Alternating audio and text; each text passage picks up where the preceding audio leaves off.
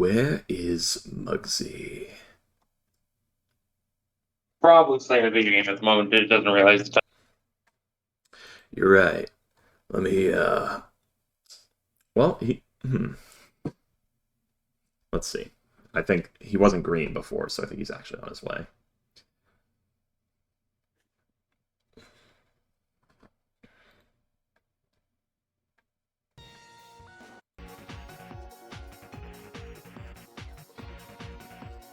Oh, I know something about work for...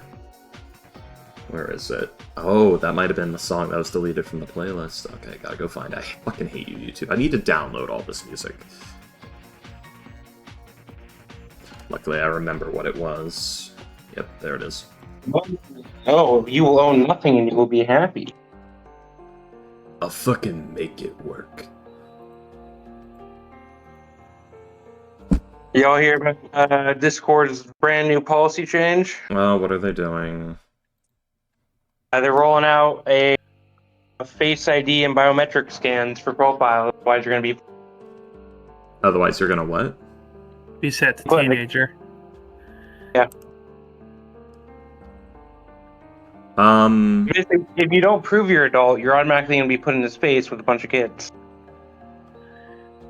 I cannot wait for legal action to be taken against that. Do you think I can get on the class action lawsuit now? I think it's already a thing in Britain because of that UK law. and Australia. Yeah, and most people just use a lot of people have just been using video game characters uh or like someone else's ID for it, Yeah. and it gets past it pretty easily. Yeah, it's not very sophisticated, but it's stupid as fuck. That's, But yeah, I'm I don't already remember seeing... exactly what teenager does, but I know the big one is you can't direct message anyone that isn't on your friends list. Which I don't... Oh, Well, that's not true. I do occasionally when I'm in, like, the Morrowind multiplayer server. Because I need to say, although like, hey, you dude, can't you want to buy view some healing potions? I make them. you can't view pictures from anybody who sends you anything unless you're adult, I believe. Ugh. Does that mean you can't see any pictures in any servers or just anything that someone sends you directly? How will I get my I'm not steady entirely supply of clear on dick that pics one. by pretending to be a teenage girl now? I think it's just like DMs, but I could be wrong. Hmm. Actually, I don't even think William is on my friends list, is he? He might be. I don't know. We've been talking for so long. I don't think I've ever actually put you on the friends list because I don't use it. um, No, you are not. okay, so that's interesting. William, I'm going to send you an image. I'm going to send you an unsolicited dick pic. Here we go. I don't think I, it's fully rolled out yet, but I, so well, let's find out. William, I'm about to send you such a classy dick pic. Are you gonna put a fucking top hat on it? No. There you go, William. Are you ready? There you go, real dick pic. Nice. I'm a funny little shit. For those of you who are wondering, I have sent William an image of a noir-style private detective. Oh, speaking of, And a did you penis. did Go on. speaking of, did you hear they're doing a spider noir movie? I mean, that would be interesting, and if it's done by the people who did Spider-Verse, it should be good. It it is fuck, what's his name again?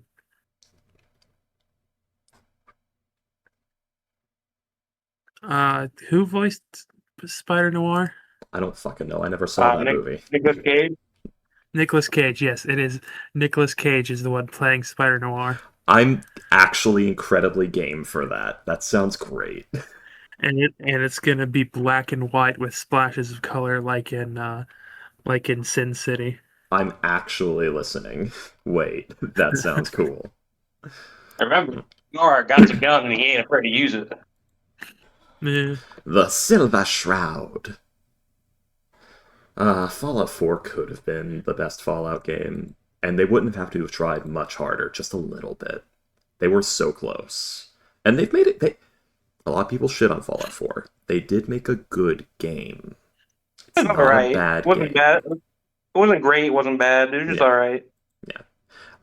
I consider it a good RPG. Not for its story, but just for I felt like I was in the setting doing things. Yeah, Oh, I mean, it's okay. fun to fuck around in it. It's Yeah, hard Okay. to do Okay. with. go I on, go was ahead. wrong. They are actually releasing the movie in two different ways. You can watch it in color if you want, but there is also a black and white version. You know, I'm actually game for that. That's fine. Carry on. I feel like you have to do black and white. I There's no know. other way. I feel like that one's going to get significantly more viewership. So here's what I think. I think more people are going to watch it in black and white in theaters, but more people are going to buy the color version for like DVD. Well, not DVDs. They don't do that anymore. Gonna or no, nobody buys it anymore. Oh, oh, They're gonna stream it oh. on Disney Plus. Well, then I think just because Disney Plus is going to push it more because they're got some jackass in a desk is going to be like, kids want color. Um, but Maybe. But I honestly, I uh, think Fallout 4 is a kind of distant second to Fallout New Vegas. well, But yeah, Fallout New 4 Vegas is is not, better. yeah, but Fallout 4 like had its moments, yeah. Fallout 4 had better gameplay, and that's why I want Fallout 4 New Vegas to happen so badly, because it's Yeah. going to be New Vegas with Fallout 4's mechanics, and Fallout 4 had Yeah. damn good mechanics. I will say there Unfortunately, I is think we'll get a Fallout 3 remaster before we get a Fallout New Vegas remaster. Well, I'm talking about a we're fan getting made one. both. Yeah. No, both are happening? There's If I remember correctly. I haven't heard about the 3 one in a long time, but I know the Yeah, New Vegas. they said they're gonna do a Fallout 3 and New Vegas, and they're just gonna drop it. They're not gonna do any like the way they did with the Oblivion remake. They're just gonna be like, Oh, plop, there you go. you're talking about. Oh, no, I was talking about the fan remakes. I have no interest in playing the Oblivion remaster or a Fallout 4 or a 3 or New Vegas remaster if they're made the way the Oblivion one was. That one was horrendously ugly and terrible. Well, I mean, Oblivion was hideous. Yeah, but Oblivion at least had kind of an artistry to it. The Oblivion remake just looks kind of gross Eh, and is a little bit visual salad. It I particularly just don't like the face models, is the thing, like the way they do it. They were horrible, like Oompa Loompa blob people in original Oblivion, but they were funny. In the new thing, they're just ugly. That it's the what's it called? Project Miko, one of those VTubers who does like uncanny computer visuals as her bit. Where like when you give her bits or whatever, a bunch of like naked guys fall from the ceiling and just ragdoll everywhere. I can't remember what it's called, but Absolutely lost me, freaky. I have I no idea what you're talking about. I've seen 30 minutes of content total from this VTuber. Uh, so I don't know too terribly much, but that's a lot. basically That's a lot for you. it is actually the most VTubers I allow myself to consume is clips, which is maybe 1 or 2 minutes. I cannot sit there for a whole damn stream, which, as you've seen in the Waifu is Bondo thing, I like fauna makes it difficult for me to go, nope, not doing it, looking away. That's my 3 minutes for the day. I think you would really love the video of her playing Civilization, and she's India, and she just ends the entire server with just a horde of elephants, and Okay. eventually like her entire chat is just screaming more elephants, just constantly more elephants, more, More. more. She makes the rumbling in Civilization. That is funny. Um, no, I have the issue of just like, God damn it, this girl does late 90s to early 2000s edge culture and science. You can't do this to me. You can't talk about that with a VTuber model. I'll actually listen. But yeah, How dare you? the the thing that like I find that Fallout 3 didn't have that that New Vegas had in spades and Fallout 4 could have used more of was nuance. Yeah. Because, like, literally the very first thing in Fallout New Vegas was, hey, this town is being attacked by bandits. You want to help the bandits? Well, that's versatility. Nuance would also be nuance is more like what happens when you look at the Legion as they're written in lore, as they're Yeah, presented in the game. It's a bit easier, but in lore, it's like no, the Legion is actually a very viable option for restoring humanity, and Caesar actually 100% plans for all of the like shitty shit they're doing to die out as a natural consequence, and he will let it happen. except that he has no heir, is actively dying, and Yeah, he himself admitted that it will never survive his yeah. death. And that's sort of Like that's the he, game thing that did yeah, that. he had no like senate, no like no nothing beyond him. It Yeah. was just his rule, and when he died, it falls apart, And that's the eating thing. itself. The Legion could not exist without being under a single ruler like that because its vision is a bit ludicrous, and you need one guy that everyone follows the orders of to say, no, we follow this vision for it to exist. Um, but the Legion, as it is written in proper lore, which is as the writers imagined it before they had to, ship it live. We'll do it live before they had to ship it. Um, Before Bethesda fucked them. yes, it was supposed to be he did have a senate, he did have heirs, and there was more Legion outside that was more effectively interacted with. Uh, it was also He supposed to be did a lot more gray. he did talk about how he wanted to make New Vegas his Rome, Yeah, but the thing was like he had already like the Legion didn't make anything. They just took things. Like they didn't. I mean, so did There was no. Rome. Yeah, there was no farms, no nothing. They just kept going. Well, the thing is, they were supposed to make things. They were supposed to maintain the farm. But yeah, I get what you're talking about. Like Yeah. actual Rome, they made things. No, like the Legion in Fallout New Vegas. They No, they I'm just saying actual Rome made things, and the Legion did yes, not. yes. Yes, there's also just The o- not that much to the make. literal only way they could feed themselves was by taking things, and Yeah. by stalling themselves at Hoover Dam, Yep. they literally started eating themselves. Yeah. And that's sort of a thing of, and this is an important thing that I'm glad is pointed out, but could have been done better, but we were robbed of it being done better. Um, the apocalypse did that. The tactic for Rome cannot work in the post apocalypse because they can't make anything themselves. Because you don't live in a world where you can actually just dig up some soil and plant something and it'll grow well enough anymore. There is no like, oh, this water is fine. It's not full of rotting corpses and heavy metals. It's fine. It's not volcanic water. Uh, that doesn't exist anymore. Now most of the water is irradiated and full of heavy metals. Uh,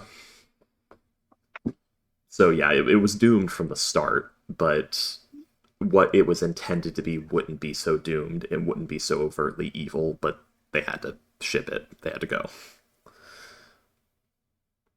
There is, yeah, but like I was saying, like Oh, Nancy NCR. Go on. Yeah, Fallout 4 didn't.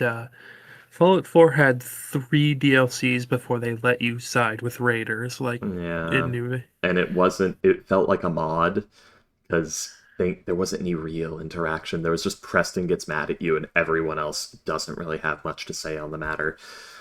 Yeah, Um, because like they will acknowledge you as like the overboss. Like I think Duncan calls you, like is like when he first meets you, he's like, "Oh, look who it is," or something like that. Because like you can enslave like the settlements and give them to the various raider gangs. Yeah. But the thing is, like, you can't progress the story after a certain point if you do that, Yeah. because you have to have Preston's help with some stuff, and he No. tells you to fuck off.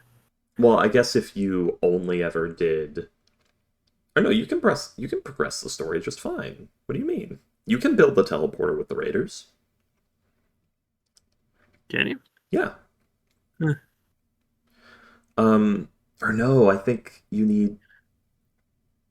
I think you need Dr. Lee or something. There's somebody you need who I think gets mad at you. It might be Dr. Lee. So no, yeah, you can build the teleporter. Or no, Dr. Lee's in the thing. Who is it helps you build it? Is it the lady at the Sturgis. memory dot? Does Sturgis do it? I thought you get it without Sturgis. He does it if you side with the.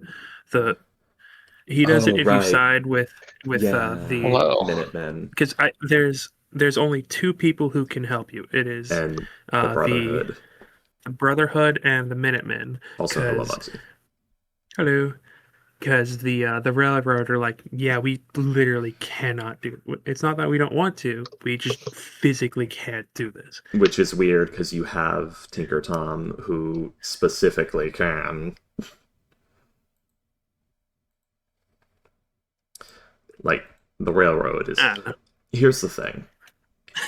So the funny thing is, I played Fallout 4 blind the first time. Yeah, same. And when I finally got to the Institute after fucking around for like a few hundred hours, like I saw Sean and I'm like, oh shit, it's my kid. And then this guy shows up and I'm like, who the fuck are you? Blam! And I just blew him away with the spray and pray. I didn't know he was your kid. Damn, you just opened fire, didn't listen, straight bandit shit. Hello, I am an unarmed old man. When it comes to the Raider factions, also, there's only two factions. You can't count the Disciples. The Disciples don't work as a faction. They are a cabal of serial killers, nothing more. The pack can work, because while they present as animalistic, they do actually have hierarchy, they have systems, they have ways of producing food and all that. They actually have lieutenants, they can work. And the operators are an actual proper faction. The pack would need a little bit of work, but as they got bigger, they would probably naturally fall into place. The operators are a proper faction. That's it. That's just how it works. There we go. I have nothing else to say. I'm so fucking full of coffee and nightmares right now. So, has everyone been? Totally forgot we had D&D tonight. Yeah, I've been thinking about it all day and yesterday. Nope, I'm still trying to get my time frame back on from last week or last weekend. Oh yeah, a lot of shit happened, that's right. Just, yeah, my like 4 days, 5 days was a blur. You know, I know that feeling. That happens a lot. Well, especially when you drive a total of 26 hours. That's horrifying. Yeah, I that'll drove fuck you up. I drove 11 and a half hours down there straight. Didn't stay the night anywhere. I left at 3:30 in the morning. Got there about 3 o'clock because I blew a tire 25 miles out of Texas or out of Dallas. Oof.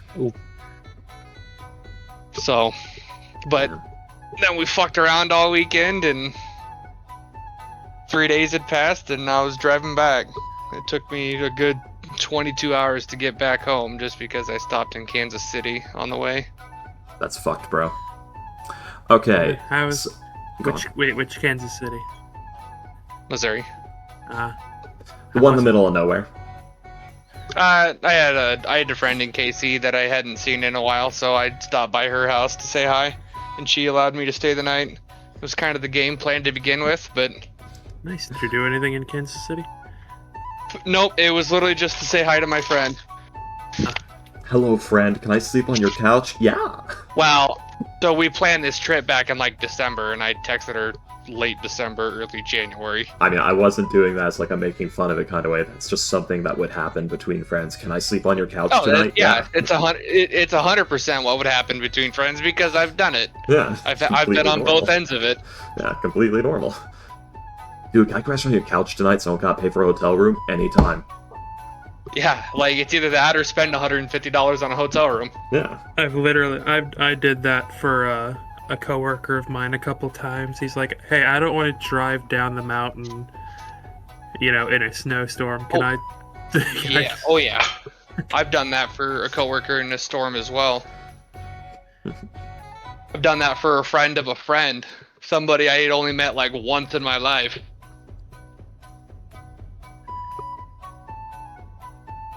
What was funny was, I don't remember exactly why, but he had his Xbox in his car. You don't? No, I don't have an Xbox. Yeah, I've got a flat screen Xbox hooked up in the back of my car. Hooked up? Yeah, totally. I own a car, totally. I wish I'd gotten my life together before the plague. Do you not drive? Which plague? No. Oh. The one that was causing people to choke to death. Not that The old. new one coming out? Oh, no, not that one. We're not supposed to know about that one. Don't break NDA. What, lupus? No, I was making it. It's never lupus, William. Come on. Except Didn't the you one listen? time it is. Yeah. There actually is one that's going around killing people. I was making a Eugene House reference, but God fucking damn it. Measles. The anti-vaxxers, forget I it. assume, are to blame. I forget exactly what the disease is, but it has like a 75% mortality rate. Oh, nice! That reminds me, I need to get my boosters. I haven't gotten my shots in like 2 years. I need to fix that. I haven't gotten mine in like 5. Yeah, I need to get my shots again. It's been a while. It's just because I don't like it. It's not that I don't like going to the doctor, it's that I'm too lazy. Yeah, I haven't gotten mine in years. Like, I can't remember the last time I've gotten, like, the immune boosters. Pretty much as soon as I moved out of my parents' house and was like on my own, I don't think I've gotten mine. The last one I got was like a COVID shot, and I need to get the other ones. That was probably mine too. And I Everyone only was so got it to worried. get my job. It was so weird. Everyone was so worried about like the COVID shots. Like, oh, you get so sick. I got it. I feel mildly meh today. Oh, would Yeah, you look my at that's arm just over. hurt. That's it. Yeah, I didn't I- get my any arm needs didn't to even go. hurt. Now it's an I just over-the-counter got a sore arm. medication. That's fine. Funny enough, like my arm actually did hurt pretty hard, but I did know a couple people who the second shot hit them like a truck. But then again, we've got like caveman immune systems in my family, so COVID hit us and we hit it back. So,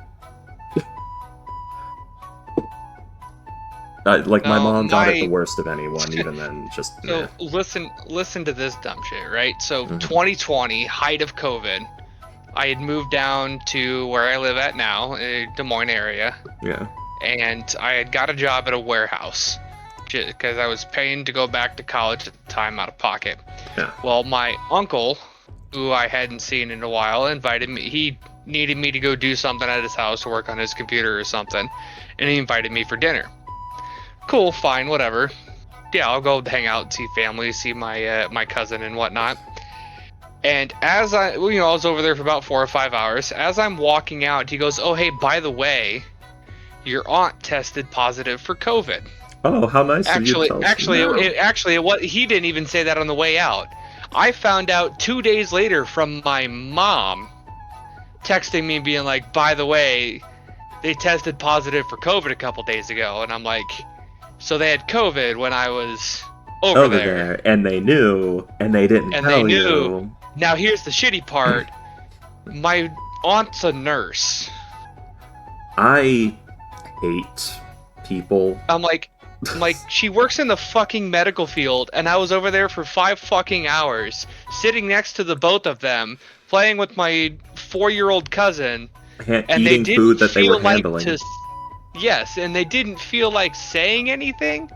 So then, now I find this out at 6 p.m. when I gotta, or 5:30 as I'm getting my boots on for work to go to work at 6 because I had to clock in by 7. And my mom texts me at 5:30 p.m. and she's like, "Hey, they tested positive, by the way." And I'm like, "Well, what the fuck? Why wouldn't they tell me that?" So I called my boss. They had me fill out an emergency health form, and pretty much they're just like, "Yeah, we'll give you a PTO pay for tonight. Go get tested tomorrow and let us know." Yeah. It's that thing of, like, a lot of people are like, oh, you blew it out of proportions. Why is it not as bad anymore now? Because the initial most violent strains have been wiped out. That's how diseases work, or many diseases work, because then there's things like the flu, where you were actually being hit with flu strains all year. It's just the ones that are really bad come around the same time every year. Same thing with colds. All these diseases, we're getting slammed. It's the blood war constantly. It's just strains are coming all the time, and what happens is you get permutations of a strain. Like, that big bad strain hits, and then it's permutations of it from there, and a new strain is cooking somewhere else, and then that one hits, and that's the next flu season one. That's what's happening. Yeah, it's always evolving.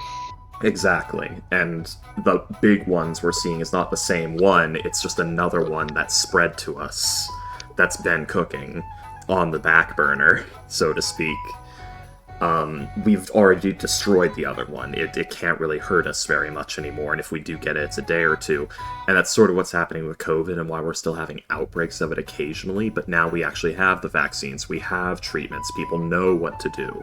All of that has an impact. It's not this useless thing where everyone's action is a tiny drop in the bucket. No, one person can infect or not infect dozens of others, so everyone's cooperation matters. If not for the whole world, for your immediate community, even the people in your church. If one person with COVID walks into that church and is touching stuff and is handling the communion wafers and is touching the Bibles and all that, they're gonna infect 4 or 5 other fucking people in that one church visit. And that compounds. So, yes, your church, your entire church can get infected by one person being careless. Oh. How about that? I don't even go to church, but it's important to make them relatable. I don't go to church either. There's one like right down the road. I live next door. There's actually like 4. Alright, where are my dice? There's my dice. Up your butt and around the corner. Alright, there's Stanley. Yeah. Okay, so first question, which was, quick noticeability of character inspirations. Does anyone know what character Rendir is based off of in his design? Like, looking at him. He's in the bottom left of the screen right now. Who does he look like? No idea. That's sad, because you were the one I most expected to maybe, know. Anyone else? Mm-hmm. Fulgrim? Who's Fulgrim? So, probably not. Can I get a hint? It's from a character of Gothic media. Oh, I'm not too familiar with Gothic. Same. I know of the game, but I've never It's played a character who suffers a grand tragedy.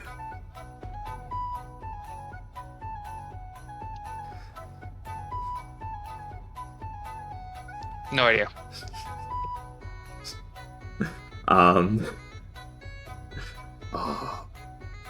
It's,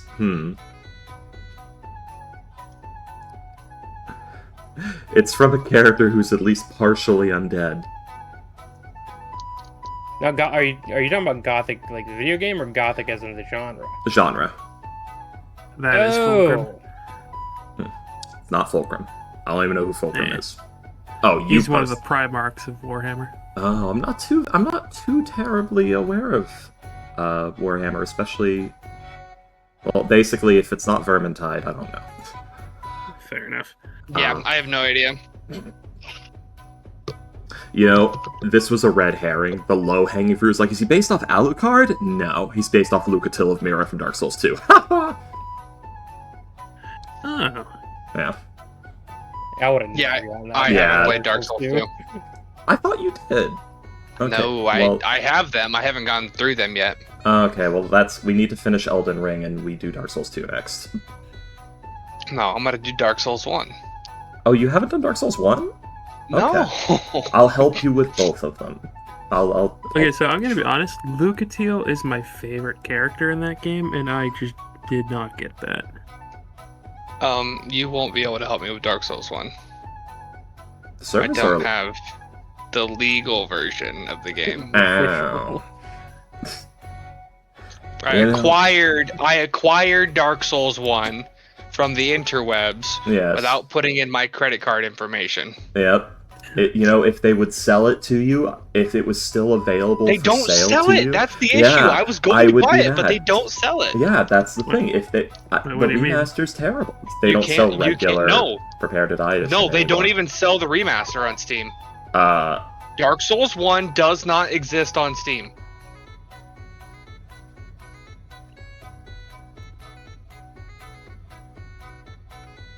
You can buy the remastered, but not the original. yeah, They Yeah, just released the remaster then. 50%. Because when I It's was looking at it a couple weeks ago, it did not exist. Well, good news is it's right here for 50% off right now, Yeah, it's $20 right now. Yeah. which is Wow. the real price one should pay, but also I can't play it with you if you have remastered, so... I have the Prepare to Die edition.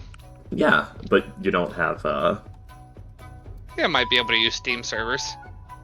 maybe? We might be able to do peer-to-peer. I don't know. Haven't Maybe. tried it yet. You can buy I Dark don't- Souls 2 on Steam. I Yeah, don't remember. Yeah. I don't remember which version of Dark Souls I have. well, anyway. Well, it's fine. If you have Prepare to Die edition or original with DLC, you're fine.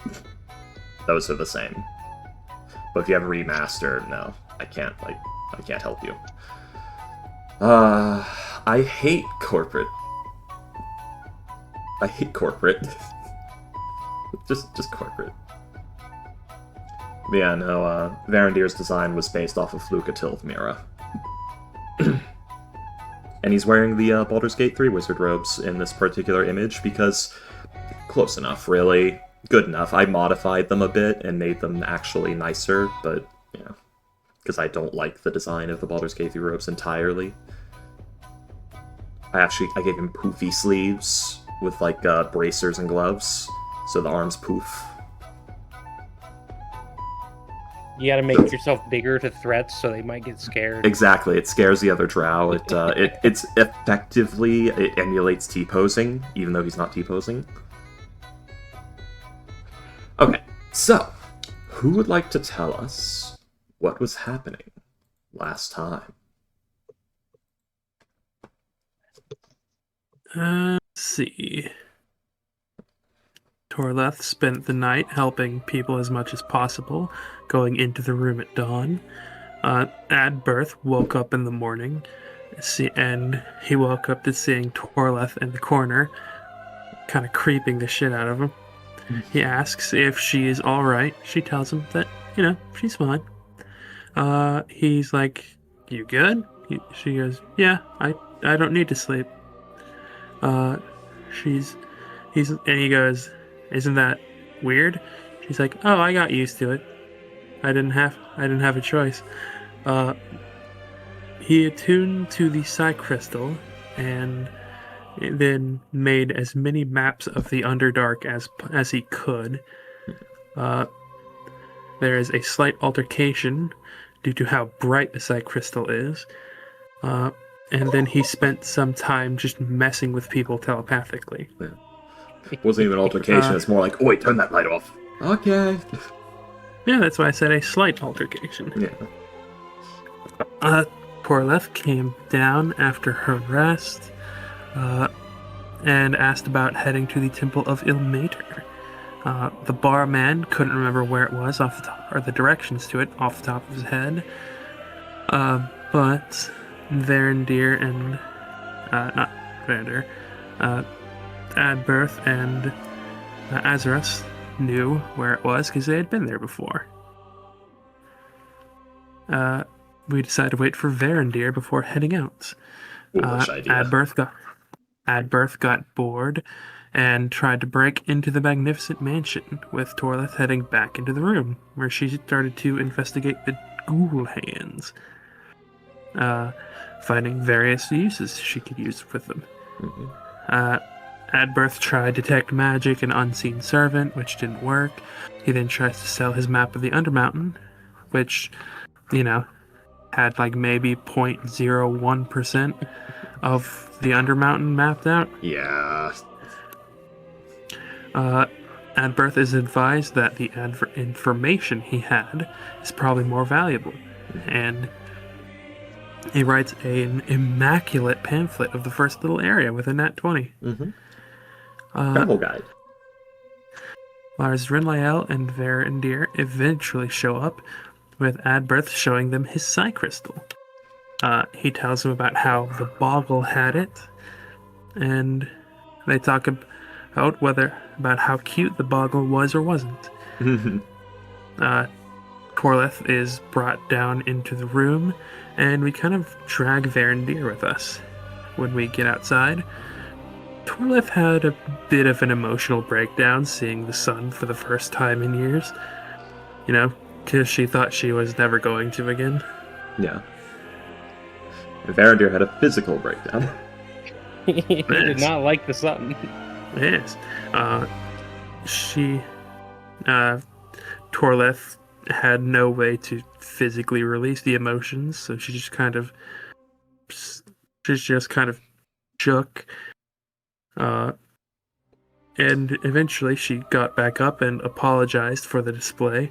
Varandir, his eyes were hurt incredibly by the sun, and he got a big floppy hat from Lars Rinlael.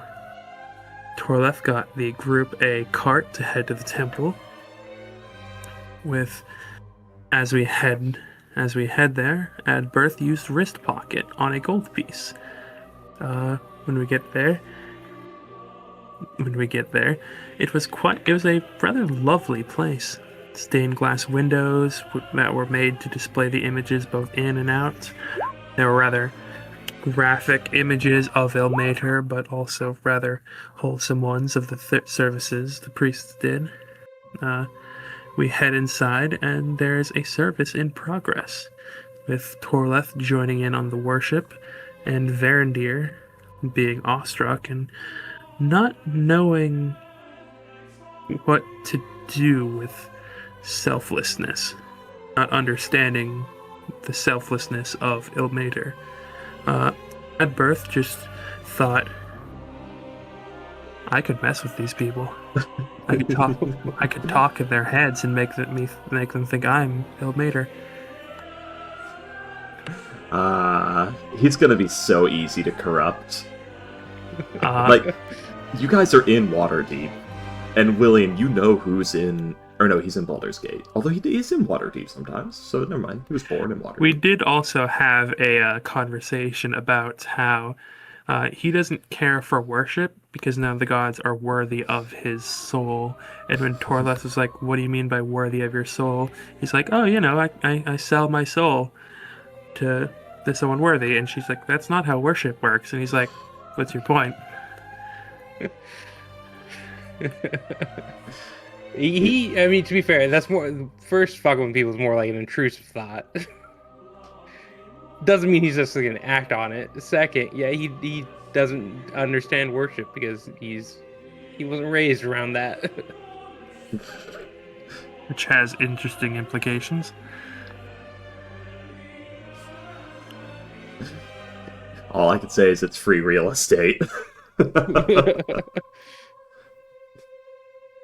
Oh, I was thinking I had something prepared for, I was gonna offer Adberth corruption. I offer all of you corruption, but now I've got two different ways to offer it.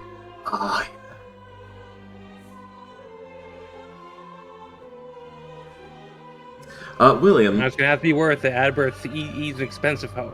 He Oh, ain't it'll gonna be trick worth out it. for no cheap tricks. Yeah, it's freaky. DM's inspiration. Yay. Because as William said, you all left off in the Church of St. Laupsin, not Lauspin. Although Lauspin sounds better, but too late. I didn't name the place. The Church of St. Laupsin, which is, as you said, a lovely church made of red brick and marble with many stained glass windows depicting Ilmater, the god of martyrs, in various compromised positions of immense suffering. It is a place of grotesque hope, is the best way to put it. It is a place for the sick, a place for the injured, and a place for those who feel as though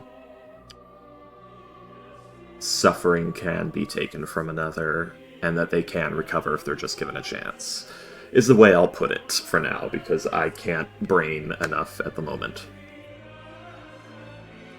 Varandir is awestruck with this building, its architecture. He is looking around, he's looking at these people, noticing it's quiet. He doesn't hear any of the familiar sounds at this time that you would expect to hear in a place like this. And Adberth had just offered to answer questions for him. Adberth, of all people. Well, more like general people stuff, not God stuff. Yeah, which unfortunately is not the questions he has. I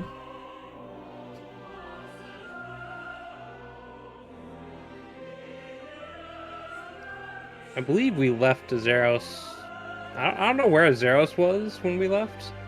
I don't fucking know. I think we just kind of brought him with us. Oh, sorry, yes, know... you were T-posing the whole time. Azeros, so first things first. Roll me an Arcana check. Just a retroactive Arcana check. You want me to roll on Arcana? I'm fucking awful at Arcana. That's fine, just do it. Why did my thing close? Alright. Oh, out of the box. 6. 6, okay, now a religion.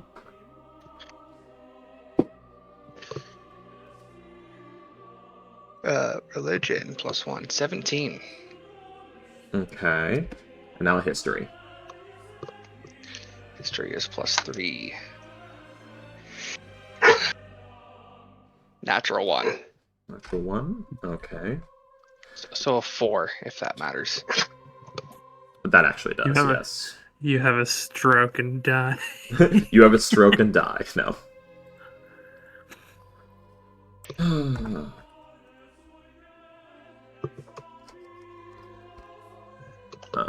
Oof. So with a 9. I basically count. I think that's the average of those three numbers, 9, I think.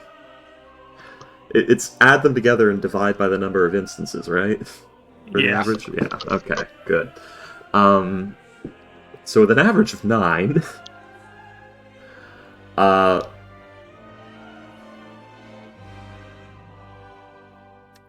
Azeros does not have a very clear memory of the monsters and magics he encountered down there, I will say. It was kind of a blur. Things were a little crazy. What the fuck were those things in the mirror? What the hell was the brain thing? What the fuck? Remember the mirror, and I remember fighting something. Yeah, you remember the things that happened, but it's like, what is that? What was that? How did that work? What the fuck? What's Undermountain? The most... Hey, fuck you, Carl. I'll say the most you remember is some of the cultural weirdness of the drow down there. It's just, why were the drow so horny? There you go. Because, goddamn, that was the whole of that place. So yeah, that's what Adberth gets when he asks Azeros his opinions on what everything that was going on down there was. You Why were mean the Volo? drows so 'Cause I think we horny? left him with Volo Oh, most of the time. sorry, that's right. It wasn't Adworth asking, so it was Vol. Sorry, yeah, you got trapped. So you're at the Yawning Portal right now. The others left for the Temple of St. Lautsen. And you have been getting your ear talked off by Volo, who's been paying for your meals, keeping you drunk, and paying for your room, while he asks you a million questions. And he's been doing that since yesterday. And the other guys have just... I'm going to say the other guys have just set out. Like, they left. You got a little distracted. A few minutes passed. Like, 20 minutes passed. And then you're like, wait a second, I got to get the fuck... Or what do you do? They just fucking left. Yeah, like, they left maybe 20 minutes ago. Volo, it's been a nice conversation, but Oh, I've please, got to wait, get no, going. I have just so many more questions. Please... Maybe another time. If But we as we're- adventure down there again, we will answer more questions. I will buy you the fancy beer. You already have twice. Durnan, what is the best wine you have? I Don't start get me into standing this. up. No. Volo, next time. I have many more adventures to go on. He's giving you puppy dog eyes. It was so sad. I open palm, put my hand on Volo's face. Lysel level puppy dog eyes. I open palm, just put my hand on Volo's face above his Please. eyes. Osaros, please, Volo, I need you. next time. But- Next time. And I start to walk out. Oh. What will I do now, Durnan? I don't know.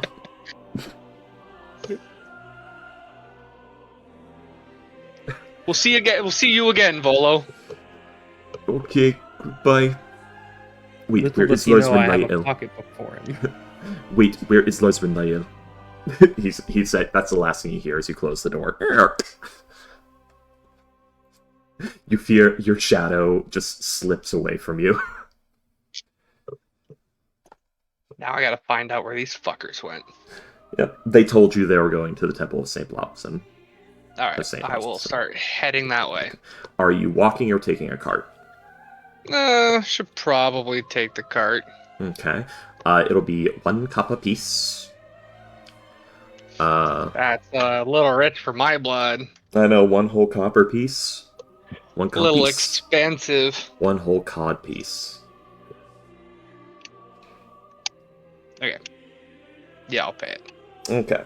So you are on your way. It'll be about 5 minutes. So guys, what are you doing? Because you guys get there a full 25 minutes before he does. You are there. Varandir is... I have never seen a temple of suffering like this. It's quiet. It's wrong. Nobody here is... It's wrong. Torleth has gotten onto one of the into an open space in one of the benches and is praying along with everyone else. Yeah. Cleric of Ilmater. You actually would have some pull here if your blessings are revealed. That's just for you to know.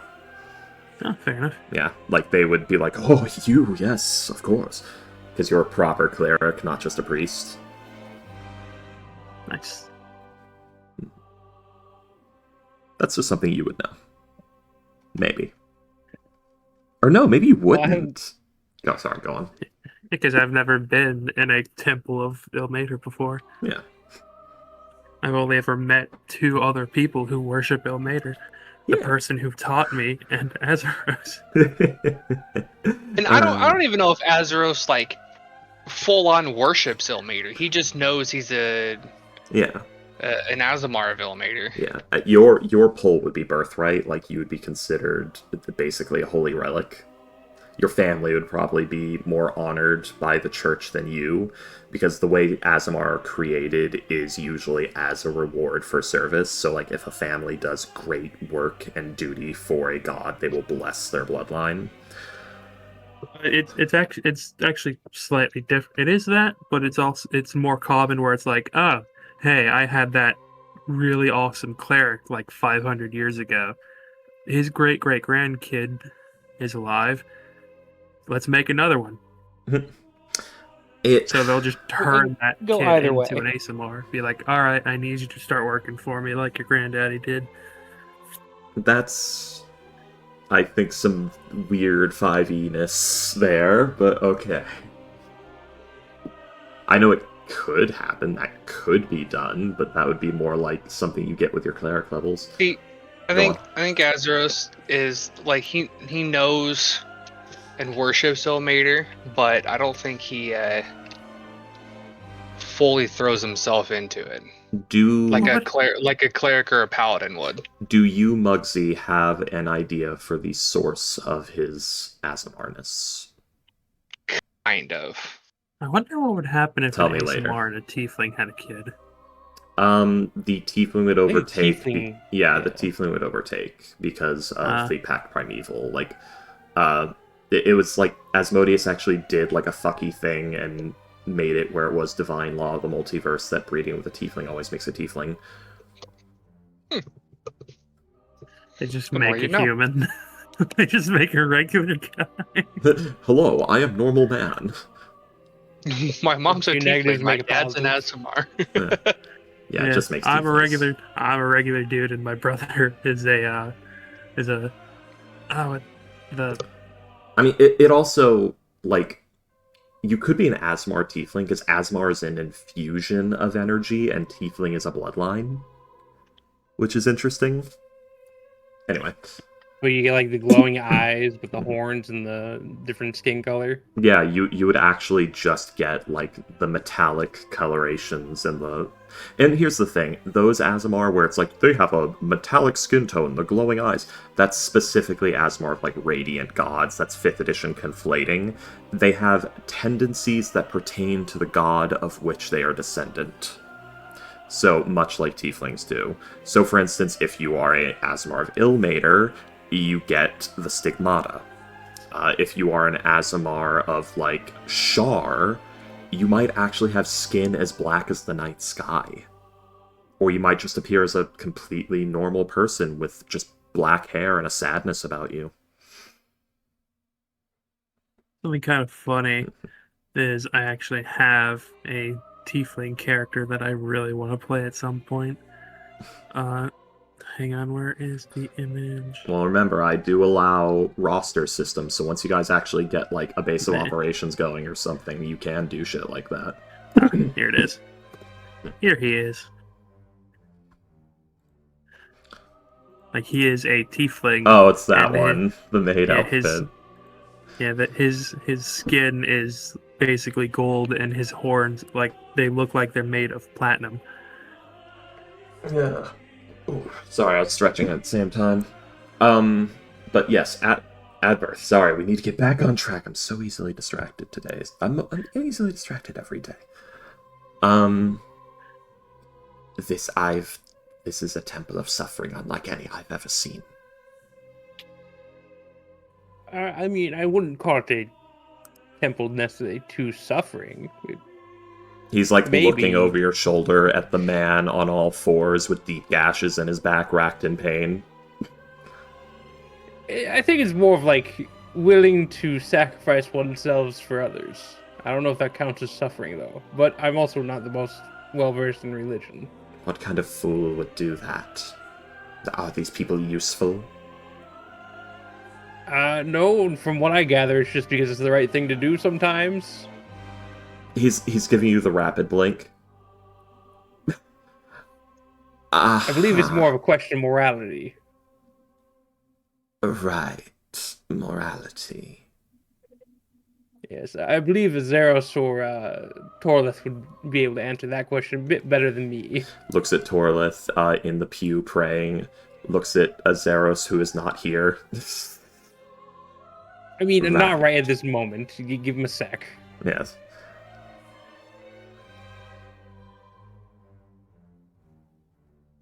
It's like the silence is canon. He's just sort of not sure what to say or even ask. I mean, do you even know anything about this god? I know that he likes to take the suffering of others, but I think that's about all my surface knowledge is. I haven't read on Ilmater too much. Does he do something with it? That's a very good question. I have no idea.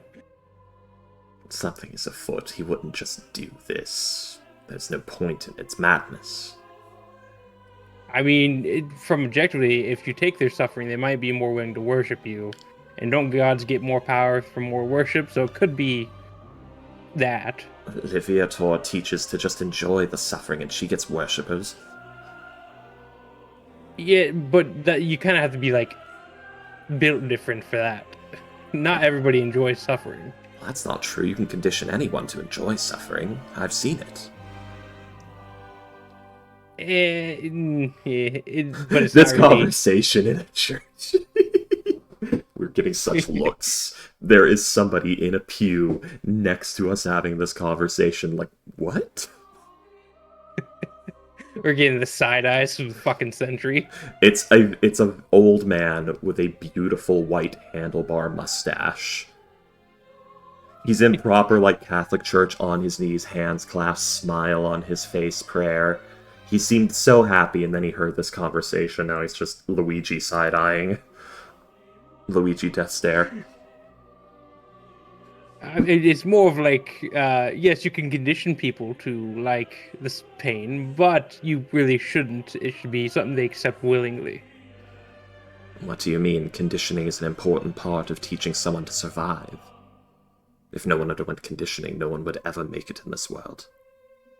On the surface, most people don't have to be forced to condition for survival. They usually just live out their day-to-day lives like normal. This sounds like it's going to be a problem. How exactly? I don't know. I will find out as I think on it. Okay.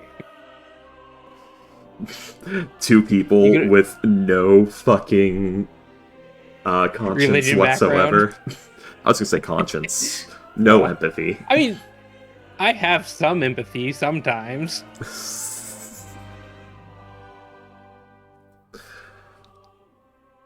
Torlith, I know what are you up of to? it. She is, as I said, just, worshipping. Just doing her thing. At birth.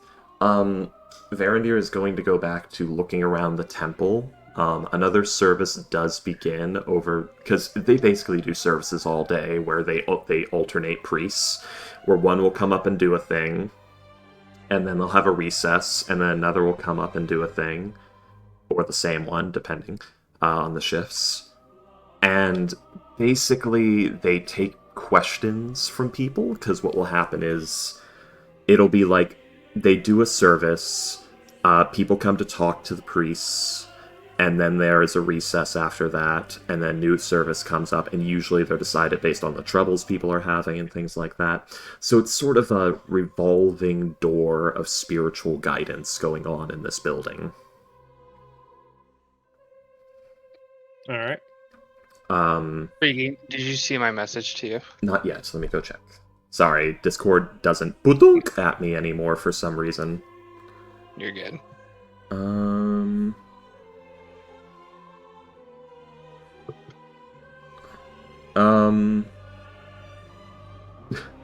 Because, dear sweet God, those numbers are wretched, yes, I'll allow it, but usually I would said, yesterday was your last day to do it, but because no combat or anything has happened, you're fine. Yeah, that now's fucking gone. Yeah, like, I'm just gonna say go for it, man.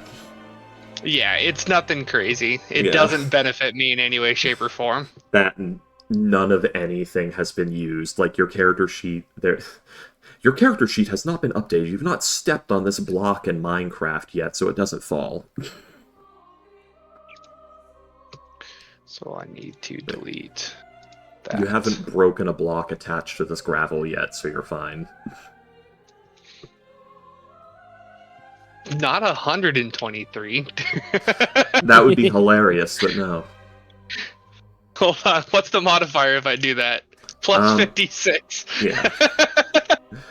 You know, that's what Larian thinks the absolute is, when the absolute is actually fucking trash and would be annihilated in a month, even if it won, quote unquote. It could take over all of Baldur's Gate and it wouldn't fucking matter.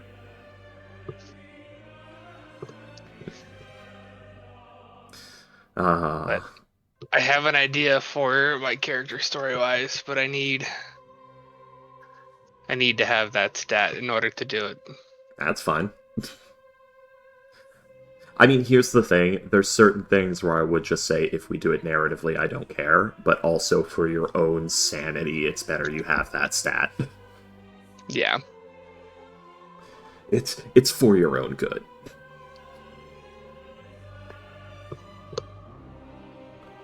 But... So yes, that's what's happening. You are in this church right now.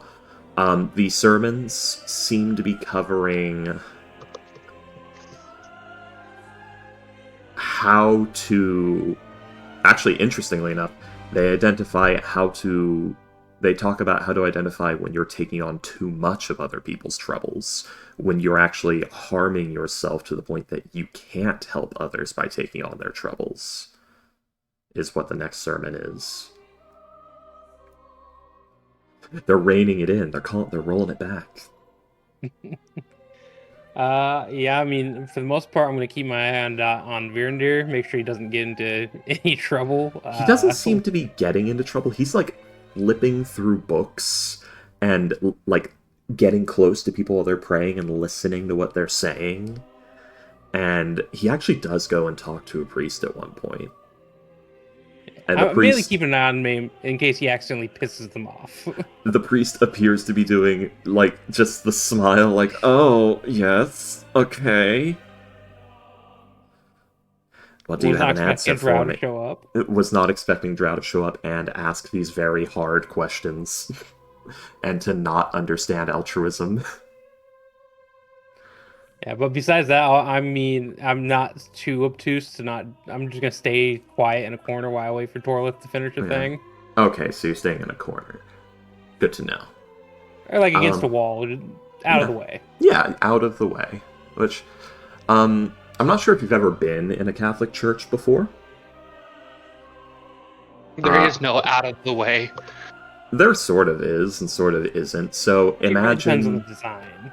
Yes, so what you have is an actual, like, cathedral sort of deal. So it's a very tall building with these tall, thin, stained glass windows, and it's a long hall, almost. And the windows are lining the hall, and the sun shines through and projects the images of the stained glass and the light through the stained glass. This entire building, the inside of it is bathed in red and white. It's dimly lit. There are candles that are also in red and white, like tubes of glass, so the lighting in here is quite interesting.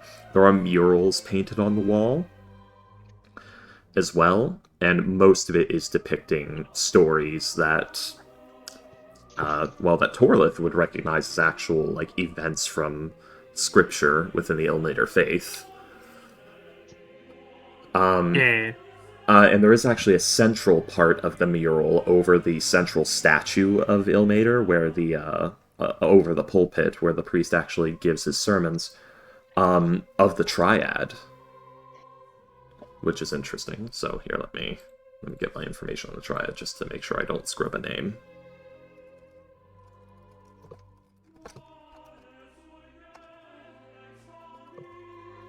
The Triad.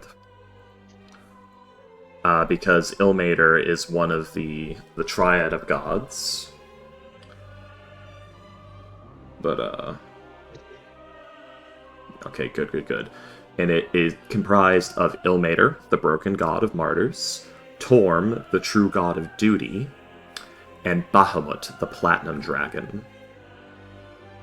Although, it used to... Wait. After... Oh.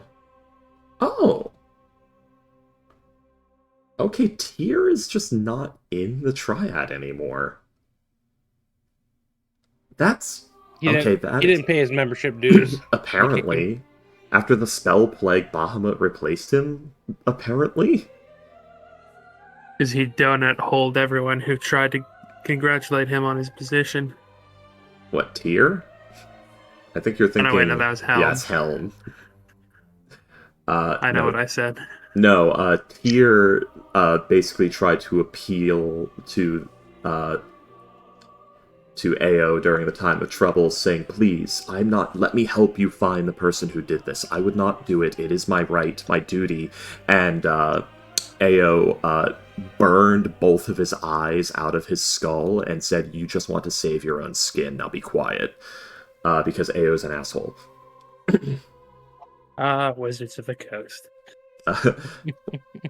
Well, that wasn't Wizards of the Coast who wrote that. That was a different thing. But yes, of the Triad, which, that's interesting. It would have to be painted over the mural. This is an old church. So the question is, did they? I don't know. The walls are actually only like an inch thick, but there's so many layers of paint from painted over murals that they're like a foot thick. I'm You gonna joke, say, but that would be like an actual thing that would happen. yeah, they did not paint over it. So it actually depicts Tyr with Ilmater and Torm. So Tyr, which is the blind god of justice, recently blind, relatively speaking. Although he still would have had one of his eyes at this time. I think both of them. Because this was, yeah. Or no, 1385. So, yeah, no. So a depiction of Tyr with both of his eyes. Crazy.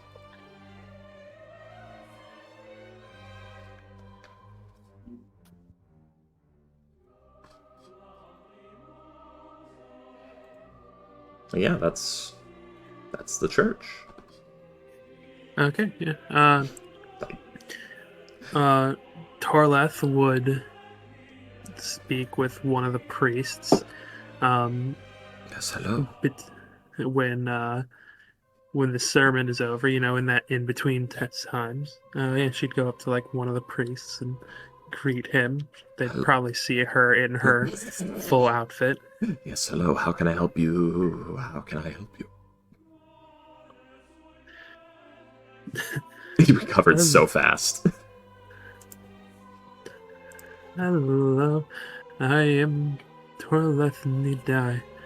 It is a pleasure to meet another of the faith. Relaxes not quite yet. Hasn't relaxed yet. This Do woman. you still have the mask on? Yeah, she is fully covered. Like the only thing showing is her hands and sometimes her feet. Oh, okay. Well, she's still got the weird arm and her weird talking, so yeah, still a little weirded out. But go on. Yeah. Oh, does she not wear shoes? No. Okay, well, he hasn't noticed yet. Dim room, and he's not exactly looking her up and down. It's also the robes probably at least partially cover them. Or are they really long? They are like full priest robes. Oh, okay, you're wearing those. You're not wearing like a clean version of your art outfit. Okay.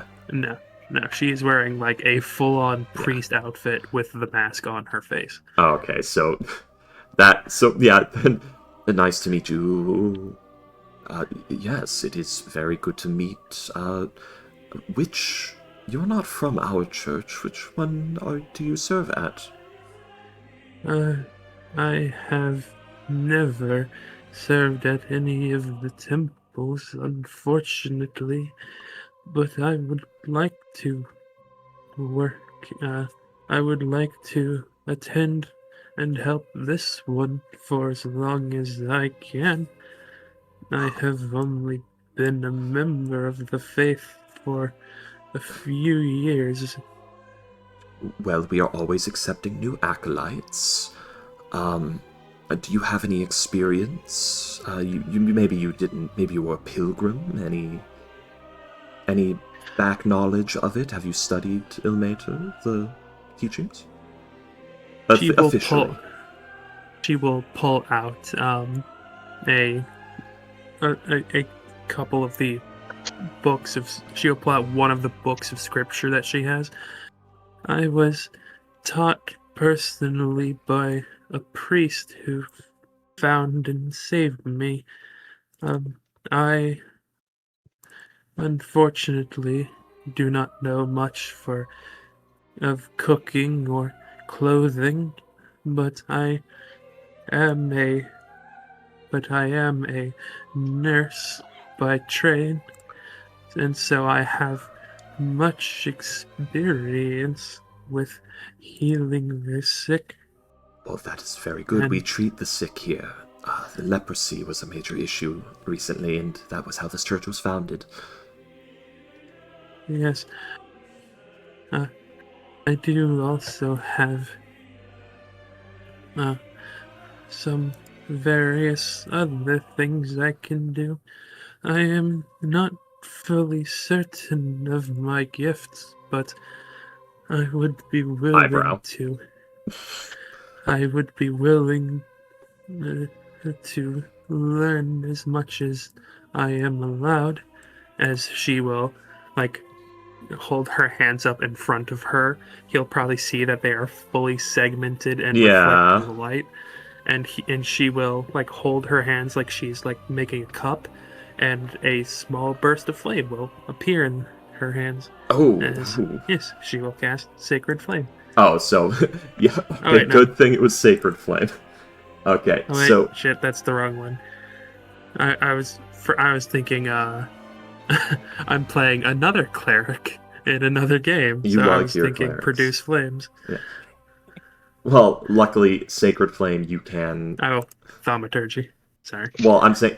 Well, you can just target no one with the spell and just hold it in that Yes. space, because you can target an empty space with the spell. There would be no save, because you're just sort of creating it in that space. Because the way Sacred Flame works is you create these white radiant flames in a space. They spontaneously blink into existence, so you're just targeting the space between your hands. You can do what you said. Ah, yes. Yeah. I think it says a creature, but I don't hold it to that because that's bullshit. Mhm. Yeah, it says The on creature a creature. is him. Yeah, it's that thing of like, it doesn't make sense that there's some weird overarching law that says, sorry, that's not a living thing, so the magic fizzles. It's not a mind-affecting spell, it's an evocation. You're just channeling energy from somewhere. Yes, she is holding her hands out and like holding this ball of angry light in her hand. Yeah. So it's so that's one of the gifts, I take it. Yes. Any other abilities? Have you heard anything? I have not heard anything, but I have been blessed in other ways. Have you received She will- omens? She will hold her hand up, and kind of move her fingers around so that he can hear the clicking of the various movements, and she will say, "If it is not too much of an imposition, may we speak somewhat privately?" He looks around. Yes, of course. Luckily, I am. But yes, of course. And he's going to actually take you into the back where kinky. No. No, I'm trying to find my. This is when we find out that Torlip is actually a bard and just trying to fuck everything. That'd be messed up, With yo. what? That'd be messed up, yo. With what? Exactly. She doesn't have anything. Literal Barbie doll under there. Fucking Carl. I threw Carl a treat and he caught it and just ran off. What kind of dog is Carl? Carl The is funny kind. technically unknown, but my best bet is he's a Staffordshire Lab mix. Ah, so he's a mutt. Good. Yeah. Good. He's the doggo kind. He Mutts- was Mutts he are was the best kinds of dogs.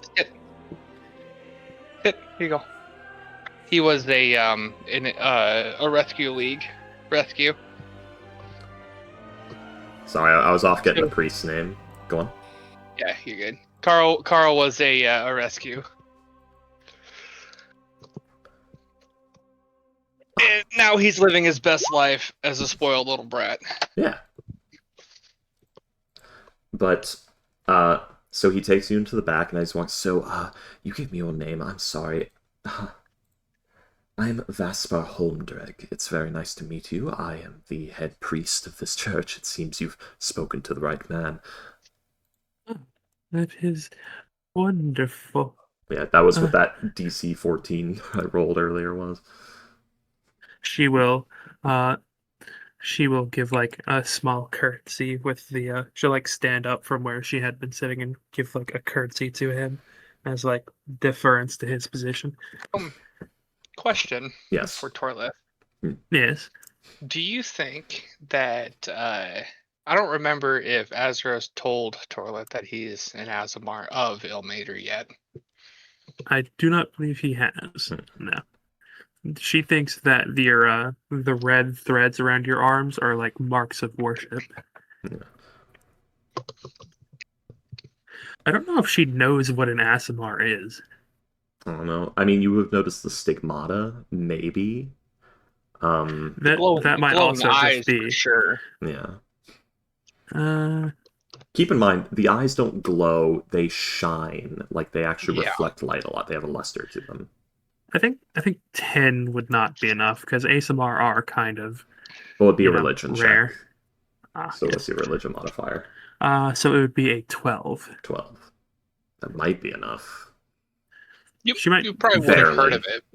Yeah, she would have a vague concept of ASMR, but wouldn't be able to recognize one. Yeah, it's that an ASMR. Yeah, I've heard of those. Is that one? You know, that kind of deal. Hasn't drawn the connection. But yes, how can I help you? As he takes you into the back, into his office. As he takes you through the back, basically there's the actual pulpit area, and there's a door off to the side. He takes you in there, which opens into a hall, which then crosses the end point of a room that's actually got, like, a line of beds with curtains between them, and there are, like, acolytes going in between. It appears a lot of sick people are there. Just people with illnesses being cared for. An injury. Well, no, they have a different one for injuries. She will hold her hands up to like her face, to like the mask, and she will say to him, "I apologize for this. Any find my appearance unsettling. I simply ask that you know I am no threat to you." As she will remove the mask, showing like the whole deal. And she will like she will then like open the priest robes to show like the clean nurse's outfit underneath. As it was bloodstained. Don't kill me. You've deer in headlights to this man. I don't know what's more terrifying, a clean nurse's outfit or a bloodstained nurse's outfit. The bloodstained one. The clean one is she's coming home from work. Well, a bloodstained one could also be she's coming home from work. Yeah, but when you're a horrible doll monster... True. Clean implies that some person who makes constructs, that one of their creations got away. Bloodstained implies it's gone rogue and is murdering people. But yes, she will like give she will like show like hold her hands up to show like they are empty, as she will then place the mask back around her neck, as she will just sit there like her ankles crossed, and then with her hands in her lap, and she will say, "I am aware. I apologize. I had hoped to join this temple to learn more, about my faith and the things that I can do. So he picks up his jaw off the floor. Keep going. You may have heard about it, but I was at one point a nurse. I was a assistant to a man who I thought wished to make prosthetics, but he did not. He wanted to make slaves and undead. And eventually, I, eventually, we were forced into hiding in the Undermountain. And when I found out why he used experiments on, he did his experiments on me. You don't have to continue. Thank you. You have suffered greatly, and you have found a faith that is well suited to handling this problem. Yes, we do need help at the church, and we do have people who can offer you guidance for what has happened to you. I wish to, as a head priest, perhaps you might know the answer better than I, but you can see what I am. I do have flesh and I do have bones, but my skin has been replaced with this. I can barely feel things like heat and cold and touch. I feel pain, but it is muted, and I have no sense of taste. But when I use Lord Ilmater's gifts, that feeling comes back to me, at least for a little. When I heal others or cast out evil, I'm given back what I once was, at least for a little bit. I would like to continue feeling that, and so I would like to heal us and help as much as possible. I would like to help.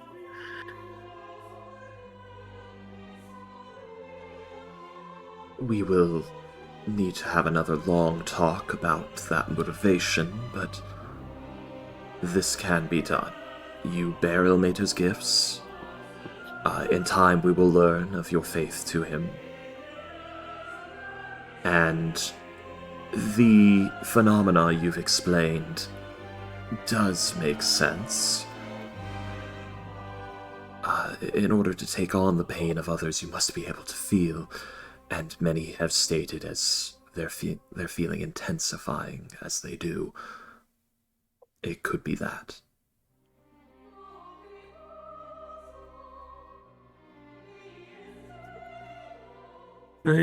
As I said, I do not know of clothing or feeding anyone, but before I became this, I was a trained medical person.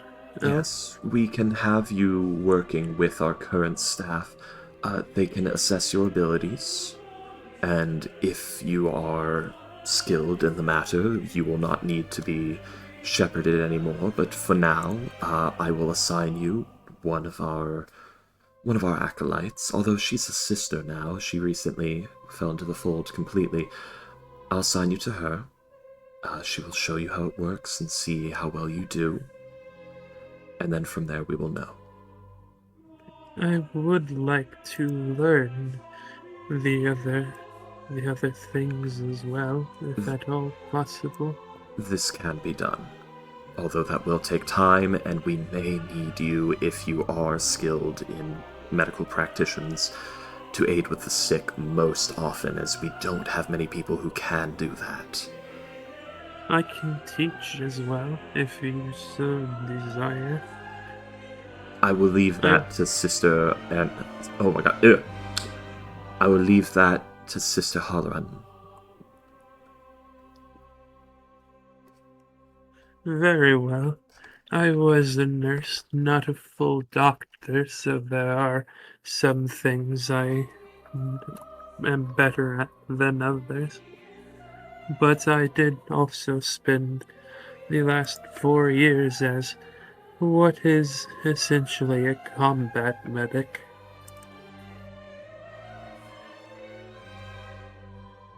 You and I are going to have many conversations, but for now, I do have to get back to the next service.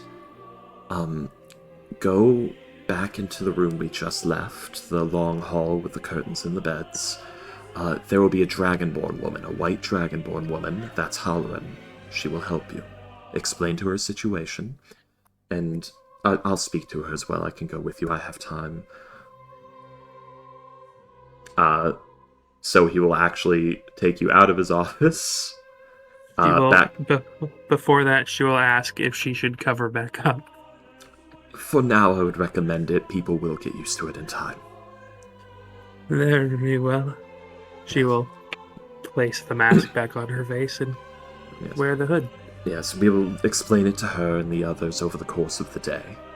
Just, I don't want them all to have to get used to it all at once like I did just now. I apologize. It's not that something you should apologize for, it is simply something shocking. Yes. The best way to take out an arrow is to shove it through. I would advise against that with showing people this, as many may see it as a form of undeath that simply needs to be destroyed immediately. Particularly those in the Helm worship. It might be, to be honest. We are not the ones to judge that.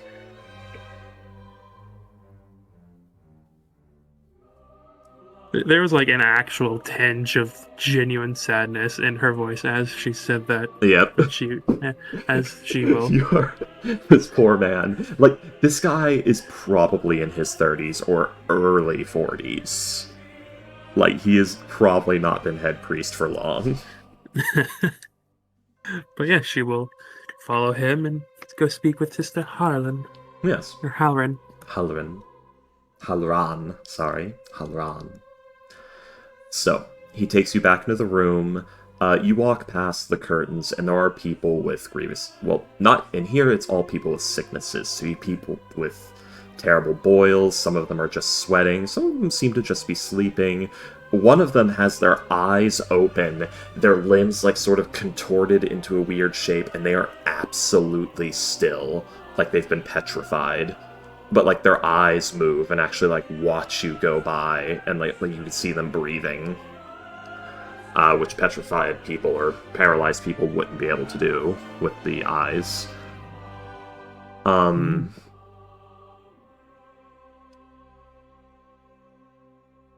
So, you make your way through.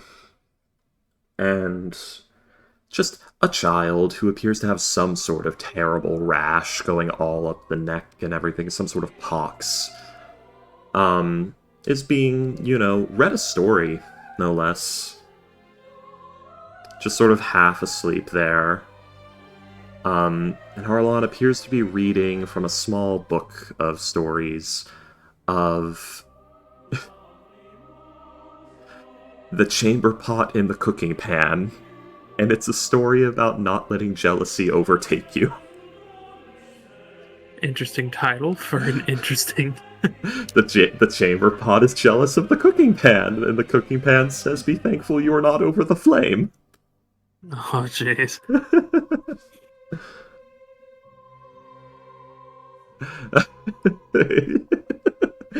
I made that up on the spot. Um, so he'll actually just wait there and let Sister Harlan finish her story. She does. The kid who is half asleep has drifted off completely. The itching has stopped. The crying has stopped. You didn't really see much crying, but... And then she closes the book, and she gets up and she looks to you and the head priest. And she just walks past a little bit and turns around. Yes. Or... what was it? It was, yes, hello, how can I help you? Hello, I am Torlith Midai. Master Holmdrig has said that I am to be assigned as your understudy. Is that initiate?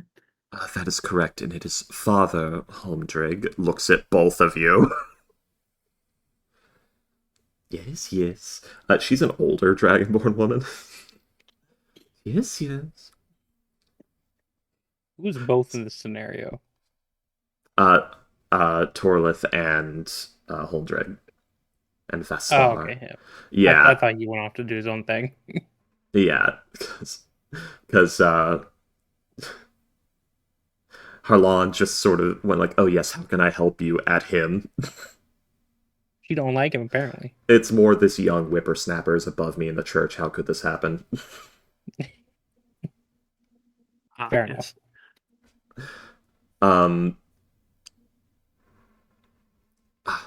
Well, we will see if that is the case that I can look after you. Yes. If you'd like, I can give you a demonstration of something I can do, or... Unfortunately, I don't have time at the moment, but if you just come with me, I will show you what we do. There will be time for it. It's just at the moment I need to get to work. That man over there appears to be convulsing. So, excuse me. As you can see, it's quite busy. You should best follow her. Yes, very well. Alright, I will come and check on you later today. And welcome to the Hospice of St. Lobson. She will nod and follow Sister Harlan. Welcome to your, what is it called? Internship. Welcome to your hospital internship. You're in for a ride. Oh god, this again. This once. Not again! So yes. What are the rest of you doing? Because at this point, Azeros, you do arrive. Before you, you see a tall building made of red brick and white marble. Basically lining the entire building, there is a circular front window of stained glass projecting an image through a skylight in the building onto the front, like, red brick that you are or gray stone gray stone tiles that you are standing on in front of the building, and it depicts Ilmater with his hands clasped, looking to the sky with hope and determination, just covered in wounds, with like slits cut in his cheeks with a knife, tears streaking down his face. That is there. The building appears to be red brick with marble accents, and there are two statues of Ilmater to either side. One with him, like, almost hunched over a child that appears sort of fearful but thankful, and he has this quiet determination over his face, and he is just badly beaten and cut. And the other one is the sort of traditional, like, hunched, shambling shape where he's, like, on his bent knees, like, standing, but his knees are bent, his arms are, like, curled in, and he just looks haggard. You can see the beads of sweat carved into the marble. It is very, very nicely done. But yes, you are standing outside the building. I think Azeros would start to unravel his bands, his red bands on his wrist as he starts to enter the building. Okay, so you start untying the red string that is... The red cords. Yeah, which, man, I miss the old symbol of Illuminator. I can't even remember what it is, but I remember it was more gruesome. I don't know. I don't know. It was a bloodstained torture rack. Oh, yeah! I like that one more. I'll just kind of look around and try to find a spot to pray as best as I can. I think Azeros, he knows he's from Illuminator, but I don't think he actively prays all that much, and he feels guilty about it. Yeah. Man, I think Wizards of the Coast is trying to delete the old symbol because I can't fucking find it.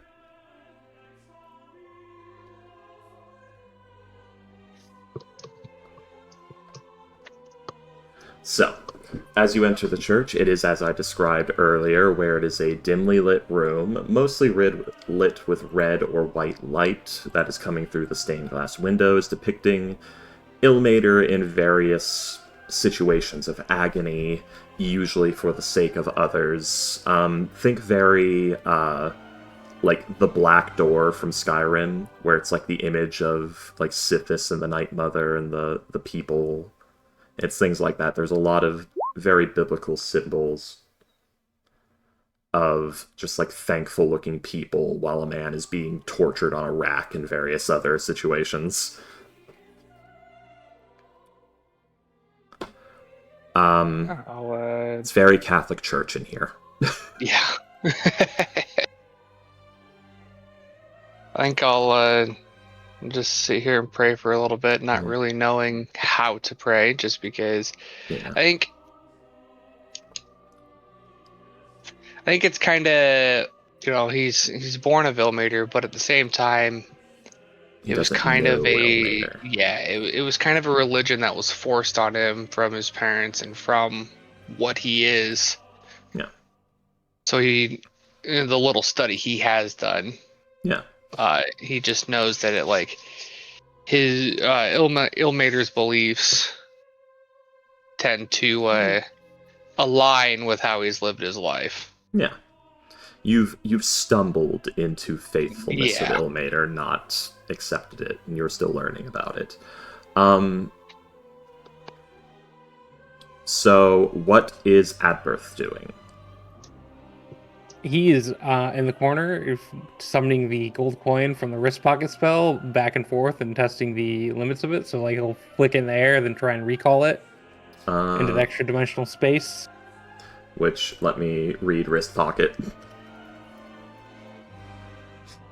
Just practicing your spell. Oh yeah, it's a wild mount spell, but it makes perfect sense. It's something that would exist in the Forgotten Realms, and magic is supposed to be so varied that shit like this can happen. That's a second level spell. Honestly, it's kind of shit for a second level spell. But... Yeah, it kind of is. I thought it was up to 5 pounds, that's why. So you're actually using, like, the worst way you could possibly use it. Currently, yes. But it's a new spell. I'm testing it out. Yeah. Okay. It doesn't say I have to be holding the object to recall it, so I assume I can, like, flick it in the air. As long as I have, like, the spell cast on the object, I could recall it. An object in your hand will vanish, so you have to be touching it with your hand to make it disappear, or similar appendage, all out, like, tentacles and shit, if you had them. Until the you can action summon object in your free hand, or you can use your action to return the object to the extra dimensional space. So, because it doesn't say where it has to be for you to recall it, but because everything else says in your hand, I'm going to assume if you are touching the object in your hand, or with your hand, or similar appendage, so if you use, like, your tail feathers or something, or your foot, that's fine. Any digited appendage, or any, what's the word I'm looking for? Would my wings Prehensile. count? Yes. Any prehensile appendage, I guess, is the best way to put it. I'll allow. Any limb. You can do it with your forehead. But you can't, like, chest bump it. As I wait, I'm just testing, like, the limits of the spell. Yeah. So, like, I'll flip it. I'll try and recall it. It doesn't work. I'll try and catch it with my hand. Yeah. Maybe, like, fold it in my wings and see if I can, like, recall it from there and summon it back in my hand. You are getting glared at by people in this church. It doesn't make a lot of noise. No, but you are I don't just think it makes any noise. It doesn't make any noise, but you're like flapping around playing with a gold coin in church. The priest I think don't the servants stop haven't you. started back up yet. They've been coming and going. Like, you had 25 minutes to do this. What are you doing for 25 minutes, let me say? Because this sounds like a 25-minute activity, but, you know. Yeah. I mean, like, for, like, if the sermons are going, I'll be respectful and I won't fuck with the spell. But in between sermons is when I'm fucking with a spell. There's maybe... Yeah, like, you see the end of one and the beginning of another. Because 25 minutes, there's a recess, there's time for questions. So yeah, you see the end of one and the beginning of another. And besides that, during the sermons, I'll probably make sure Varender hasn't, wandered off anywhere. Is he still within eyesight? He actually settles into one of the pews with one of the Bibles. Alright, I'll leave him to his philosophical struggle. He's like muttering to himself, like, what? Like, throwing it, like, what? What the fuck? Why would you do that? He's like getting upset, like it's a badly written book. Besides that, do I see Torlith come back out? In the 25 minutes, no. Okay. See, I'm not gonna leave Varender there alone, just because we're kind of charged with watching him. I mean, you're semi-charged with... Tell me, from what you've seen of Lars Renlael, how responsible of a parent would you say Lars Renlael is? Responsible, not very. Protective, a lot. I mean, maybe. You should fuck around and find out. I mean, a church is probably not the worst place to leave him unattended. But I wonder where his dad... Where's his dad? He gets home, he realizes his son's just fucking gone. Maybe, maybe not. Who knows? He never asked. Yeah, we're gonna have to deal with the Drow Exalted March here soon. The Exalted March, I guess. Alright, so you're playing with the Wrist Pocket spell. And then, Azeros, you come in. You see Adberth playing with a coin in the corner. Varandir is reading a book in one of the pews and growing frustrated. I'll wave at Adberth. And, yeah, I'll just wave at him. The priest is just watching this go down. Like, what the fuck is with these people? These armed weirdos in my church. Their adventures. What did you expect? I think I'll go sit next to the Varandir, and that's when I'll do my praying. Yeah. Like, he's muttering to himself. He's like flipping. He's reading. Then he like flips back. Like, he doesn't know what to make of this book. It's a Bible to the teachings of Ilmater, where it just sort of tells. It gives you an overview of the teachings of Ilmater, and then examples of these teachings taking place and being tested, and people, and great, like, acts of faith towards Ilmater. People have done great sacrifices that have happened. So it's almost a story of Jesus' story, a book full of Jesus' stories, where they all end on the fucking cross, or similar. But I will note, because I've taken off the red cords, if Varandir does look, he just sees my hands and my wrist and my forearms just fully covered in scars and bruises and keep in deep mind cuts. Your stigmata is specifically scars, and it's not like, prison guy arms with the tattoos. It's Right. you might have equivalent to, like, almost what looks like self-harm scars down the wrists, sword wounds, like terrible burn like maybe a couple of them. So, like, for instance, for every 1 foot of arm space, there might be 1 mark. I would think there's probably more, just given the fact that I was in the militia. Oh, you've also When I got was your in own, my- right? Yeah. I was talking about just the stigmata. I don't know how many Yeah. you've got yourself. Yeah. Yeah, I think No, he's just got quite a few from his time in the militia, and then also being a follower. Okay. Now that I see that somebody's here to relieve me of Varandir duty, I'll go and play with my coin outside. You guys are so scared. You're so scared of Liza and Lyell. What's the worst she could do? It's probably a lot. Please, just imagine the worst she could do. What's the worst that could happen if you did that? Death. I'm probably gonna get turned, like, sent to the Shadowfell, and I'm gonna be become turned one with into a it. sausage book. Shadowwhelm. Shadowwhelm.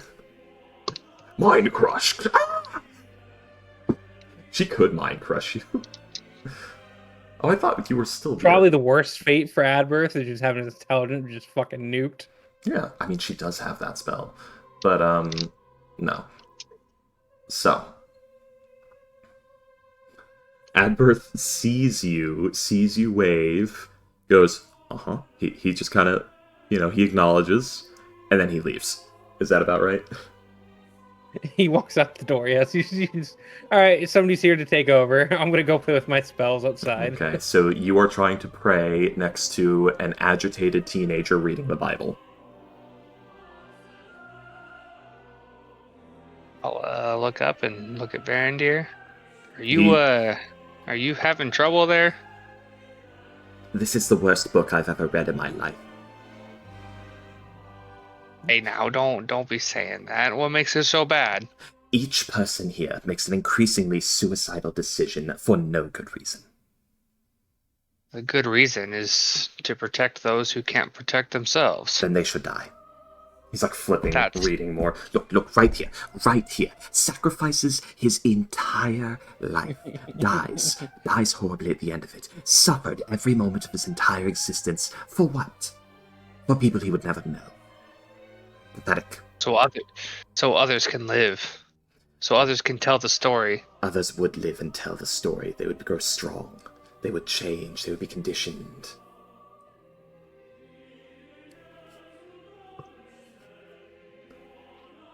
This is you obviously haven't been in a fight with someone you care about. You obviously haven't lost somebody that you care about in a fight. You would be surprised. Sometimes you do what you can to protect them, and even then it's not enough. There's a difference between somebody you care about and someone you would never know. Someone you care about is useful to you. They have importance to you personally, and there are things you can do to benefit them that do not require you to stupidly sacrifice everything and become useless to them. There is no such thing as a stupid sacrifice. Really? So, let's say you have to sacrifice your right arm because I feel like it's just sort of getting in the way right now. That is not a sacrifice. That would be a very stupid sacrifice. That's why you don't even acknowledge it as one. A sacrifice is putting your life on the line to protect anyone. Really? This person in 112 suffered great torture but no death. And death was assured not to come. You cut out. He's actually pointing to a story in the Elmater Bible of a person who was assured there would be no death, only torture, and they accepted. So he's taking what you're saying too literally. A Bible of Ilmater is literally just full of examples of people taking on the suffering of others. And a lot of it isn't direct. Like, he's pointing to the examples of people taking on death or torture, when there are a lot of people who just committed a large amount of time and effort and sacrificed their own happiness, but he doesn't even register. He's not really paying attention to those ones for some reason. To the ones that did, like, labors of love. He's paying attention to the ones that, like, suffered pain and death. Yes, they gave up their body to protect others, but what about the ones who gave up their wealth, their fame, their hierarchy, their Now land? that was just foolishness on their part.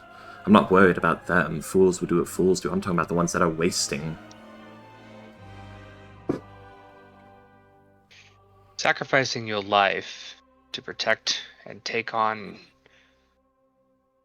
the pain of others is the same thing as sacrificing your wealth to make sure others are also taken care of.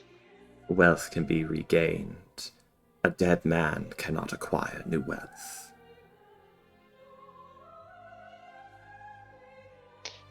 A dead man cannot acquire new wealth, but a dead man can live on in the afterlife. At this point, this is when the priestess... hello, can I help you too? Yes, explain to this child that Ilmater isn't all about death and suffering. Oh! That's giving up other things is also the same.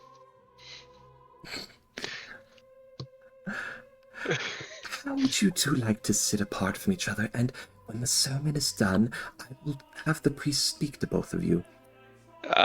Unfortunately, I have to keep an eye on him, so that won't be possible. Oh, it's a safe place, sir. We can have him just across an eyesight.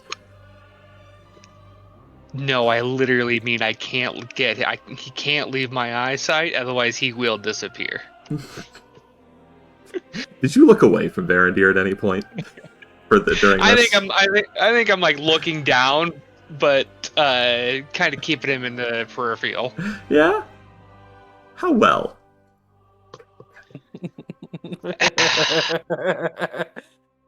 Roll me a Yeah. this is active, so I'm gonna just roll me a perception check to see if there's any openings. That it's a perception is a where the fuck is my perception? That's an 18. 18? Okay, you're looking pretty good at him. What does Varandir get? Do I have him? Yeah, I like him mysterious. 18? Yeah, so...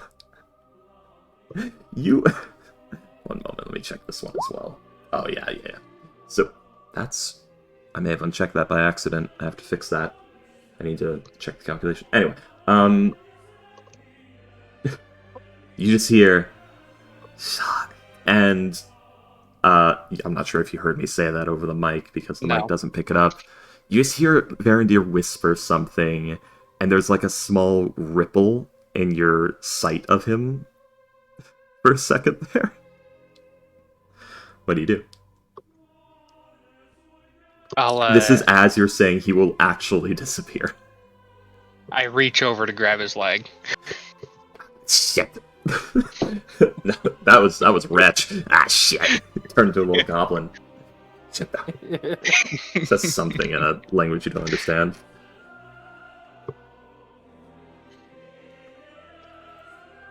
He broke character for half a second. Varandir here would very much like to learn about Ilmater. I feel like I have learned enough. Let go of me. You're not leaving. Either that or go find Adberth. You are aware that you weren't given a full babysitting position. You were just told to take me along. Yeah, but your mom scares me. I mean, she should. That's not strange.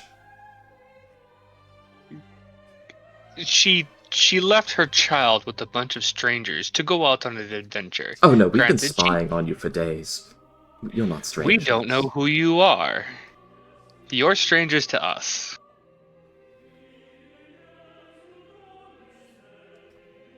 We were hired to go find a lady, and then now we're being told to go adventure with her son. So we're gonna make sure her son doesn't die or get lost. I'm not a child. But yes, you The are. priestess is just sweating at this point. This is like a mouse of a woman. Little human woman, like brown hair and like almost a sort of like nun-like getup. And she's just looking increasingly uncomfortable. Just, if you wish to leave, leave. Just don't go too far. We'll come find you. Adverts should be outside somewhere. I can't leave with you holding onto my robe. I'll let go of him. And then I'll look at her and look at the priest and be like, I'm terribly sorry.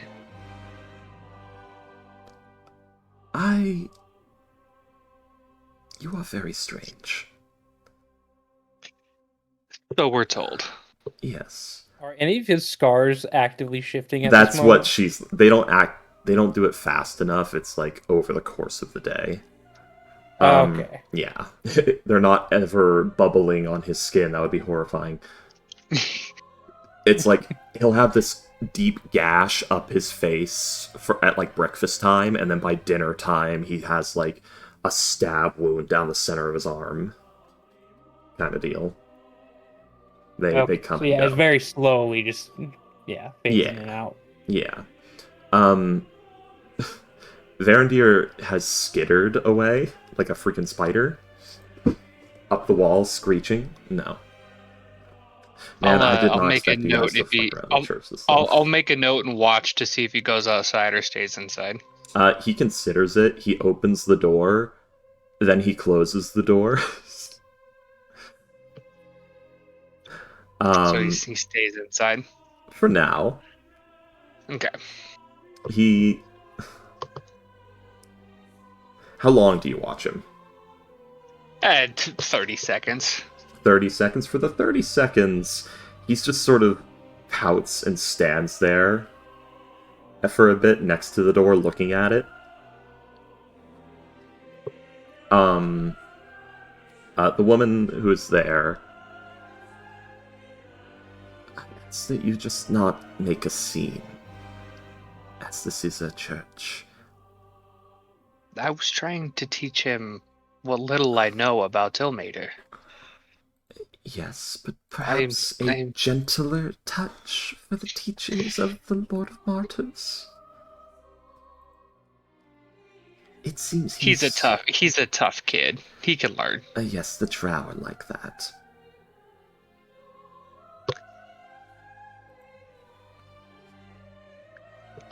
No one would go. Well, I am also here to learn more, as I myself don't know too much. We are getting a lot of you today. So, stay and enjoy the service. Once it is done, the priest Dornan over there, he can tell you more. He is open to questions afterwards. I need to get back to what I was doing, because I do believe, yes, it has gone out. Alright, thank you for your cooperation, and may the mercy of Almater be upon you. She's gone. My leg! As she walks away, I pull a silver out and put it into her hand. For the church. The alms box is right. Okay.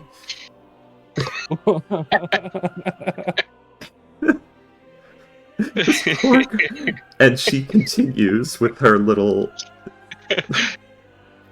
oil lamp to the candles, three of which have gone out.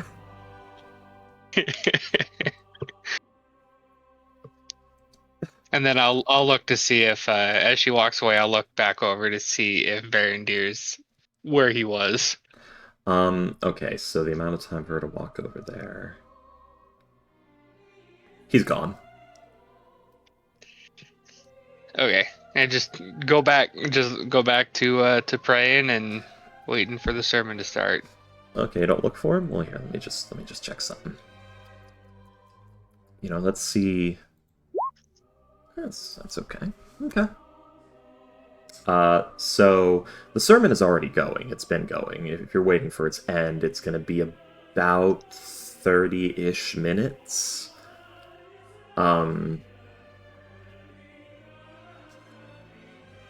The sermon will be about... Let's see, they've done that one. They've done that one. This one will actually be a story. It's going to be one of the stories from the actual Bible that Varandir is reading. And this one is about a devout of Helm who had spent his life punishing the evil and serving the righteous, only to learn that in his journey to punish the evil, he had actually caused great suffering. And he begins to blame himself and lose his faith in Helm, but it is a Paladin of Ilmater that teaches him to hold strong to his faith, that suffering is inevitable, but it is through helping people through suffering that we are able to move on, I guess is the best way to put it. Basically stating that you can't avoid all the suffering in the world, you just have to help everyone you can, and inspire others to help those you can't.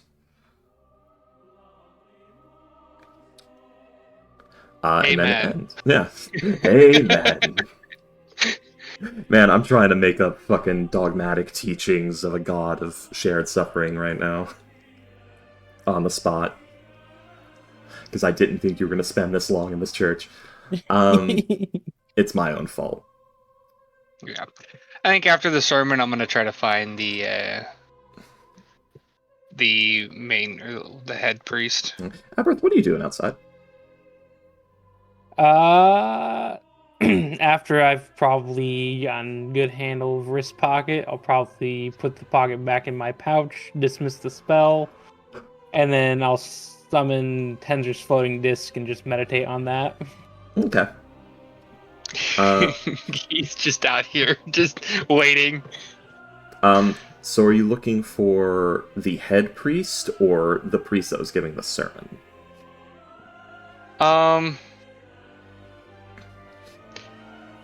Probably the head priest.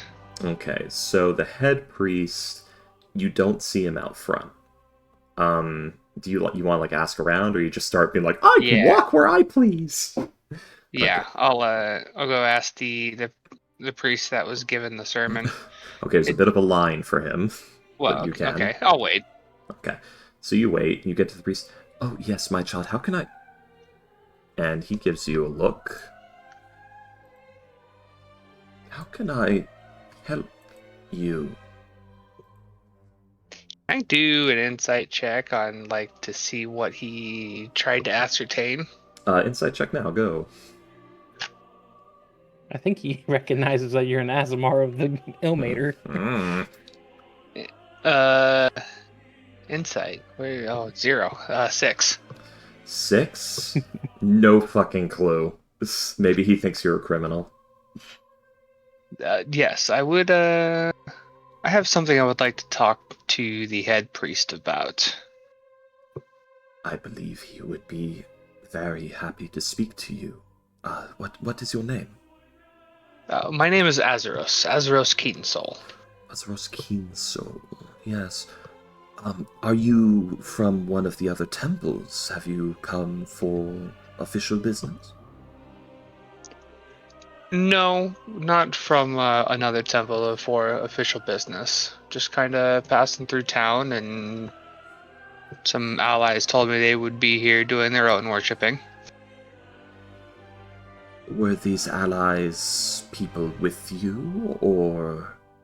Yes, I believe they're currently here somewhere. Alright, I'll go tell him.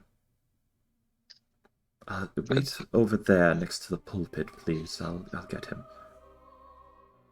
And I'll walk over and wait. And the other people in line behind you are a little, like, whispering and seem a bit annoyed as Darnall. So Brother Darnall, dwarven man, dwarfman, Dorfman. dwarf. He waddles on down, and Wow. waddle. About 6 minutes later, the priest comes out, and as he's approaching, he looks you up and down, and then he approaches. What brings the son of Ilmater to me on this day? I actually wanted to talk to you about that. I would love to answer. I get so many Privately, interesting people if we- today. Privately, if we can. Yes, please. Is this tied to the doll woman? Doll woman? Torleth is here. Aye, then it is. Please come to my office. Like, I knew Adberth was here, and I don't think I knew Torleth was here. Yeah. So he takes you into his office. I'll follow him. As he takes you through the hall into the other long hall of the sickness, you actually see Torleth with a dragonborn woman, like, tending to sick people there. I'll, if she looks over, I'll just nod. Torleth is probably being worked to hell, but William, roll me a medicine check.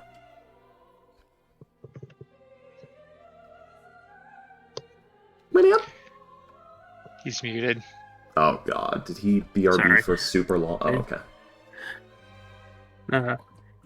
Yeah, you would probably just know that. Yeah, she is. You would probably know her just from the mask she's wearing. But all right, so Also her weird movements and the sounds. all right, let's go. Medicine, pow. Kerpow! Never mind, you're handling this perfectly well. You see Azeros there.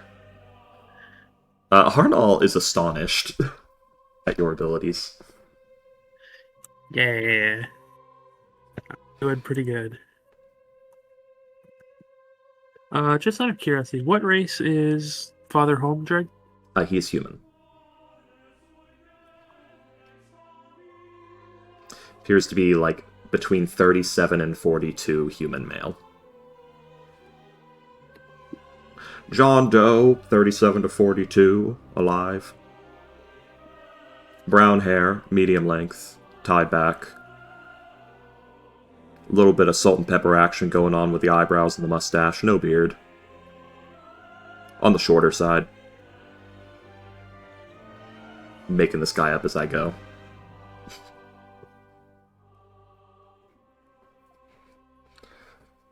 Yeah, you But see yeah, Azeros Torleth. being walked into his office. Torleth will just kind of give you a little wave and go back to what she's doing, probably bandaging someone.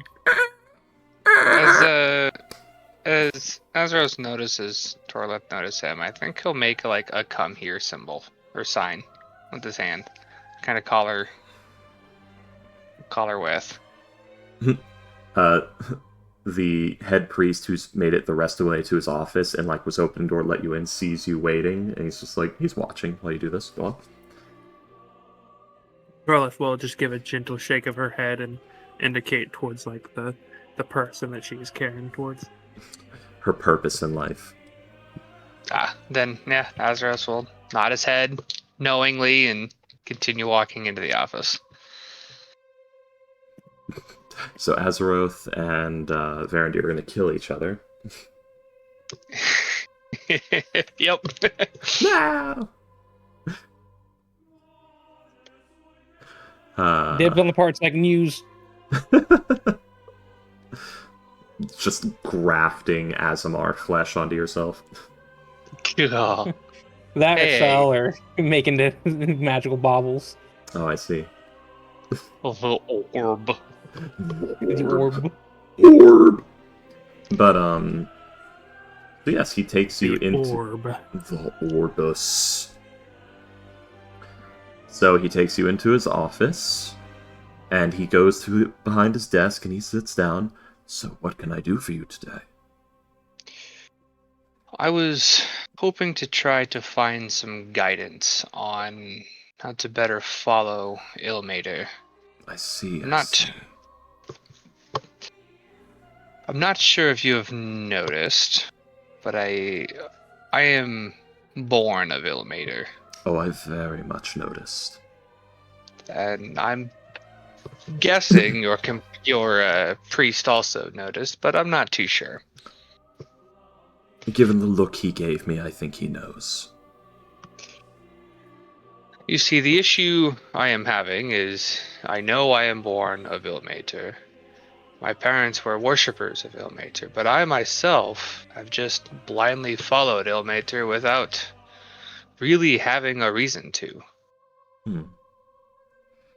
Besides the fact I've been born of him. Have you been attending services at temples? Undergone Not any as much formal... as I should. I was going to recommend perhaps a formal education on the matter. His teachings can be quite inspiring. That would possibly move you. Other than that, I cannot quite recommend something that would force you, although you perhaps have come rather far in his service to begin with. Perhaps you're already inspired.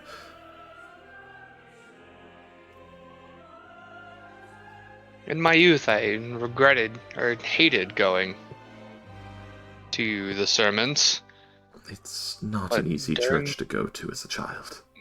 during my time in the militia, it felt more fitting. Just because I found myself on the front lines, protecting those who couldn't protect themselves. Yes, we often get people in policing or military services come to us. Those who would join such things are already well suited to our teachings. So they often come to us. You guys wouldn't happen to have a scripture or a Bible I can Oh, we have take them off in, of you? we have them in the pews, as many as you wish. I also have some here. Here That you would are. be perfect. He actually places it on his desk for you, because you haven't sat down yet. As he, Yeah, think I'll stay standing. he's got like a drawer full of the things. They just print them in mass and hand them out. Gordon just slowly reach forward and grab it, not really sure. Not really sure if it's the right choice. Actually, I mean, this guy would have good insight, but I'll at least roll, because he is actively trying. Is something wrong? Just trying to find my place. Well, give that a read. If you have any questions, please seek out others of Ilmater's faithful and ask them for their wisdom on the subject. Ask more than one. It means different things to different people. Ilmater's the Lord of Martyrs, not the Lord of telling you how to live your life. He teaches compassion.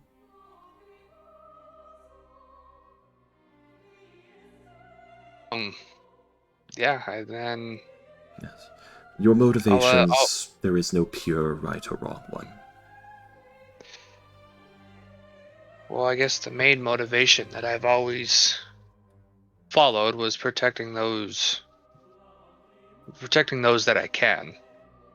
And why did you feel you needed to do so? Because I had the ability to. Were you able to stand idly by and not do so when you saw it coming? If I stood idly by, they would be dead. But could you live with yourself if you did? No, they were brothers in arms. They were allies, friends. They had family. Then you are in the right place.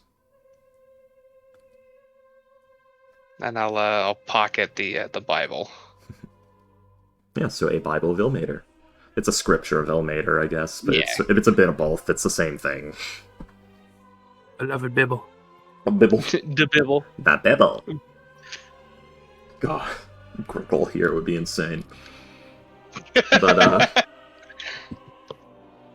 we miss him. I sent, like, Solzu an update recently, seeing if I could coax him back in. But no reply. Nah, he's... I think he's pretty. I tried talking to him about it too. Nah. Yeah, I just sent him an update and told him, like, last time we spoke, I told him, like, the door's always open, man, whenever you want to come. So I just sent him an update, like, last week of, like, what we were doing. I believe you will find your purpose here. Just give the book a read, ask the priests and followers for their wisdom. Worry not of their age. Even children can understand this concept, and they have wisdom beyond what you would expect.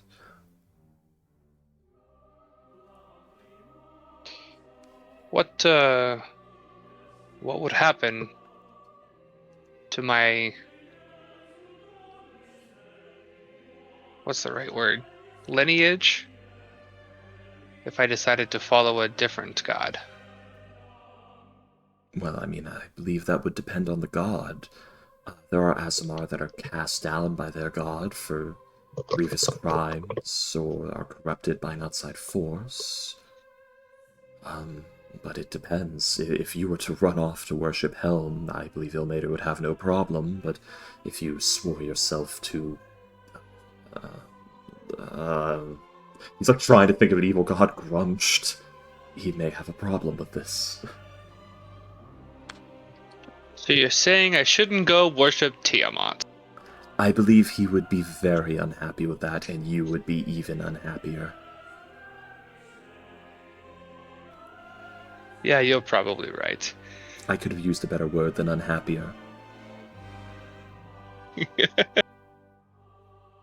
Self-hatred.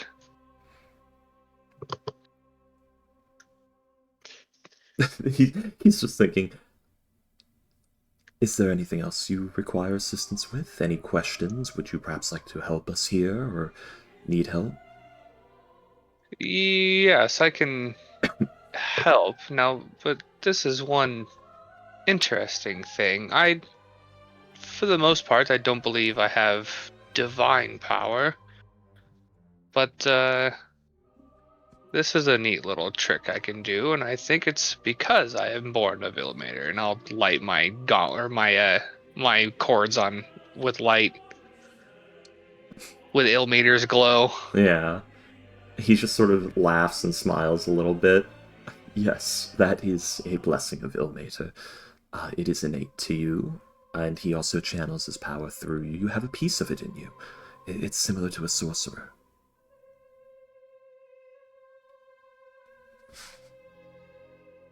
This has been very insightful. I thank you for the scripture.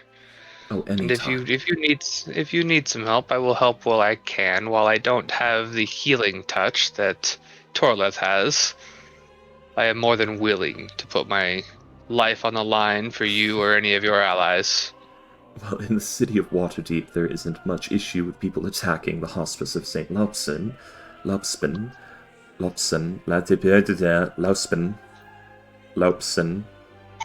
Well, he has a stroke, he dies.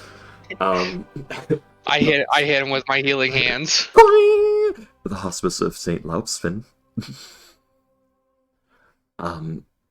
We care for the sick here. We do run a soup kitchen.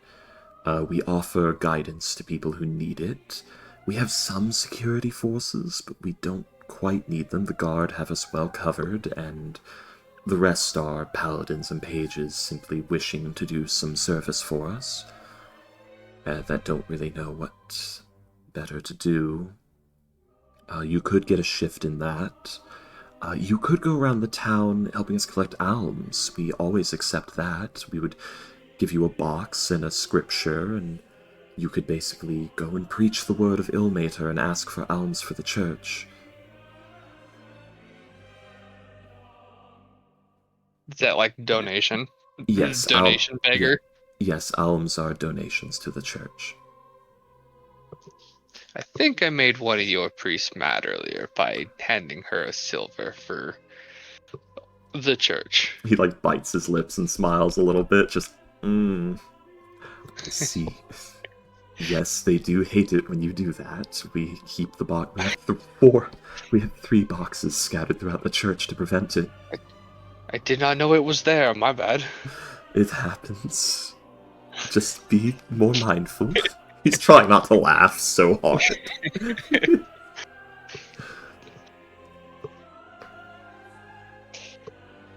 Yes, if you need anything, just let me know. I will help where I can. Yes. Also, William, he's a paladin, quote unquote, the character class, but he's not a paladin of the Church of Ilmater. He's not, like, formally recognized by the institution. Yeah. Yeah. I thought I couldn't remember if he was like mechanically a paladin or not. Yes. Well, if you... Which he is, right? Do you have paladin levels yet, or are you fighter right Me? now? No, I'm pure level 4 fighter. Okay, so I he's going for fight cleric. Yeah. Oh, right, because you said healing hands earlier, and I forgot that that was a Yeah. I forgot that that was an ASMR ability Yeah. until literally just a second. I like how I've like read a Zero sheet like 5 times and still can't remember that he has no paladin levels. It's the fucking Hylos situation. Anyway. This is the beginning of my paladin arc. Paladin arc. Paladin arc. If you'd like to help immediately, I would... The Alms, unfortunately, where the soup kitchens aren't open for another couple of hours. Do you have medical training? I have a +0 in medicine. No, you don't. No, I don't. Then please just stay. You know what? I think I'd have very minor medical training because of the militia, But do but you not like trauma training. Well, if you were the militia, you wouldn't. You would be trained in... No, you wouldn't. Not proper medical training. You'd be more taught how to, like, press your hand up against a wound long enough for somebody who knows what they're doing to get there, and that's about it. Raise the leg and wrap this around it as tight as you can. Basically, yeah. Yeah, You know how to do a tourniquet. Yeah. Like, very, very, very big. I know how to put a Band-Aid on. Exactly. +0 means you don't have misinformation, but you don't have... So, a +0 means you know about as much as anyone else who doesn't know anything about medicine, but you don't have any misinformation. I'm an anti-vaxxer. You're not an anti-vaxxer. That's a negative in medicine. Anyway,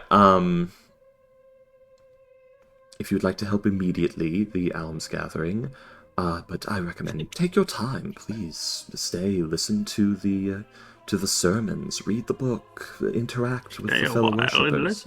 Stay a while and listen. Interact with the other worshippers. Take your time. There is no hurry. Will do. I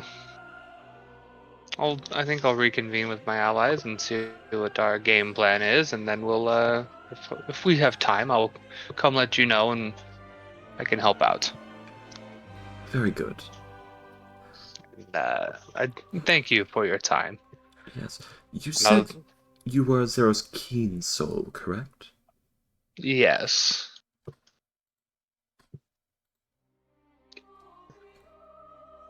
Should be... Does he know the bloodline? Did you ever write down formal information about your family line or find out what it was? Because you said you had some, but you couldn't remember what it was. Yeah. Yeah, did you? I didn't find it. I don't remember. I don't believe I know of any in that line. Interesting. Where are you from? Succumber. Yeah, I was literally like scrolling through my thing.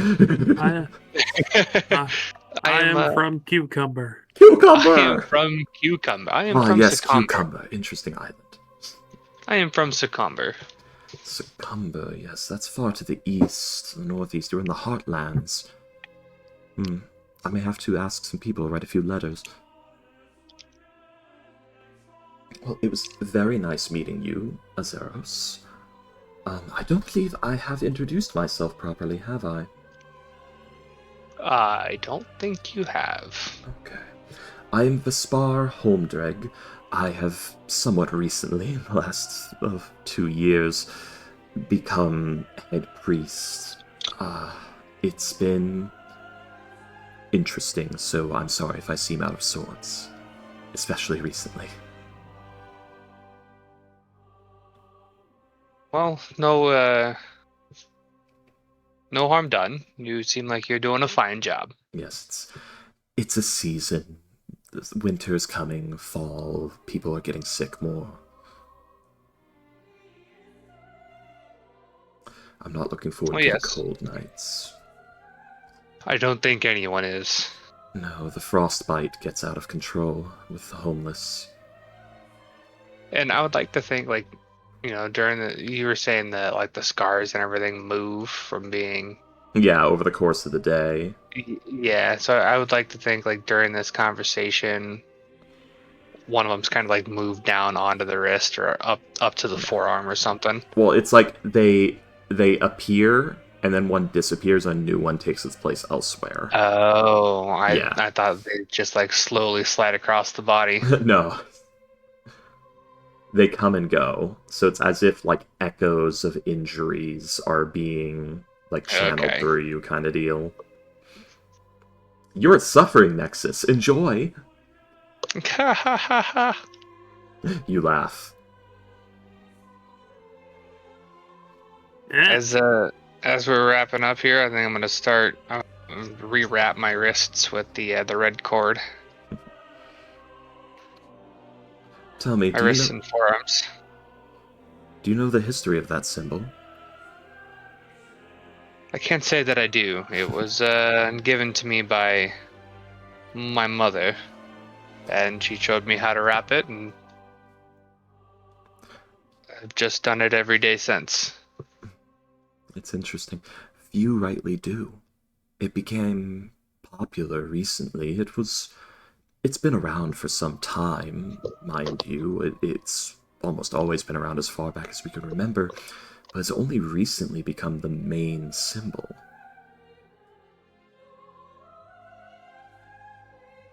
Some believe it was to make it easier for the masses to accept. Originally, it was a bloodied rack.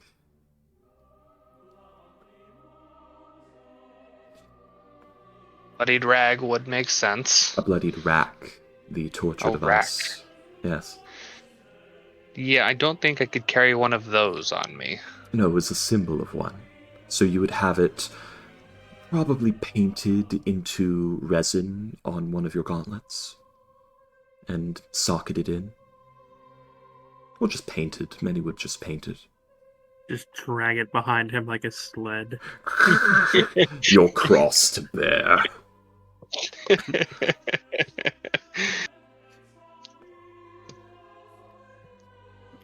Oddly enough, no symbols of him crucified yet.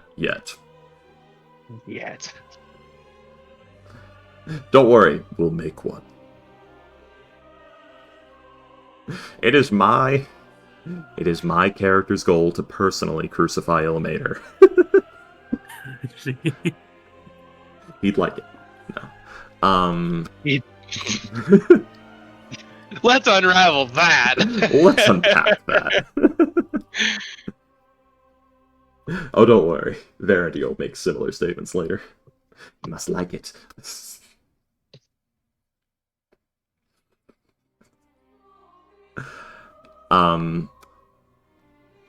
So yes, if there's nothing else, you can leave his office. Torleth is still working away over there, buzzing around like a little busy bee. A little clickety-clackety busy bee. I'll ask for a drawing of the rack. The symbol, the old symbol. We ask for a drawing. He says, I have an old holy symbol. That could do. Well, yes, come here. And he takes you over to an actual, bust. There's actually a statue bust of what appears to be an older gentleman, bald head with like hair on the sides. He's dressed in a sort of almost like, well, it's sort of a priestly garment, and he's got like the mace laid over the shoulder and the book laid over the arm holding the mace.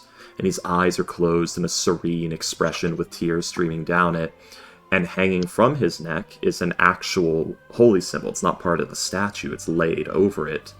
And it's an old holy symbol, and it appears to be made of some sort of silvery metal, probably iron, and it's like pressed into the shape.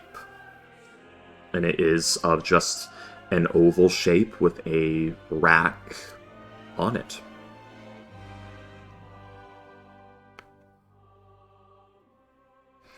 It had red. It has red wax oozing out of the. Sadly, no red.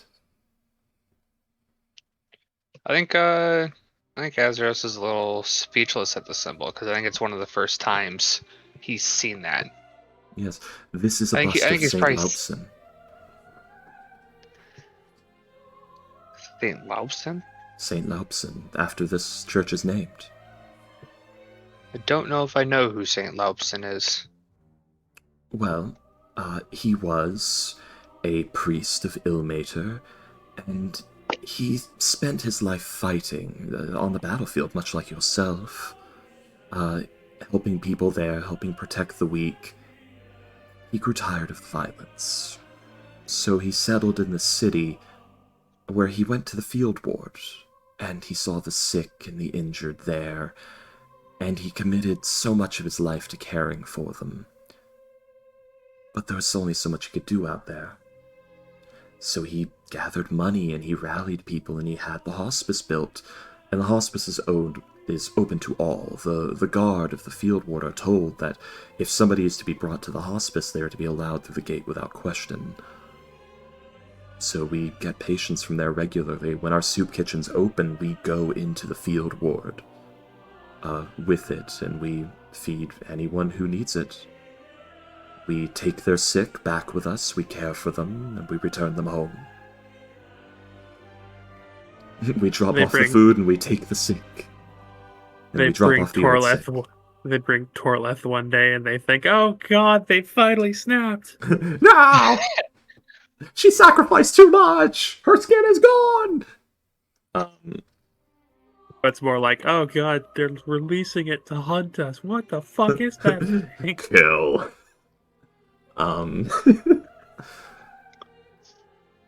But yes, people can beg sanctuary here from the field ward and be allowed in. They would be escorted by the guard, and usually they understand when they are ill or injured or sick. And we also make trips there. We bring a large wagon and we have the food, and we keep blankets and medicine and also books with us. The Bibles that we've given you one of, holy symbols.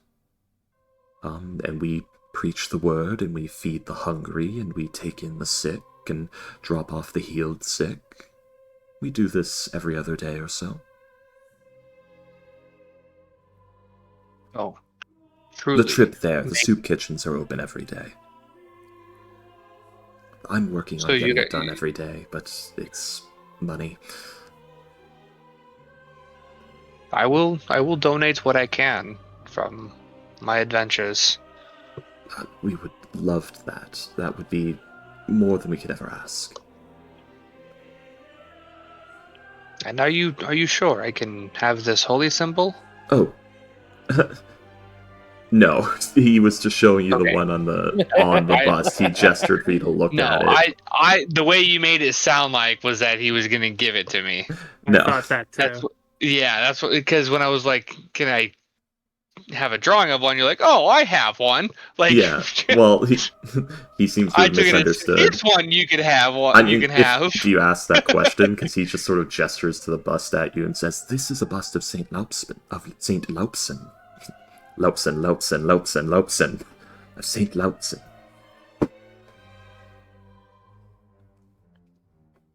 Do you have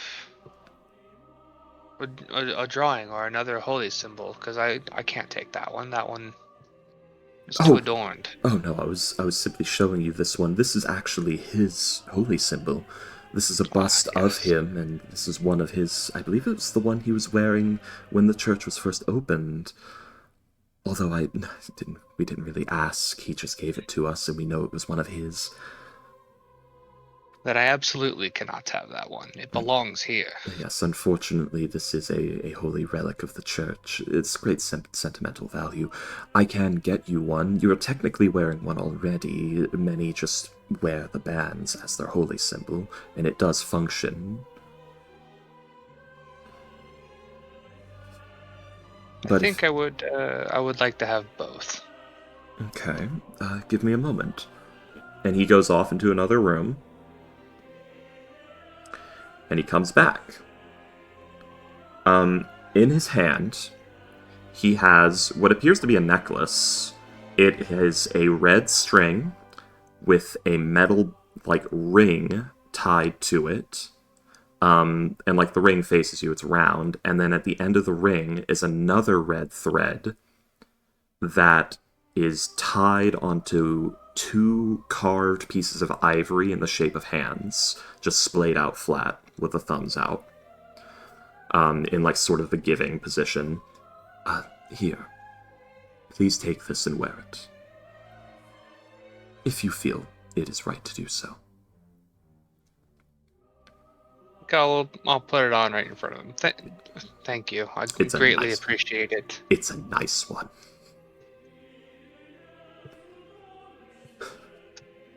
Now, blessings of Ilmater upon you, more so than they already are.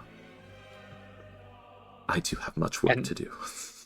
You too. Yep, I shall leave you to it, and I will walk out of the office.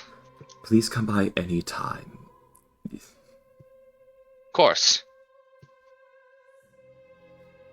The door starts closing behind you. I'm just staring at him. Sounds of rampant paperwork explode the moment the door is closed.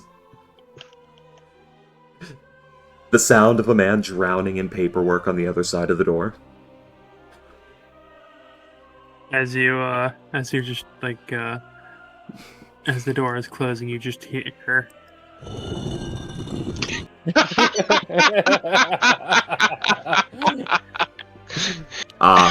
Perfect. I snap my head to attention.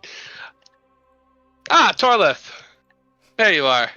Yeah, so basically, there's a hallway you went into, a door, then the actual, chamber that Torlith is in, and there's another door on the other side of the chamber that he went into, and that's his office. So yes, Torlith is visible from the outside of his office.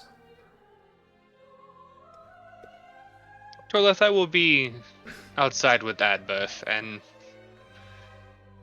probably Varandir. He's probably somewhere.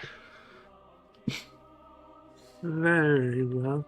I will be along when or if I can. What trouble is Varandir getting up to? That's a good question. I'll give her a nod. Torleth doesn't know how long she's going to be here today. What would prompt her to leave? If they're like, oh yeah, you go ahead, you can go home now. I think on the way out. We'll see. Go on. Torleth would actually. I think on the way out, Azeros is got his hand on the Bible, on his hip or something like that, and just kind of taking in the idea of fully sending himself into the faith. Just kind of looking around and seeing all the priests and whatnot, all the sick and the injured. That's a hard decision to make, and you have some time to think on it. What's Torlith doing? She would at some point inquire as to housing, if acolytes or initiates are to be housed here, or if they are to go wherever they stay or what have you. Goddamn. We do have some housing for acolytes, and you are welcome to stay. She says, cleaning, scraping decayed flesh out of a pustule And she will, Torleth will nod. She will say, I would not want to put any undue burden on the church. I do have a room at the yawning portal I can stay in. I think it'd be best if you stayed there then. We do like to try to keep our rooms as open as possible for those in bad states. Though, to be fair, I would not actually require a room. Perhaps Just a broom closet. perhaps just a chair or a quiet corner somewhere. Both of those can be given, but would you be alright? Just calm down, dear. It's not that bad. Would you need that? Is that enough? It would be more than enough for me. Alright, we can have that done for you.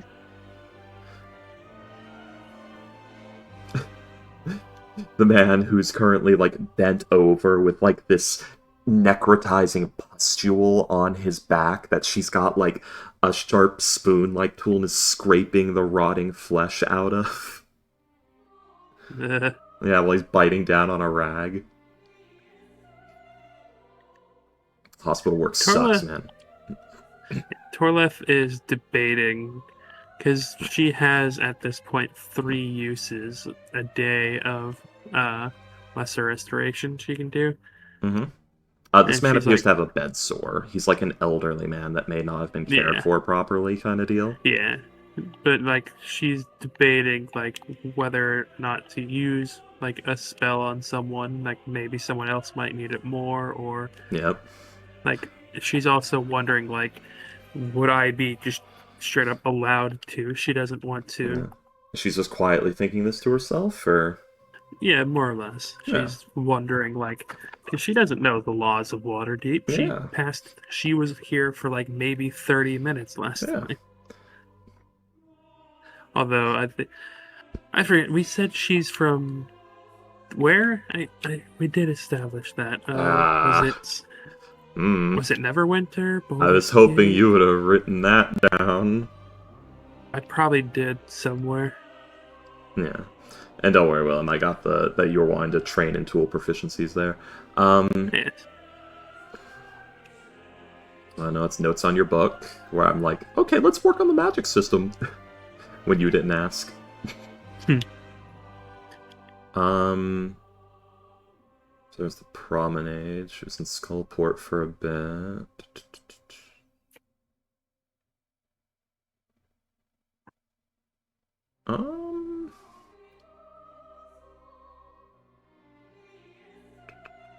It might be in my notes. Maybe I'm like scrolling up.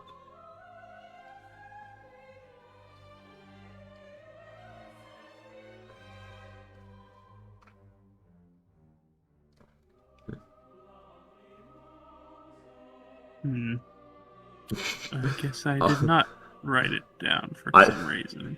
I just noticed your phonetic writings of how she would talk. And they fit perfectly. Yes.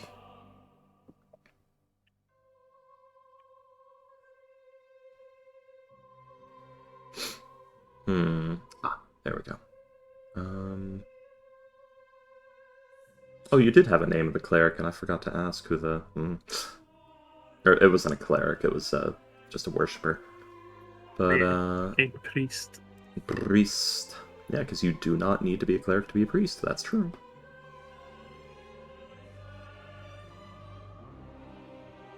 I'm trying to find, like, what her life was before.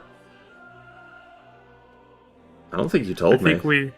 I think we mostly just were like, oh yeah, she's a nurse, and that was basically the... Yeah, I don't think we ever said where. William, where? Whence? I think it might have been Daggerford? Possibly. We did talk about Daggerford. I remember that. And it makes sense. Is that your final answer? I think it might be best to go over that later. Yeah. In place. Yes. Okay. But yeah, Torleth, well, Torleth wants to stay here, but she also doesn't want to, like, leave the group. Yeah. And she also doesn't want to impose upon this place. Well, she seemed... The room was like, they do it, but they would, if you have an alternative, they'd like you to take it. The chair, would you be alright with that?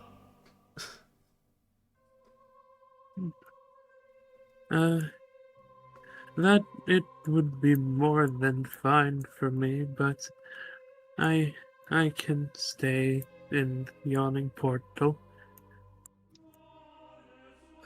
Whichever you would prefer, but both of those would work. Torleth will give a somewhat stiff, like, Michael Keaton Batman nod of, like, the whole chest moves instead of the head. Yeah. You'd like to turn your head. No. Thankfully, Torleth is able to do that. Yeah, just slow and weird. And inhumanly smooth, Yeah. like a ball bearing. Yeah. Oh no, I see it. I see you doing the, like, ventriloquist puppet head turn.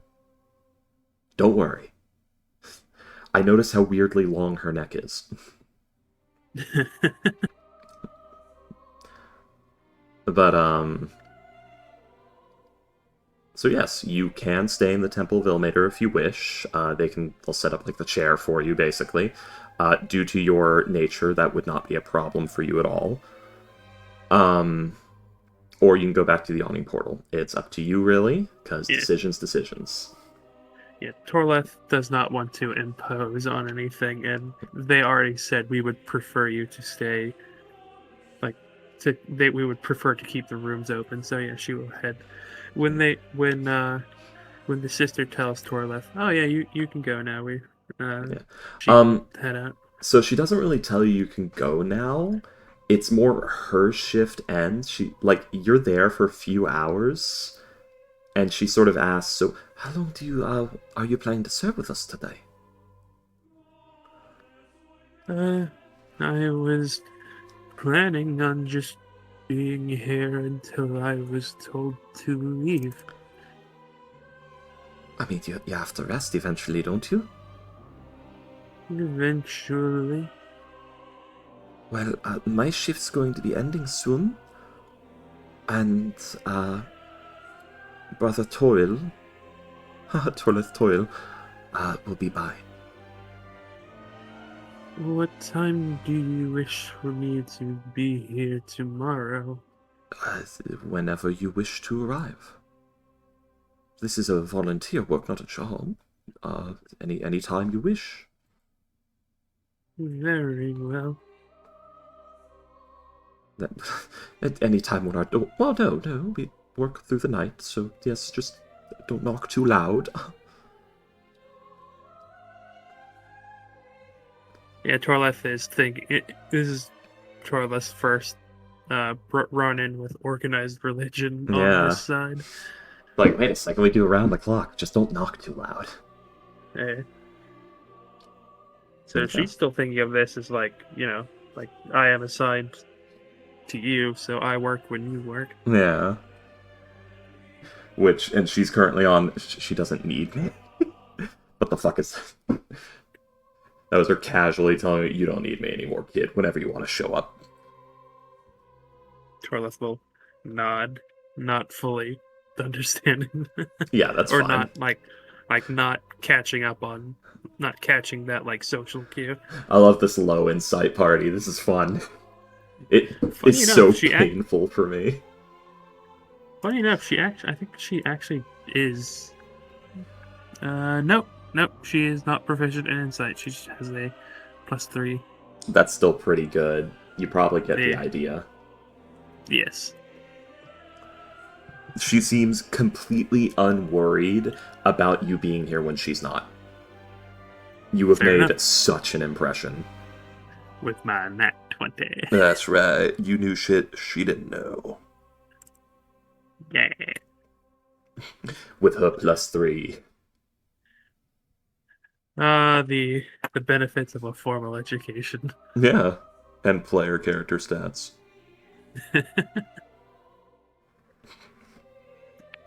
But yes, Torleth will nod at that, and probably at around what time does the sister leave? After this conversation, she has about 45 minutes left. No, I mean like at what time does she leave? Fuck, I don't know what time it is. So you guys got out of bed, then you had to wait till like noon for Varandir's lazy ass. I believe we left at 1:30. Yeah. And it took us about 20 minutes to get to the temple. So about 5 p.m. she leaves. She's got like the 9 to 5 shift kind of deal. Okay. Well, it's longer than that, but you know, she's got like the 5 to 5 shift. Torleth will ask about helping with like the making and repairing of clothes, or like the soup kitchen or stuff like that. So, Soup Kitchen, basically it opens right when Harald leaves. Because the new shift comes in, well, the new shift has been in, but the new shift like starts their forward-facing work. So basically, right as Harald leaves, this place starts jumping, as every homeless person within a 1 mile radius starts, you know, filtering in, and meals are brought in to the patients, and all that. Yeah. They call it a soup kitchen. It's actually a bit better than that, but Yeah. Torleth will it's actually go bread to and help. vegetables and cheese. Torleth will go to help them and inquire as to being taught how to, like, the various intricacies of cooking. They would tell you to come back tomorrow for the cooking, because the kitchens are, you can help clean, but they definitely need people to help clean. But the actual cooking part of the kitchens is done for the day. Yes. Um, That is what she had assumed, yeah. Yeah, laundry. It was laundry one of them? Or Like the making and repairing of clothes and things like that. they She's happy to do laundry. they don't do making and repairing of clothes here. Yeah. And the laundry would just be the actual like patient's bed sheets and blankets and like some of the priestly garments and things like that. Occasionally a tapestry, but that's more of a very careful thing that they get done, more than something they just do in-house. It's kind of surprising that they don't like give out clothes. They do a lot, man. Just not right now.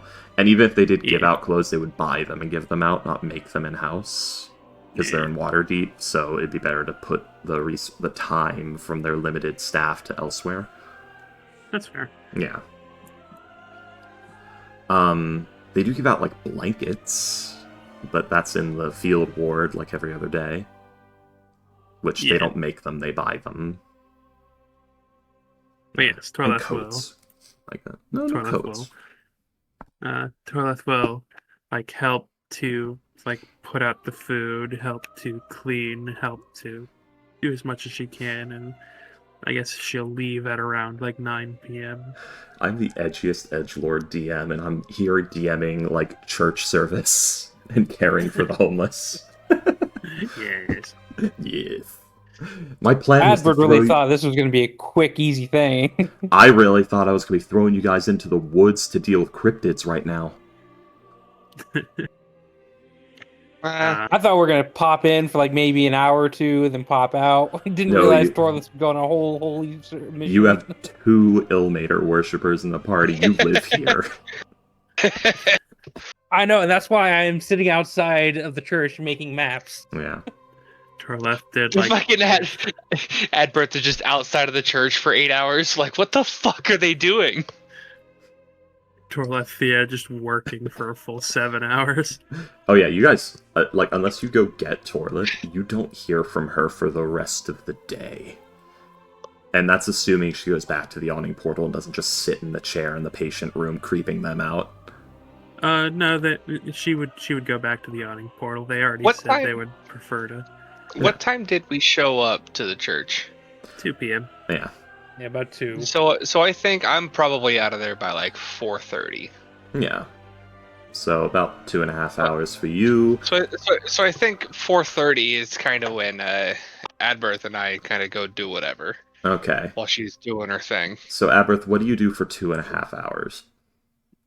I kind of put it in chat. I said I would probably, after like meditating, I'd probably get bored and then start using the floating disc as a makeshift table while I start practicing my cartographer or my map making skills and start Okay. making various maps of Waterdeep that I've seen. Roll a cartographer's tool check for me. I'm not proficient in it yet. That's That's why fine. I'm practicing. That means just roll an intelligence check. Okay. Apologies, I should have been more specific. 13. Not terrible. Alright. So you're doing that for 2.5 hours. Yeah, I'm just practicing, so I can get the proficiency sometime Yeah. later. Yeah, that's fine. Okay. I'll have to recast the spell within an hour, though, for the floating disc. Yeah, it's a ritual, Ritual so cast it. you basically take a 10-minute break to ritual cast. Azeros, you emerge from the church. Adberth is there with a magical floating table, drawing maps that are not very good. To be fair, he doesn't see a table, he just sees paper floating in front of me. I think it does look like glass. It's not, is it invisible, or is it I thought it was just invisible. I think it just states a sheet of magical force. I don't think it states it's invisible. Horizontal plane of force. So yeah, it's not invisible. It almost looks like a sheet of glass. Okay. Yeah. It'd be a bit weird if it was invisible, because like, Yeah, how do I get my stuff on here? because do you know where it is after you Yeah. summon it? So it's a shimmering sheet of glass, basically. It almost looks like water has been formed into its shape in midair. It looks like it's made of ice, clear ice, basically. Or glass. Duh. And you see, you know, ink parchments and all that, and some not the best maps because I'm trying to do this out of memory. I'm assuming. Yeah. I will. You're also just no, probably not used to drawing maps. As Yeah, I'm I'm walking not. out of the church, I want to keep an eye out for Varandir. Mm-hmm. Yeah, he's gone. Okay. Yeah, did I not notice him exit the church at all? You did not. He climbed out the window. Well, you weren't watching the door, you were drawing maps. I mean, but I was near the entrance. Were you drawing maps and not looking at what you were doing? That entirely depends on when he exited the building and when I started drawing maps. Well, let's put it this way. Were you staring at the door for the entire, we'll say, 35-minute period between when you left and... Well, here's the thing. How long are you really drawing maps? I would say within that 2.5 hours, it'd probably be another half hour outside playing with the coin and wrist pocket. Okay. Then probably another half hour meditating, half hour to 45 minutes meditating. Okay. And then the rest of the time is me practicing maps. So he would have come out while you were meditating. Which means he could probably easily slip past me. Yeah, because that was, like, the 30-minute mark was about how long he was in there reading the book and playing with Azeros. So you just saw me meditating, just said fuck it, and just fucked off. Yeah. He just thought to himself, oh, lucky day. He didn't say slipped past fuck the it, Birdman. he said fuck you. Yeah. And he slipped past the Birdman. He's out there. Unsupervised. Oh god. Half Quickly blind. to the women's bathhouse. Hide the women. Varandir is loose. But yeah, if I see Azros come out, I'll say, are you all wrapped up in there? Are we ready to get moving?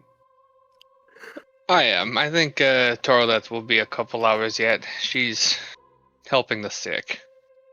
What about Varandir? Is he still with you? I don't know. He was getting a little antsy, so he walked to the edge of the room, and then I had some business I had to attend to. The whole reason I left the church was not bother them, but I only left because you were there to watch him. I haven't seen him, so... He made a very good point. We aren't his babysitters. No, but we have been charged to take him with us. He'll show up. I love how afraid of Lars Renlael you are. I mean, I'm a wizard. I know somewhat of what a powerful wizard can do. Yeah. I'm sure he'll show up. He knows where we're staying. You do realize people get shanked in back alleys, right? I know where you live. You do realize he's been half invisible the entire time that we've known him. He keeps hiding in the shadows, He's also sneaking up on us. from the Underdark. Yeah. I mean, it just takes one bad day and you're dead. Yeah. Plus, do you Especially really think he's alone? His mom knows where he's at. I have no doubt that she's watching over him. Yes, but She For now, pops her maybe. head out of the wall. He's fucking dead. He's died. I blame you all for it. 1,000 years of torture each. You wake up from your I'm not 1,000 years of torture 12 seconds later. I'm not saying we have to watch him like a hawk. But Oh I'm god, also she's saying got the we shouldn't Mangekyo. Kind of. He'll show up. I'm sure of it. Maybe he's just shopping or doing whatever it is teenagers do, looking at boobies. Torleth just casts locate creature, looking for a sexually repressed drow boy. Okay, you do for specifically that. I'm not getting anything. Oh no! All right, a peeping tom drow boy. You search. That's a status. So, nothing. He's not currently peeping. Yes. Or his name's not Tom. It's true. Well, I have a little bit of shopping I would like to get done, and a little bit of training I would like to try to get done as well. Are we going to consider today as kind of just a relaxation and get back up to speed type day, or is there anything we want to do? I'm not sure what Torlith's wanting to do today. She seems tied up at the moment. All right, well, while you go shopping, I think I'll maybe see if I can't make some coin. Coin, you say? Coin. Ah, where'd you come from? Yes, hello. No, he's not here. You're safe for now. So, What kind? Make some coin. You're given 15 copper pieces. assuming we have You the free, didn't specify. What assuming we coin? have the free time, I want to attempt to train the final part of the dual wielder feat, the one where I can one hand. You already got that. You got the rest of the feat. You gave me the whole rest of it. I think you gave me everything but the one-handing. No, at the end of the 3 days, that's what you non-light got. weapons. You already had everything but that, and you got that at the end Okay. of the... Yeah. For some reason, I have it marked down as like not act. I don't know why. You should have the whole dual wielder feat right now. Okay. Well, then I want to go buy a couple things. Yeah. At least I hope that's right, and that I didn't just write my notes wrong. No, I'm pretty sure I didn't have the one-handed non-light weapons. Are scimitars light weapons? No, I'm using like a hammer. No, I'm Yeah, wondering scimitars because... are light weapons, yeah. Yeah, scimitars are light weapons. Huh. Then, well, I'm saying that because you were learning from the Ilastarans, the Sword Sisters, and they use scimitars. Right. And scimitars are light. Yes, they are. Okay. Then I'm gonna say I you think don't... you were saying I'm gonna say The you only don't thing have it for now. Okay, yeah. good. Because I wanted to try to find or try to practice it. Okay. So I So It- the Sword Sisters, they do have the feat, but you didn't really get many chances to train with it like that because none of them use the weapons like that. It was just sort of something they learned on the side but didn't really use. Not all of them, at least. So you will need to find either a combat manual or somebody who has the feat to help teach you.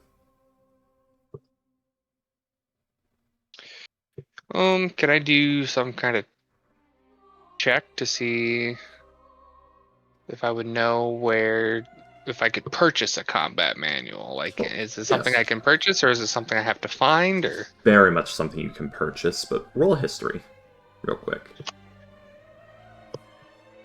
That is I want to say 21. Yeah, 21. Any bookstore that has books on practical teachings would have this. And libraries, they would also have it. Both of which exist in spades in this city. I will go to the nearest little taxi guy and ask him where it's at. Oh, well, you see, my lord, I believe down the street right there, on the left, there's a little bookshop. It's owned by this lovely little gnome gentleman.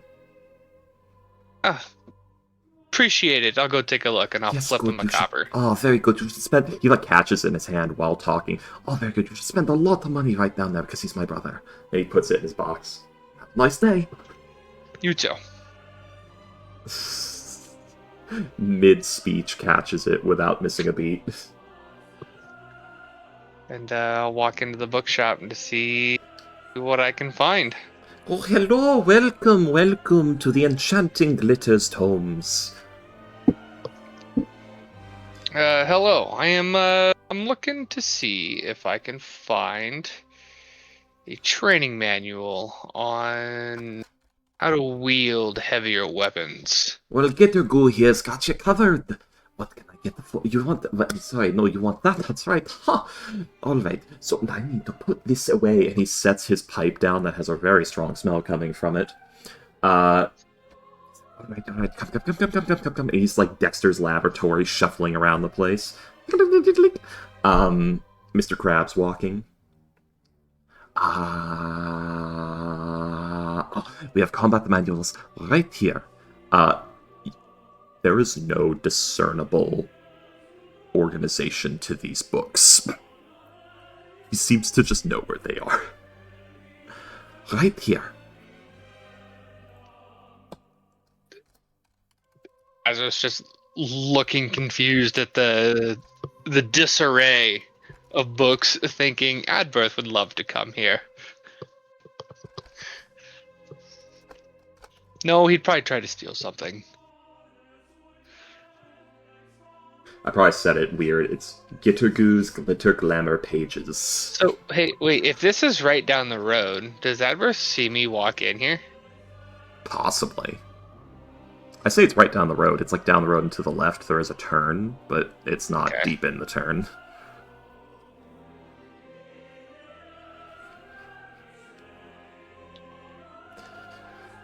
Yes, but how much would you want for the training manual here? You got to pick one. He's like gestured to just a area of books. I want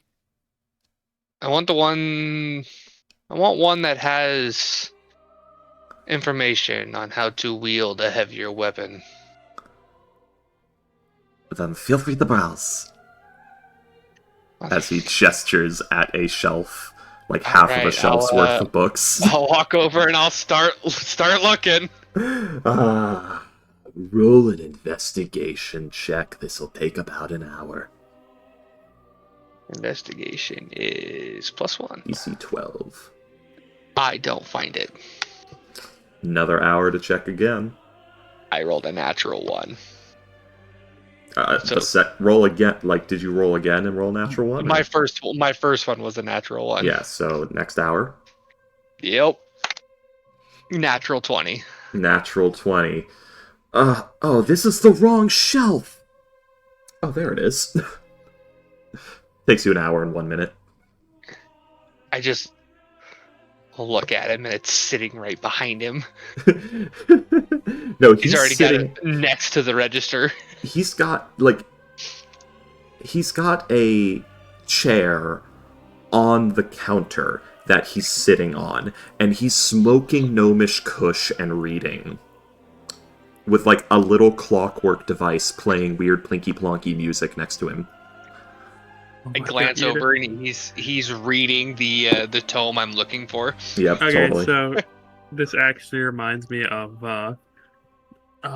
what is the second David Cage game? I'll The one fucking where know. I didn't play the first one. the one where you're like you play as like the murderer and the two cops. But there's a scene in it where where like one of the cops is in a bookshop and he's looking for a specific book, and and you have to like go through the entire bookstore to look for it. And when you go to the guy, you go back to the guy and you're like, "Hey, I don't know where the book is. I can't find it." He goes, "Oh yeah, I found it. It's right here." Son of a bitch.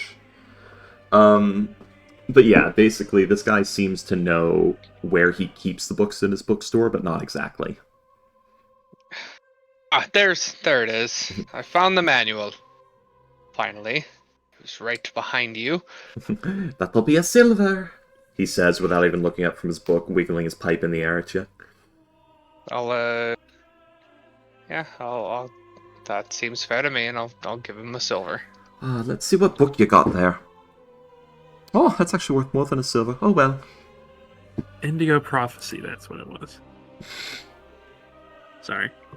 Yeah. Oh, that's worth more than a silver. Oh well. How much more than a silver would it be worth? I don't know, like 5 gold. I'll sell it back to you for a gold. Nope. Damn it. He blows smoke in your face. Long drag from his pipe. Savor it, it's good stuff. Not my cup of tea. You've been in here for an hour. The contact eye is setting in. Of course, it's not a cup of tea. Yeah, he's Fine. hotboxing. You wouldn't happen to know where I can buy some healer's materials, would you? Thanks. Well, I know that there are suppliers in the churches. They do it. There's also herbalists. They do it. There's a couple of doctors. I don't know where any of them are. There's the Hospice of St. Laspin. That's the closest. Just He blows take a more big smoke in your sigh. face. As you inhale for that sigh, he's blowing more smoke in your face.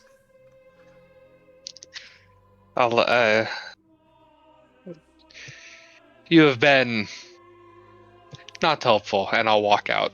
That's fine. Bye. Come back.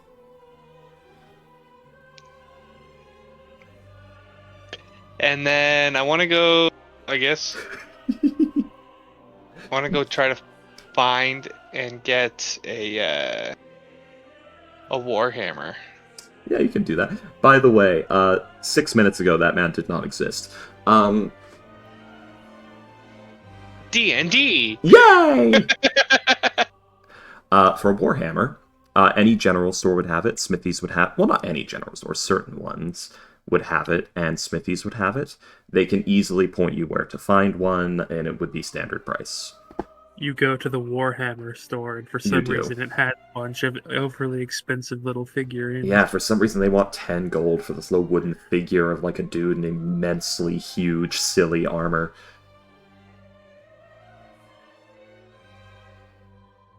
Yes, yeah, I'll go to try to see if I can find a warhammer.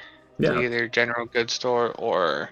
What this means is you can just mark off the Yeah. standard Warhammer price, which is the 15.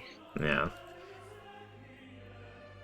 But I also want to try to sell that scroll back to the shopkeep because he said it was worth 5 gold, and I want to offer it to him for 2. You do need to study it. Ah, I'm sorry, you didn't glance at it and learn the technique. fine. Yeah, you right. This ain't Skyrim, my boy. What, you mean I can't just learn it in my inventory? No, you cannot open the book, look at one page, close the books, and your two-handed goes up by 1. Not realistic. Yeah. But yeah, that's all I wanted to do. I guess, and buy a healer's kit. Okay. So, same thing, mark it off for the normal price. You could basically go back to the What was it, Hospice of 2? St. Lauschpin, and they do actually have, like, a supplier who sells things like incense and material components for cleric spells, and healer's kits, and healing potions. Okay, and then yeah, that's all I want to do. Okay. At birth, is there anything else you're doing with the day?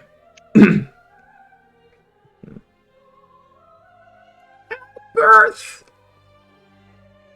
We added birth to the game. Enjoy. Washing my hands.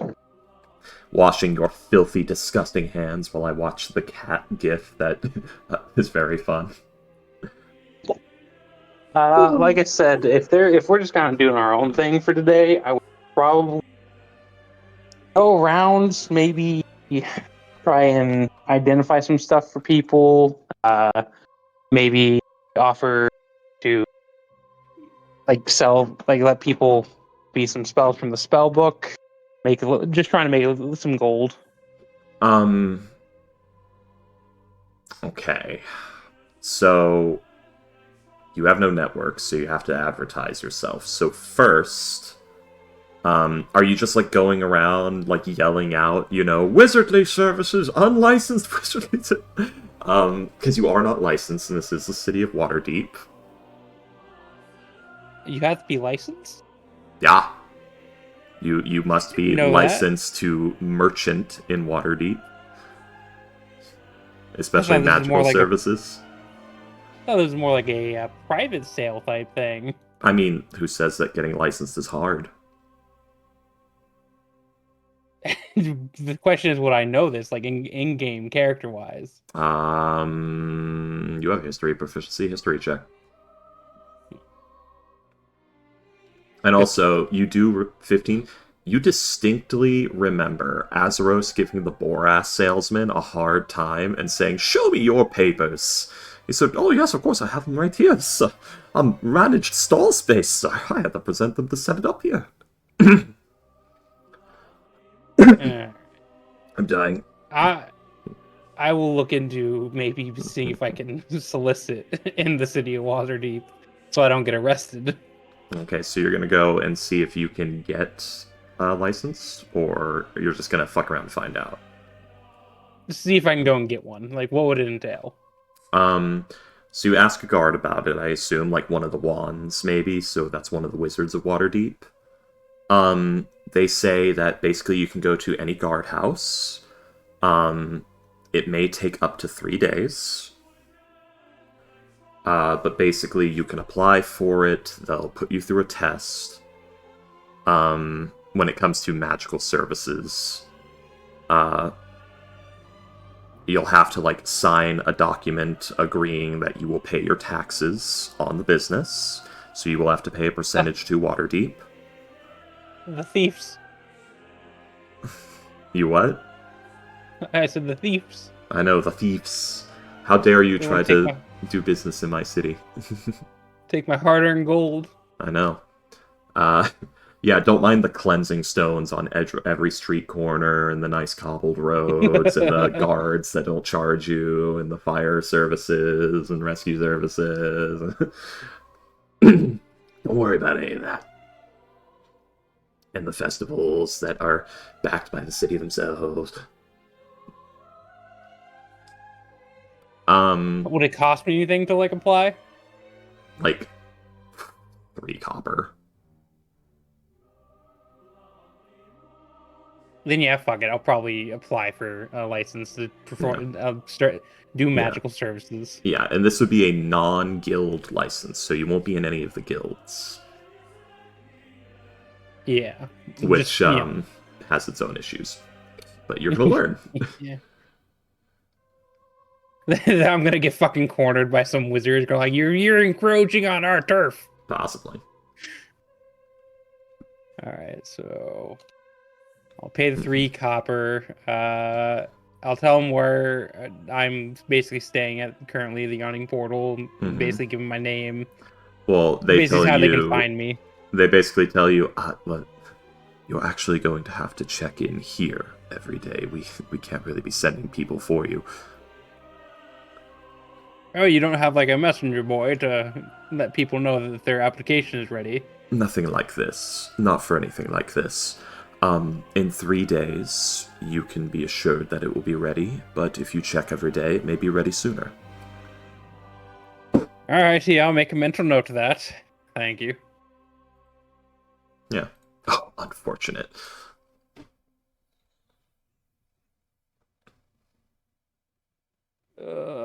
Notes. Go ahead and note somewhere it's going to take 3 full days. Sorry. Yeah. I even Yeah, tried to you like will put it in roll. your favor because a 4 was going to be a 2. Like you had 2 shots of it being 2 days. It's going to take 3 days before I can take the exam. Yeah. No, you've already taken the exam. That takes you like an hour and a okay. half to do. And they basically like, make you prove that you actually have magical power, to prove that you can like provide the Basically services you're identify offering. stuff and whatnot. Yeah, basically you answer a few questions and you show them an example of you doing the thing. Just basically it's a judgment call from the person administering the exam if you can provide the services you claim. And Which the fact that I you would can, imagine. yeah, Yeah. like you show Advert has him no like, trouble doing I have this. this focus, I have my spell book, I cast spells. You're good. It's Yeah, I'm literally- not some harlequin trying to scam people. Yeah, it's a wand, like, looks at your spell book, looks at you, watches you cast a cantrip. You're good. You're fine. They actually, if you go and talk to people at Blackstaff Tower, they often hire people like yourself, and it can fast track you to not only the license, but it can also get, well, it won't be much faster, but it can get you something just as good as guild papers. If they like you. Yes, I've been meaning to stop by Blackstaff, but we've been pulled in many different directions. But I have some free time now, so I think I might take you up on that offer. I'd advise it. It's a good idea. Thank you for the tip. You have a good day. You as well. Don't cause any And trouble. And I'm glad you came to get licensed before you tried it. yeah, I've already pissed off one person in the city. I don't need Yeah. to piss off the guards. This wizard knows what it's like and is like, this good kid. Coming to get licensed all by himself. It's more of I just don't want to deal with the headache of fucking breaking out of jail and having the guards on This my good ass. kid, if only he knew. This poor kid. I'm gonna take him for everything he's worth. So yeah. But yeah, I will probably inform. What up? You're waiting around the rest of the day. What are you doing? Oh no, I'd probably. Did Azeros tell me exactly where he was going? Zeros, did you tell him where you were going? I don't think so. He would have. I think he would have saw me come back to the church for the healer stuff, and then that was probably my last stop. Okay. So I'm probably hanging around the church. Yeah. Just depends if you left right away or not. Do you want to practice any of your manual? Because you Yeah. have the manual, you can read it. You do have to practice the moves. Yeah, I would like to try to do that. I just don't know how well I could try to do that in public. So there's a couple of places you could do it. There are training yards. They belong to the guards and private companies and things like that. There are not dojos, but like actual people who are teaching. I probably should have told you there are people who, or no, you looked for the book. Never mind. There are people who do teach as well, where it's like, oh, my teaching services, come on over here and we'll practice it. There's people like that. Given what you are, you could probably ask the Temple of St. Laupson if you could train on their grounds. They don't have like formal combat training areas, but they do have a courtyard that you could train in. You could ask the guard or military if you can train in their yards, and they might ask you to net them some cash, but they'd let you do it. Or the same thing with any of the private tutors. You could ask them, and they'll probably ask you to net them some cash, but they'll let you. And they'll try to peddle their services at you while they're at it. I think I'll start with the temple. Okay. So for the temple, because you are an Azamar of Ilmater and they know it, and you are interested, they say, go ahead, just be careful, don't hurt anyone. If I do, Torlet is here. Yeah, you are considered part of their faction to them, so you can just use it. Cool. Yep. Racial bias! If since Azros didn't tell me exactly where he's going, I'd probably go back to let Torlith know that, hey, I'm gonna go to the Blackstaff Tower. Do I see Azros when I head back to the temple?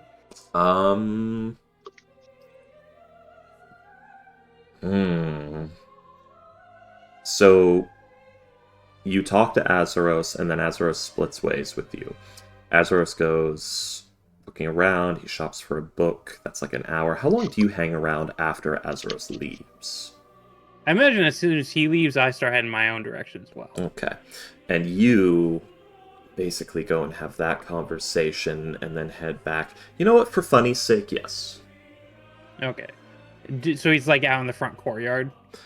You catch him walking in. Like, you see his ass cheeks as he's entering the door. I don't know why specifically his ass cheeks. For context, I am flying at the moment. I'm flying everywhere. Yeah. So I'm just in the building. Not in the building, but you don't see his ass cheeks. You just hear the pendulous clap. No.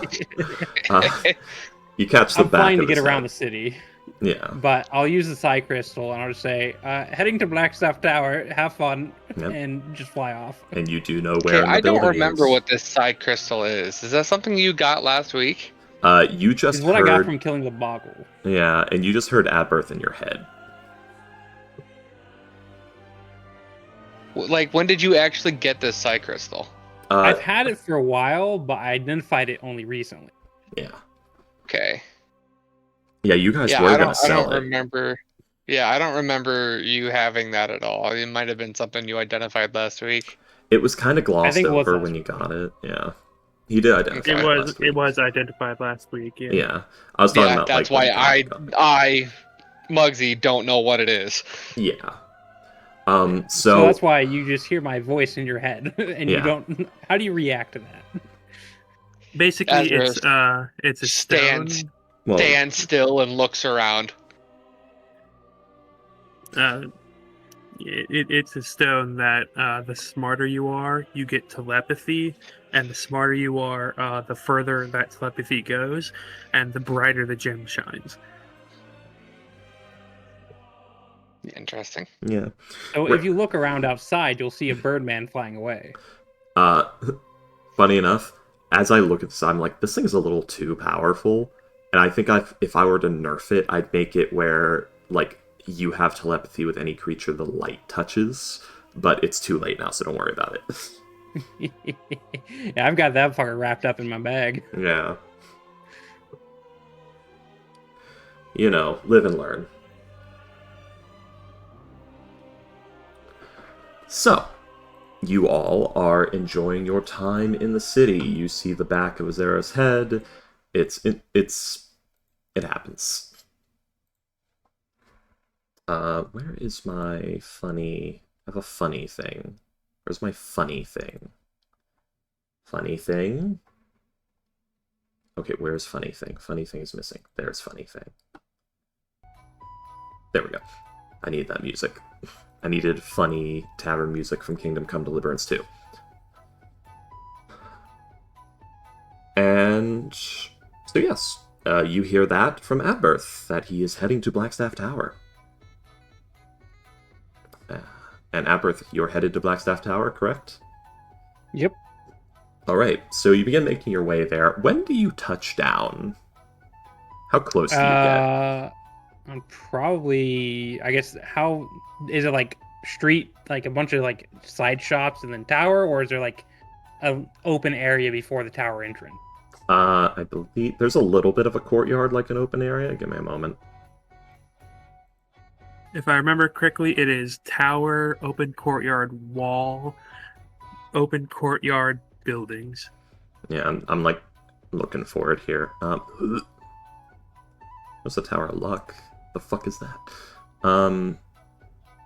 Wait, this isn't... William, is this your map of Waterdeep? This is the one from, Well, thank you, William. That makes this so much easier. I can actually read these street names. Okay. So... Yeah, these drawings are a lot better than ours. Yeah. That's from our other group. Yeah, it's here. God, being able to actually read things is so nice. Yeah, I would probably touch down in the courtyard before like the main gates. Yeah. That would be smart. Okay, so you don't get blasted down by a disintegrate. Yeah, I imagine a tower, manned by a bunch of wizards, probably have some aerial defenses. Yeah. Not just a bunch of wizards, but the wizards. Yeah. Well, luckily the current wizard is kind of pathetic compared to the previous ones. So yes, you approach Blackstaff Tower. What would you like to do? Do I see any people guarding the gate, or is it just open to walk in? There appear to be two Grey Hand agents. That's surprising. The hospice is actually not that far. Yeah, no. It's not too far at all. Although, Actually, it's not I'm marked on surprised here. it's that far north. Well, yeah, it's actually good that it's close to the field ward. Eh. Very useful. I'll have to mark it on this map because it's actually important. But, Oh, do you not see it? oh, yeah, there it is. What do you know? So here, what am I But yes, do? I'll walk up to the agents. Okay, so yes, basically you see two armed men dressed in blue and gold robes over half-plate armor. They have spears that are etched in runes, and they no shields. And they stand there and says, "Good day." Good day, fine fellows. I heard that this is the place to go when trying to get a license to perform magical services in the city. I was told it's almost as good as a guild license. I did not realize I had ported over all of the illustrations. Yeah! I don't know why I didn't think about that. Oh, I'm so glad we've got the symbol ball, we've got East Lyson, blah, blah, blah, blah, blah, books, huh?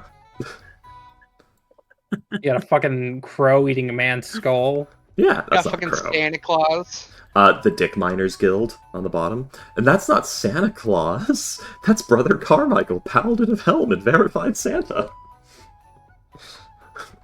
And the photorealistic Floon Blagmar, the twice pierced, and slightly less photorealistic Floon Blagmar. There is a fucking dick crest in the bottom. Yeah, that's the Dick Miners Guild, also known as the Temple of Soon. Also, extremely legal cargo. Just a whole lot of drugs. What about the Kraken? Don't worry about the Kraken. We don't talk about that. Forget how damn good that illustration is. Oh yeah, Hex does not fuck around with his funny drawings. Oh, and we have a character you shouldn't know about.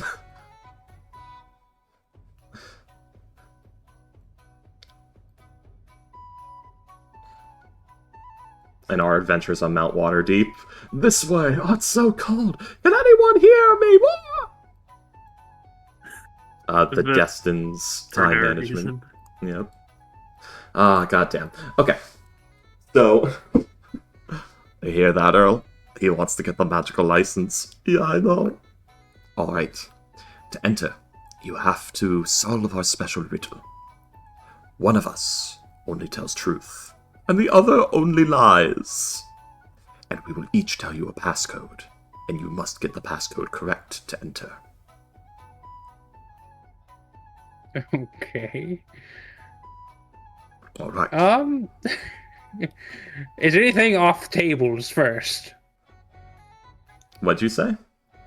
Is anything off tables? Am I allowed to do anything to get this riddle solved? Oh, you're asking Freaky if there's anything off table you can do to get this riddle solved? No, I'm asking the guards. If there's anything off tables. Oh, under the table. Like, basically, am I allowed to do anything to get this riddle correctly? Are there any rules preventing me from doing certain things? Okay. He's asking if when they say the two passcodes, does he have to choose one, or can he ask questions, or is there like things he can do to narrow it down? We've said everything that matters. All right. I'll pull a knife out. Very funny, as he points the spear at you. I'll just Still smiling. Can you give me your hand real quick? Well, first let me tell you my passcode. My passcode is Lloyd. And mine is Durf. Lloyd and Durf. Yep. I assure you, I tell only the truth. And I assure you that I tell only lies. But, and then he gives you his hand. Is Durf is the lies and Lloyd is truth? So, or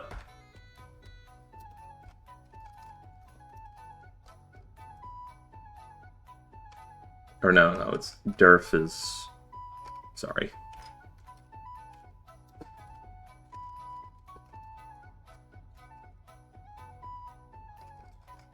Or is it the other way around? There we go. Lloyd claims truth, and Durf claims lies. Lloyd and Durf. Yeah, he gives you his hand, like you asked. Still pointing the spear at you. I was like, I'm not going to harm you too much, and I'll just make a slight cut into his hand. If you do that, he stabs you. Oh, really? If you're going to make a cut into his hand with your knife? I'm trying to draw a little blood. Yeah, he's not going to let you do Not trying that. to, like, cut his hand off. He's not going to let you do that. If you're taking the knife to him, he's going to point it even closer at your neck. You might want to find another way, friend. All right.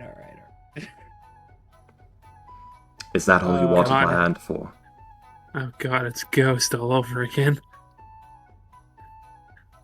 Yes, I was going to ask a question about, blood and all that, but you don't like that. You don't want to play games. Oh, this is a game. Fuck. Puzzles are not my forte. He's not gotten it yet.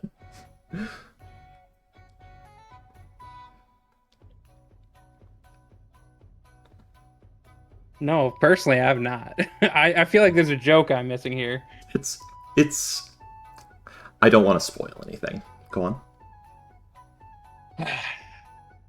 Can I do an insight check to see if they're just fucking with me? You can. 15. Seems to be a bit of both. They're enjoying every second of this and savoring it, but there seems to be something official about this. Alright, I'm going to... First, I'm gonna sit down and ritual cast Detect Magic in front of them. They let you do that. He just sits there and smile and snickering. Oh, this one's gonna be fun. I know, right? Any magical stuff on like them? Anything that I could tell, like for them to fuck with, like the riddle or anything? Their armor's magical, their spears are magical, they have spell effects on them, and they appear to have magic items on their persons. You sense transmutation, divination, illusion, and evocation.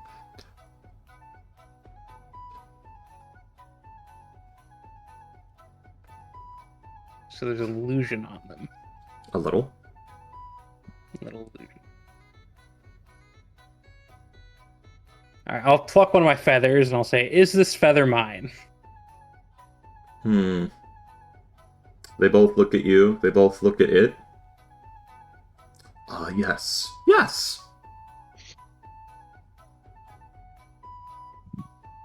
They both say yes. They both say yes. That did not help at all. Mm-hmm.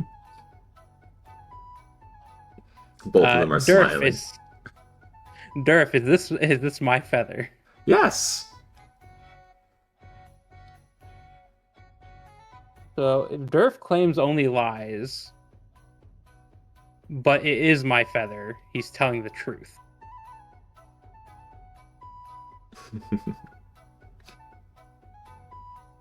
So that means Lloyd, he also said yes, but it's true, but he can't claim lies. So how is Durf telling the truth if he claims lies only? That's for you to figure it out.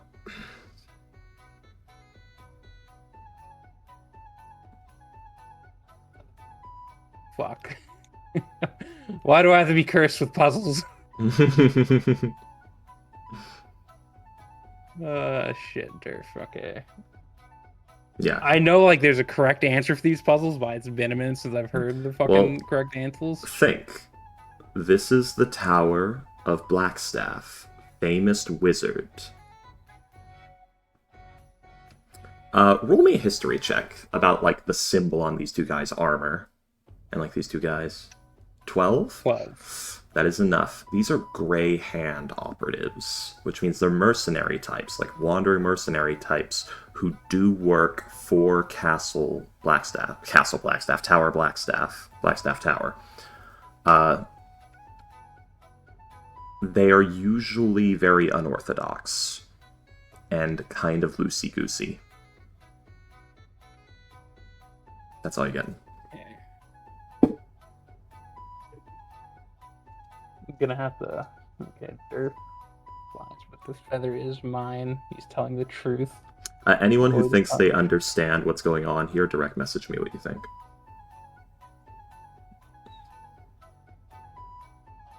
I just want to see who thinks what.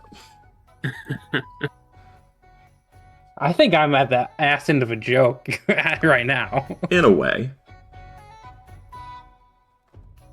I feel like the answer doesn't really matter, but more of how my thought process.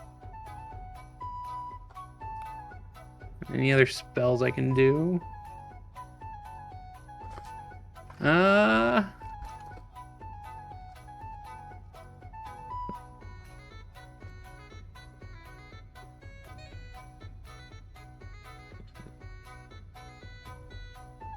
Brain, I need your neurons to fucking fire right now. Neurons. I mean, play to your strengths, my dude.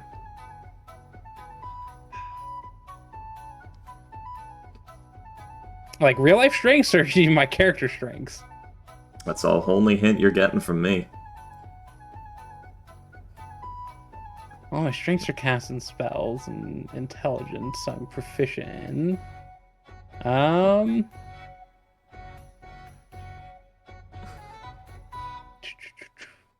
Can I do no, Arcana really wouldn't help here. Or it might. I think with the detect magic, it just tells me the school, right? Yeah. Not what the spell is. You see magical auras that you're looking at, and you know what school it is. Yeah, but not the spell. Yeah, that'd be identify. Oh, does it identify tell the auras? I thought it was only for objects. No, it tells you what spells a creature is under. I'll spend 10 minutes casting identify to see what they're okay. Which one by. Which one are you putting it on? Durf right now. Durf? Oh, this one's kind of fun. Go on. Yeah, I'm gonna ritual cast Identify on Durf. Yeah, he lets you. You've got like your hand on him while you're doing your wang. Any goodies? So Durf appears to have a cloak of displacement. His spear appears to have an extra d6 fire damage. It's not a flame tongue though. That was the illusion. That was evocation. What was the other one? It was. I've now forgotten. Divination? Oh yeah, the divination. And the divination one appears to be something on his necklace that lets him read written languages. So it appears to be comprehend languages on his necklace.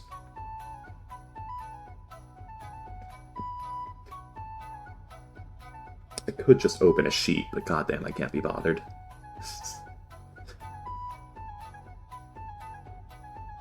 Okay, divination, evocation, cloak of displacement. That's the one that, like, I'm not entirely. It probably has nothing to do with the riddle right now, doesn't it? Probably not. Yeah, it's just guard gear they get. Yeah.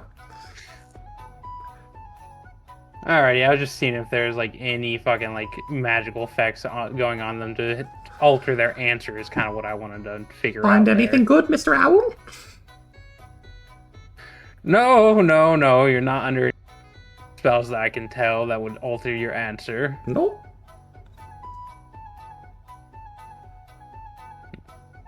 Trying to think of any spells I could use to help me here. Keep thinking.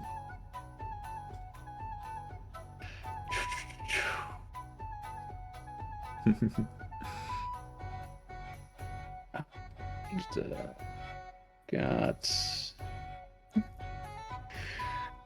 Say, what would happen if I just walked past you and into the doors? We'd have to stop you. So without the correct passcode, you will physically restrain me. That's right. And how many guesses do I get? You get one. Just the one. That's just the one. Although you can try a different riddle. If you get it wrong. Oh, okay. Okay, so I'm not barred entry automatically. Okay. No. You just can't enter without the code.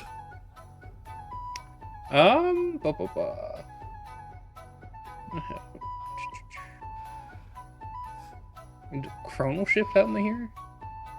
Maybe. It won't let me do. It would let you, like, stop one. Or no, that lets you roll again. Yeah, it wouldn't really let me answer, then re-answer right away, is kind of what I was thinking. I mean, if your answer was done based on a roll, it might. Yeah, but not just say it's Durf, and then they go like, oh, no, it's not that. Try another riddle, and then cast that, and yeah it doesn't rewind time. It wouldn't give you the answer, no. Yeah. I'm very sus of Durf right now, because that makes... He says he can only claim lies, but he's telling truths. Mm-hmm. And Lloyd says he tells truths, but he claims truth and possibly lies.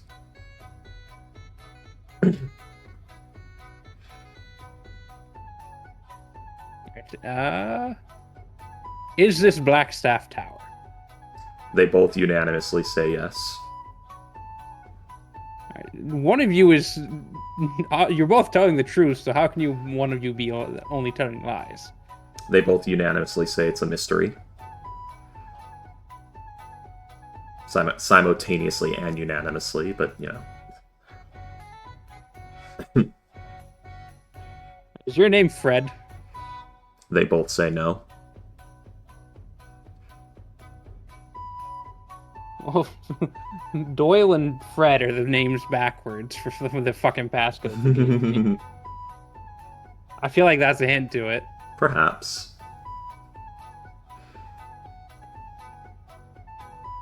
It's not the passcode you're given. No.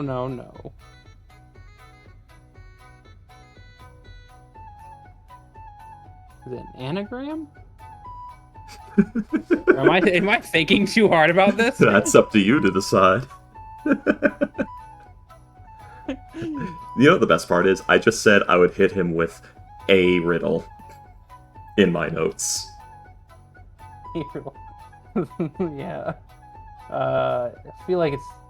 Yeah, I feel like an anagram's too much. I feel like that's too much for you just to instantly come up with. Are you sure? I don't know. I have not known you long enough to know. Hey Willie, remember when I was playing Cesri and she just started like waxing poetry on a location they just walked up to? Yeah.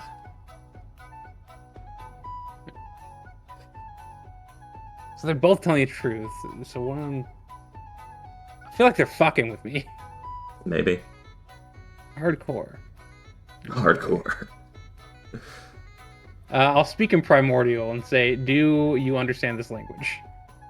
I do. Did Durf say that? Yep. Hi, I'm Durf. I do. All right. Okay, and then I'll switch back to common and ask Lloyd if he knew that language. No comment. That's neither a truth or a lie. What the fuck?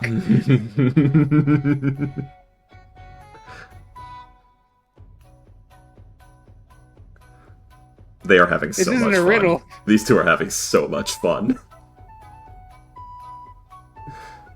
Alright, since you obviously aren't playing within the bounds of a riddle, I'm saying the answer is both. I hit you with a riddle. I didn't say the riddle was the whole deal. True, but... Is both the passcode you're entering? The word both. No, no, not the word both. Well, Okay, you have to give so- a passcode, not two passcodes.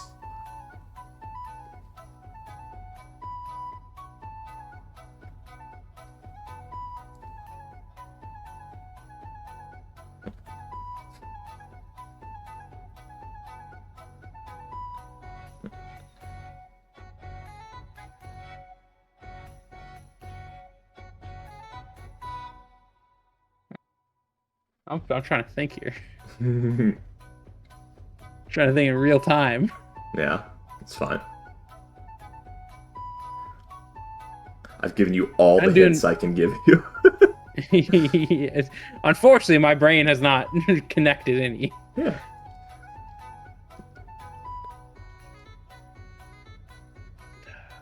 I like to imagine Lars Renlael's watching this, like her fucking stories, like in her orb, just like.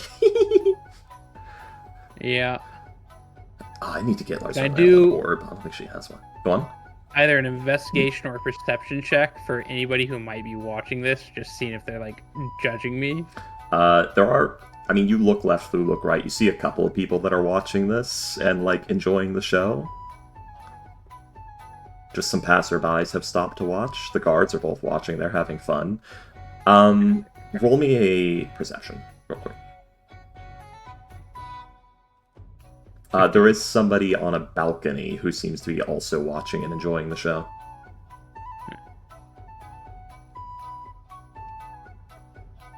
They probably would not like it if I just misty step into the fucking building. You don't know.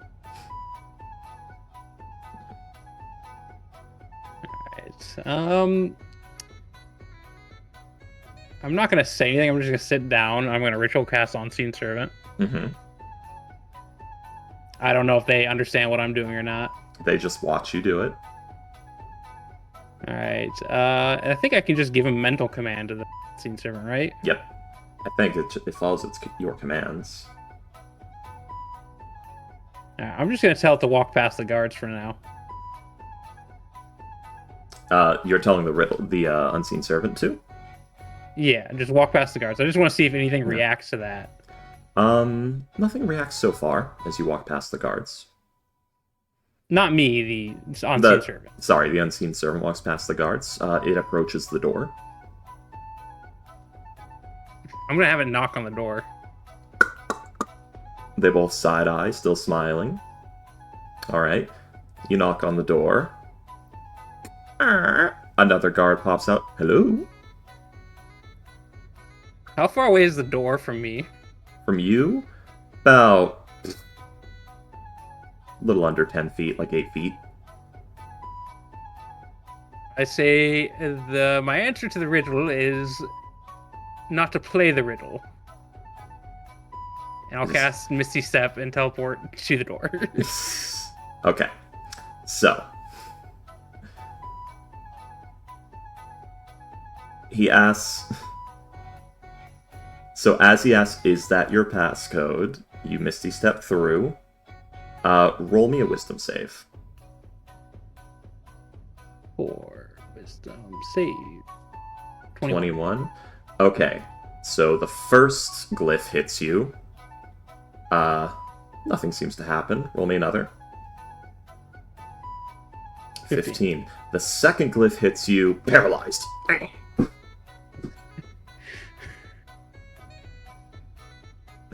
So I'm just paralyzed in front of the door. Yeah, you're, I guess, 30 feet in. How deep in do you teleport? I was just teleporting right in front of the door. Oh, right in front of the... Oh, then the glyphs don't go off. So you teleport to the other side of the guards.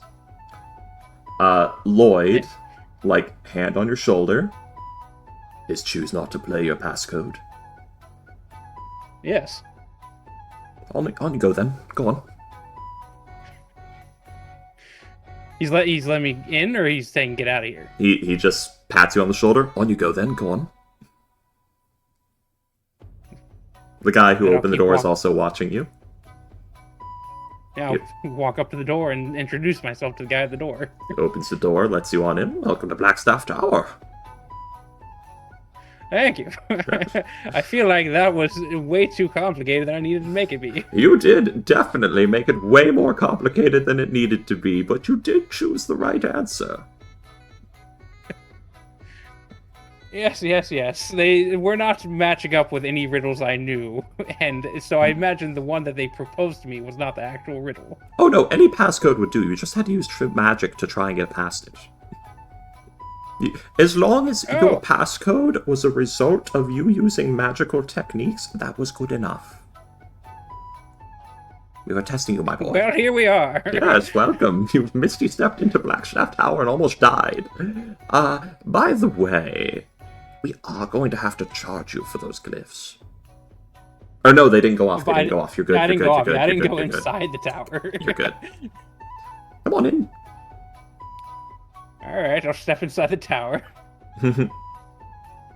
Yeah, it's a beautiful tower. I was told this was the place to go to get something that's equivalent or even better than a guild license. And now the glyphs go off. Disintegrate. I was invited in this time. Yeah, you were actually fine.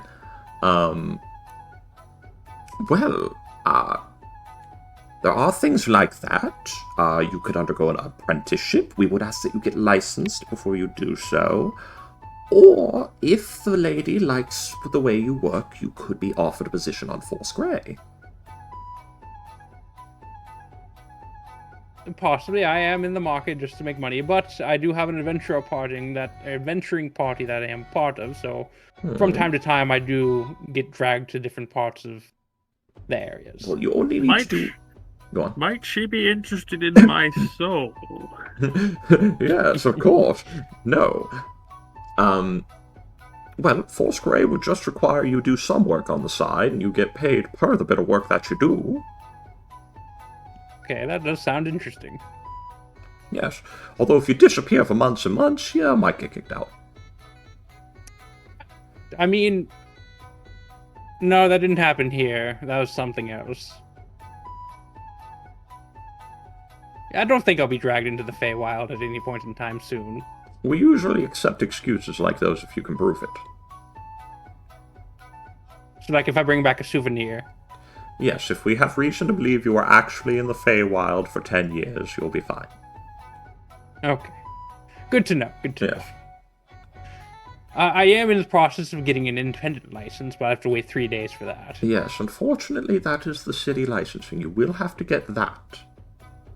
I walked through a hallway, and what do you mean it's been 30 years? Ah! Although, if you lost 10 years, that would be most of your life, wouldn't it, young man?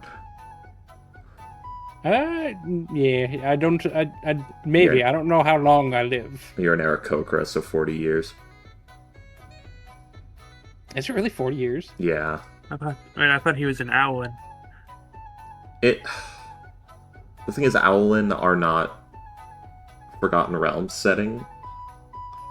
so we had to say he was an Aarakocra, but he's also supposed to be like something more akin to the Oyeri, so he's supposed to be more like one of the air elemental plane beings. So he might live longer? But Maybe this guy 6 years. This guy assumes you are an Aarakocra. Yeah, 40. Okay. Because everything about you Yeah. screams Aarakocra. Yes, it wouldn't be good for my health. Yeah, there's like bird people in the airplane, but they're in the airplane, haha, and also ones in the Feywild, so you could be any of those. We don't know. I don't know my parents. Yeah! Egg. But the license isn't needed for the other group, the Odd Jobs, correct? We would ask that you be licensed if you are a spellcaster trying to join, but also the fair lady decides. You know, you would have to ask Miss Safia, the Blackstaff. Is she free at the moment, or is there a different process? Oh, she's very busy, but then again, she already knows you're here, so maybe we'll be hearing from her pretty soon. In that case, is there any places I'm not allowed to wander in these halls? Don't leave this room. Without permission. Okay, so I'm confined to this room currently. It's a pretty big room. Yeah. But I can't leave this room. I mean, you could leave the tower, but I mean, just don't go anywhere else in the tower. If I remember correctly, it is just a big room with a spiral staircase around the outside of it.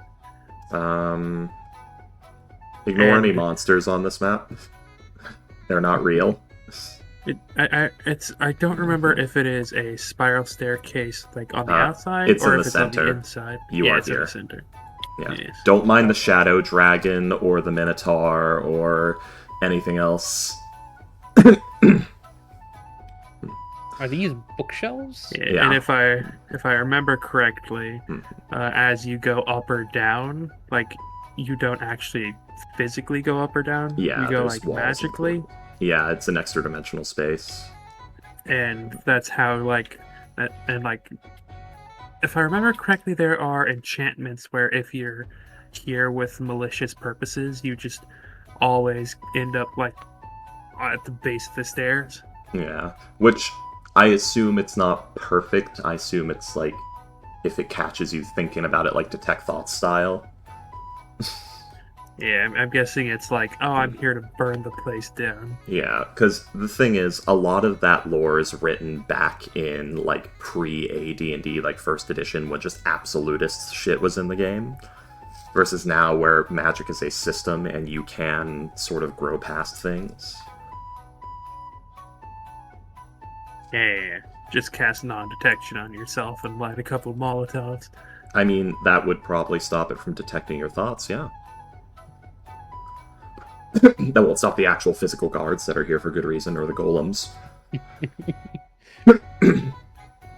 Well, am I free to come and go as I please now, but in this room as I get it until I either get my license or if the lady takes an interest in me? You'd have to answer. Or do I need to another answer a riddle? to come back? So I have to answer a riddle every time. To come back in, yes. Is that for all members, or is that only for people who haven't officially joined? That's for you.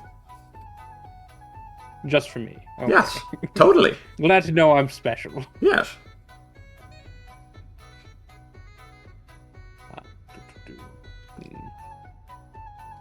I can't find the lady. I have to wait for her to come to me. Yes.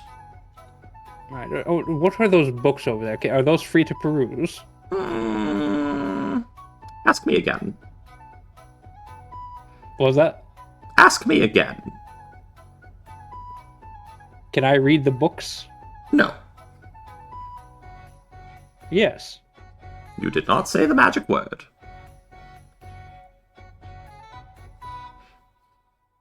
Arcanum.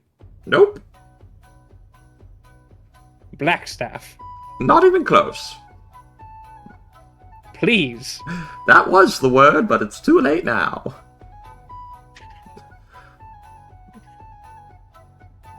Fuck. I was not raised to be polite. Well, you can try again later. What are you, a telegraph? What the fuck's a telegraph? I don't know, some shit I saw in the Feywild. Sounds Lanternese.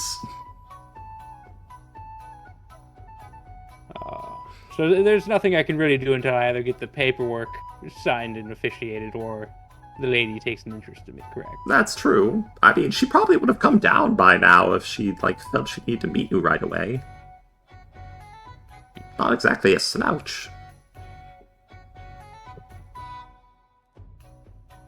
Let's see. Can I do anything that might get her attention? You want to try some funny shit in Blackstaff Tower? That's the thing. Do I have any, like, dice set on me? Any what? Oh, dice set? Yeah. I don't think so. Did you, like, check your inventory, man? Do you have, I like... do not. Yeah, no dice. I mean, dice are cheap. You could have bought some, but not right now. Just let it stick a fucking dynamite. I feel like the wards will stop me before anything. Technically, not entirely, but depends. Yeah, I was thinking something to do with chrono shit, like chronomancy, that might get her attention. You're not lighting the stick of dynamite to destroy anything. You're lighting it to get someone's attention. Yeah, but also it's a matter of, like, it's not a spell, and I know what glyphs would be in here. Yeah, unfortunately, I don't have dynamite. I do have oil. Yeah. Alrighty. I mean, what kind of attention are you looking for here, man? Yeah, that's true. Yeah, I mean, a feeble mind spell certainly requires the caster's attention, but...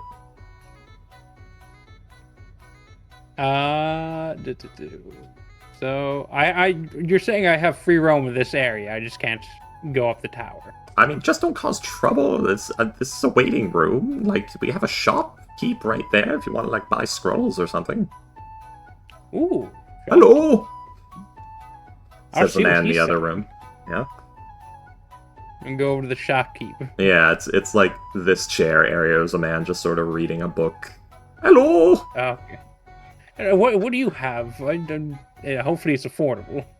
Oh, I don't know about affordable, but I do have a fine assortment of scrolls, inks and papers used for scribing spells, anything a budding wizard would need to do their job. I'm sort of the publicly facing market.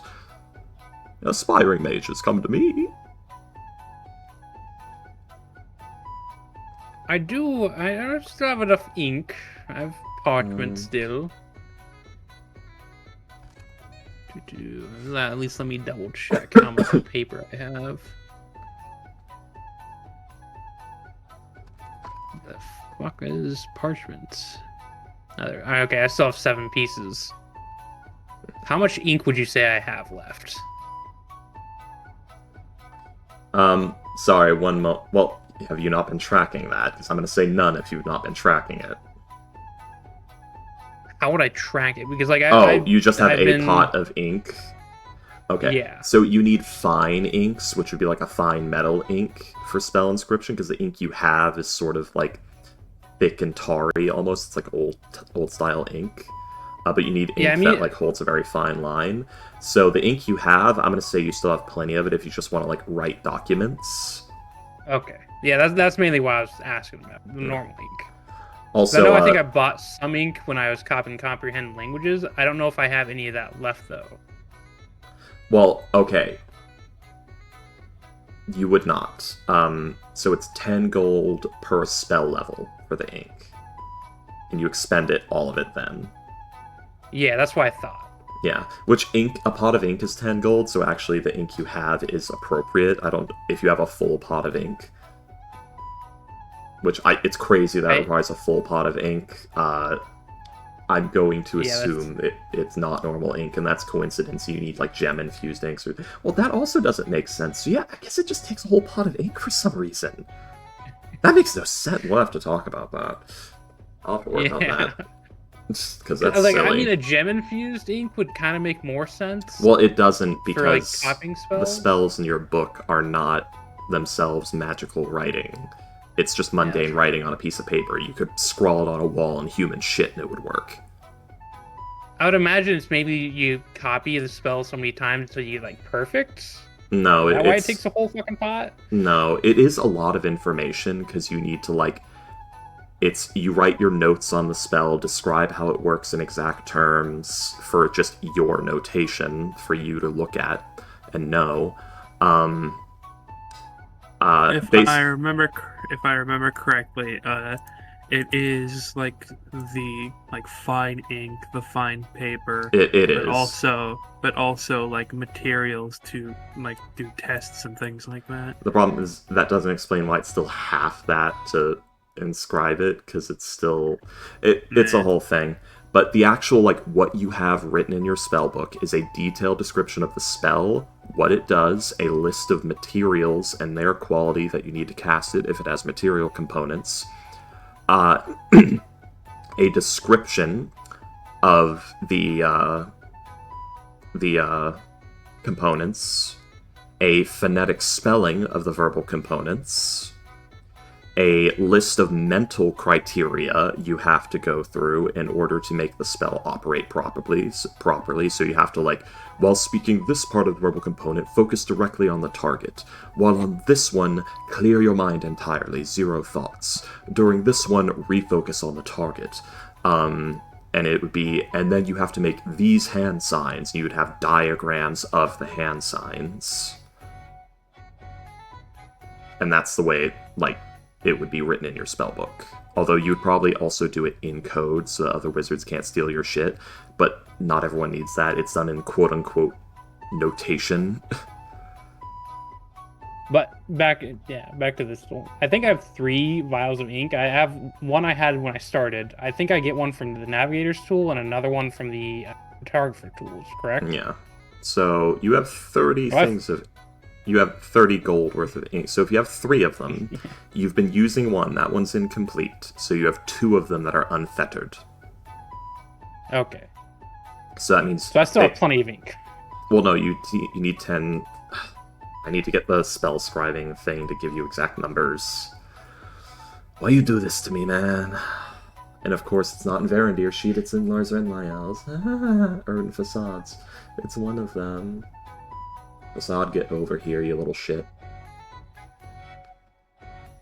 You funny little shit. There we go, copy a spell. 2 hours and 50 gold each. So that... Okay. So you can remove 10 gold from 2 hours... from 2 spell levels worth, basically. Or just 10... You can remove 10 gold from an inscription, basically. Okay. Or I guess 20, because you have 2 instances, so 20 gold worth. So 10 from 2 of them. That's shit. if I'm copying a spell, because I already have 2 vials. Yeah. But I'm not copying a spell right now. We've kind of gone way off track. We have.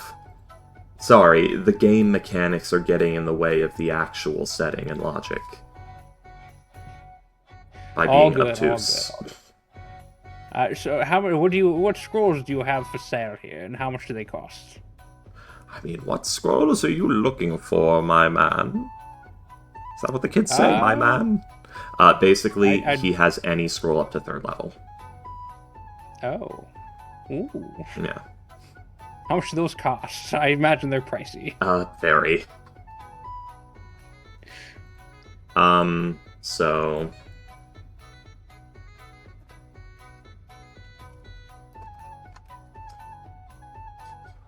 Or, no.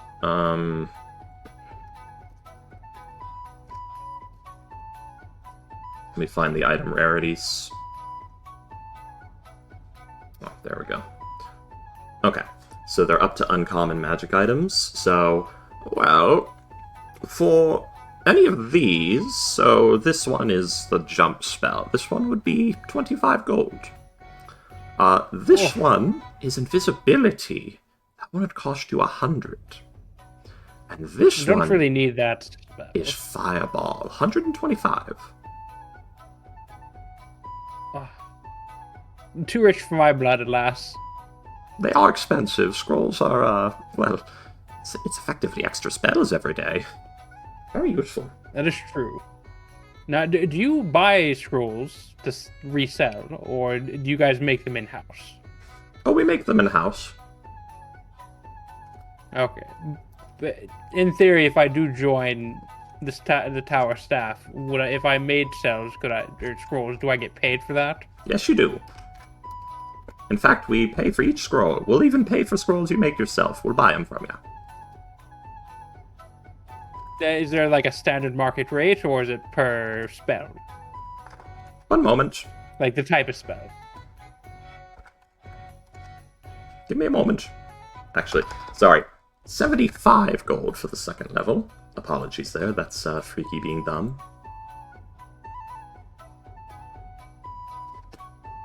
I'm writing that down in the rule edits, because technically it should be like 500 gold for the third level spell, but that's ludicrous for a consumable. Yeah, it's a lot of fucking money for a one-time use. Yeah, I think consumables take like the amount and then half it. So Yeah. I think so. Yeah, 250 is I think it's like the midpoint, and then you half that. Yeah. So I 125. I think I'm gonna rework scrolls and make it where making a scroll costs the same amount as it costs to inscribe that spell. And yes, your savant skill would work, so, you know, slice and making illusion spells would be cheaper for her. I'll probably make it like that, because that's just Make smarter. a scroll of wish. Yeah. That if you know Wish, yeah, because you have to actually cast the spell into the scroll, so it's a spell you can prepare and cast. Just fun. But then you get fucking wrecked by the fucking downsides of it for a couple days. Yeah. Anyway. So a first level would be 50 gold, a second 100, and a third of 150. Yeah, we're working on it right now. Sorry, this is a thing that we workshop, because this is part testing ground, this game. So yeah, it's 50 gold, so yeah, if you want, so I'll probably have to up these prices to something a little silly, but I won't make it where they double, because that's crazy. So if it's, give me a moment, if it's 50, that's going to go to 75. It'd be 100 there, so that's going to go to 150, and be 150 there, which is going to go to 175. No. 200, because it's not exactly...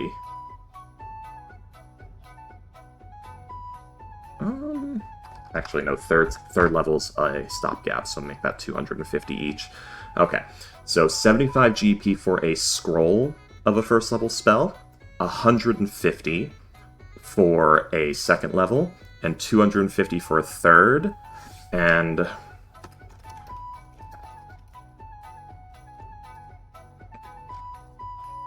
Scroll scribing will be,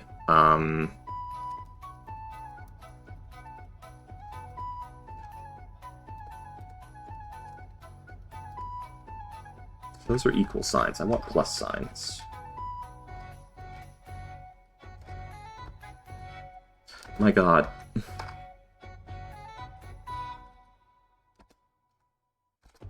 Okay. Cost to inscribe, plus mat cost, plus,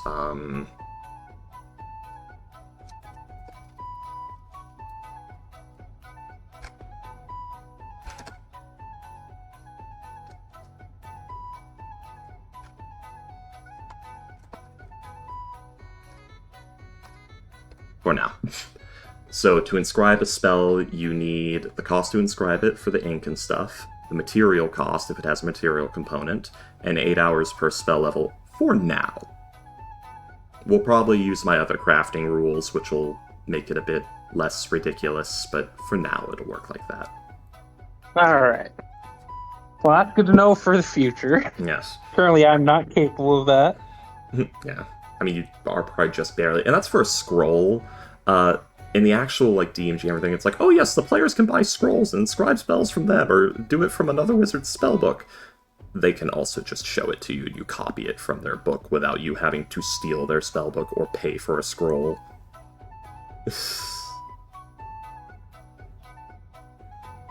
Yeah, if they're inclined to do that. Yeah, exactly. And you know that's a service that wizards who open magic shops and stuff just offer. You never once Well, asked Lars Renlael or Fasad. You said, "Can I see your spellbook?" No. Would they realistically be allowed, like, let me just copy spells for free from their books? Probably not. Yeah, that's what I thought. Yeah. Yeah, sure, you can look at my magical secrets for free. You can't copy them for free, but you can look at them. Rather you didn't. Let's put it this way. Volothamp Gadarm wrote a book called Volo's Guide to Magic. It had to be heavily censored by Elminster, and a bunch of mages tried to kill him for it. Because it contained, like, information from their spellbooks. That sounds like a Volo thing to do. Yes. That book is infamous, and people have been looking for unedited copies ever since.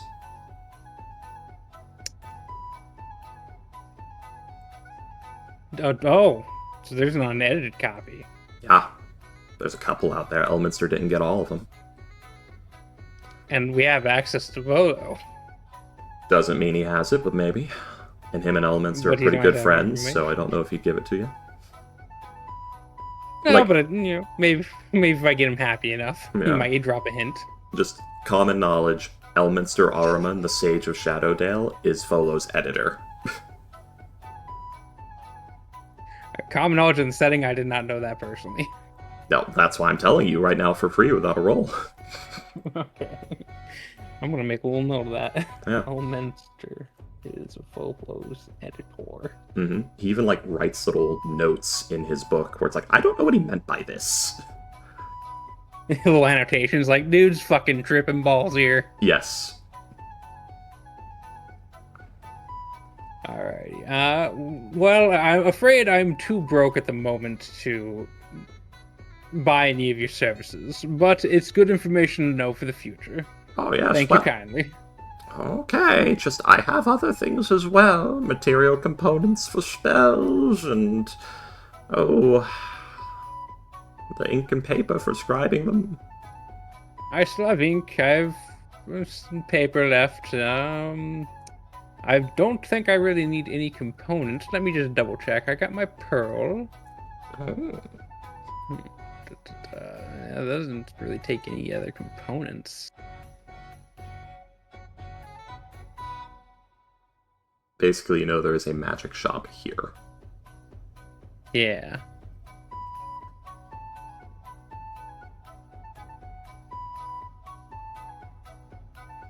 Yeah, no, I really don't need any other components. The pearl is the main thing I needed, and I have that now. Mm-hmm.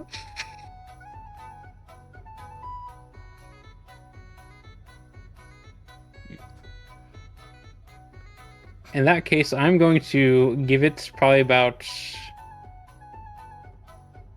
is the guy still there in the waiting room, or did he leave? Which guy? The one guy who, who like, opened answered the the door door. when you knocked? Yeah, he takes Yeah. back his guard post next to the door. He was on the inner guard post. There's him and another guy to either side of the door. I'm going to go peruse the books. Okay, so you go to peruse the books. Another guy who's standing there, like bouncer style, arms crossed. Members only, pal. I'm not reading them, I'm just reading the titles. Is that not allowed? Unfortunately not.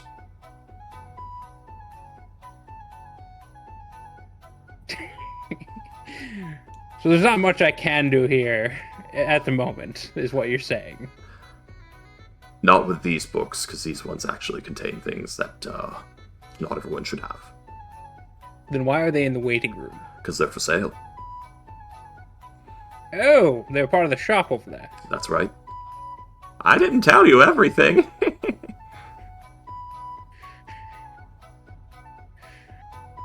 Oh, this is my first foray into Wizard Society. I did not realize everyone's going to act like... Oh, wait, I shouldn't say that. Never mind. We don't really care. What was that? Who are you killing? Howard! Small child gets obliterated. The sick Just child testing- puts him Just testing down. some rolls. Okay. This is Torlith's mercy kills for the night. She didn't know about this part of the job. Alrighty. Well, I guess I'll be back when I get my papers due. I'm assuming it's probably like around 6 or 7 at this point. More like 5.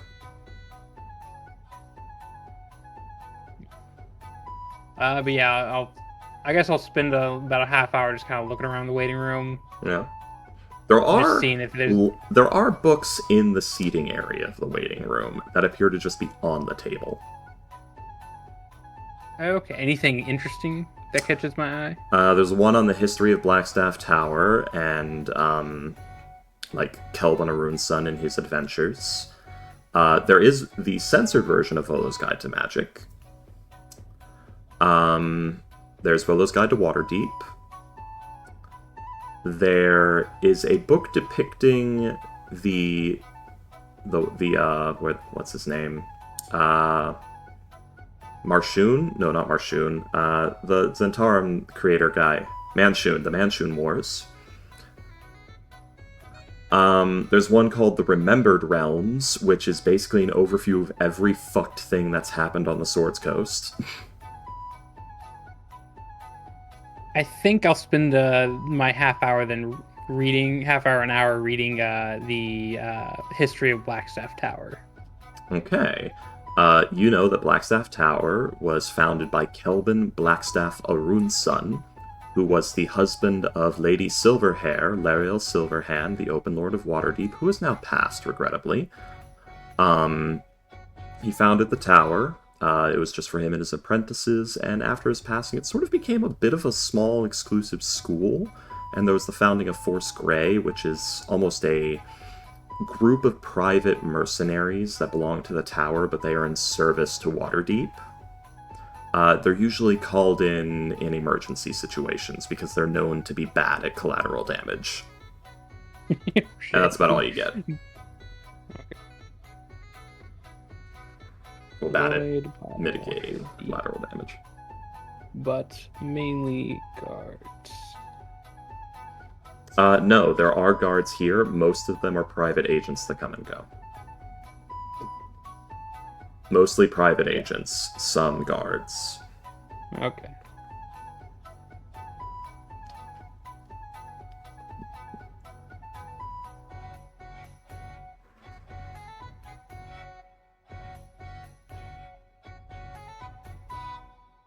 Alright. In that case, I will get up and rejoin my friends, and I'll come back when I have my paperwork all situated. We'll see you next time. Bye, friend! Yeah, I have fun. We Enjoy. always do. I can tell. You got the Monty Python guards there. I'm gonna get murdered if I do something stupid. Possibly.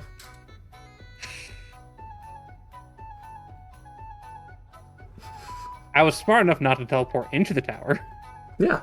I mean, doesn't mean you would have died, but you know. No, just paralyzed. Yeah. You were slapped with the good old hold person. Yeah. But I didn't lose any money True. by setting off any of their glyphs. Yeah, they would have charged you for those. Alright, then I'll head back to St. Lospin since that's the last place I saw Okay. Torlith and Azeros. You head to St. Laupsin. It's about 6 p.m.-ish when you arrive. Well, wait, do you take the cart, fly, or... Well, actually, no, you fly. Yeah, what am I saying? It's about 6 p.m. when you arrive. What are you guys doing? Are any of you guys... Well, I know Torlith is there, but... Azeros, are you there? Yeah, I think I'm just training in the courtyard. Yep. Alright.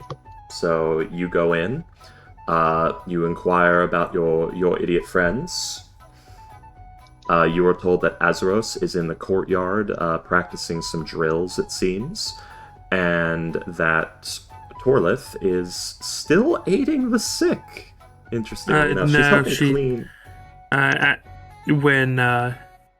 When the sister went home, she's changed to helping with the food. Oh, okay, you did that today. Okay, so yeah, she's now cleaning up after the dinner rush. All right. And while he's practicing, are they in like the same area, or do I have to go different areas?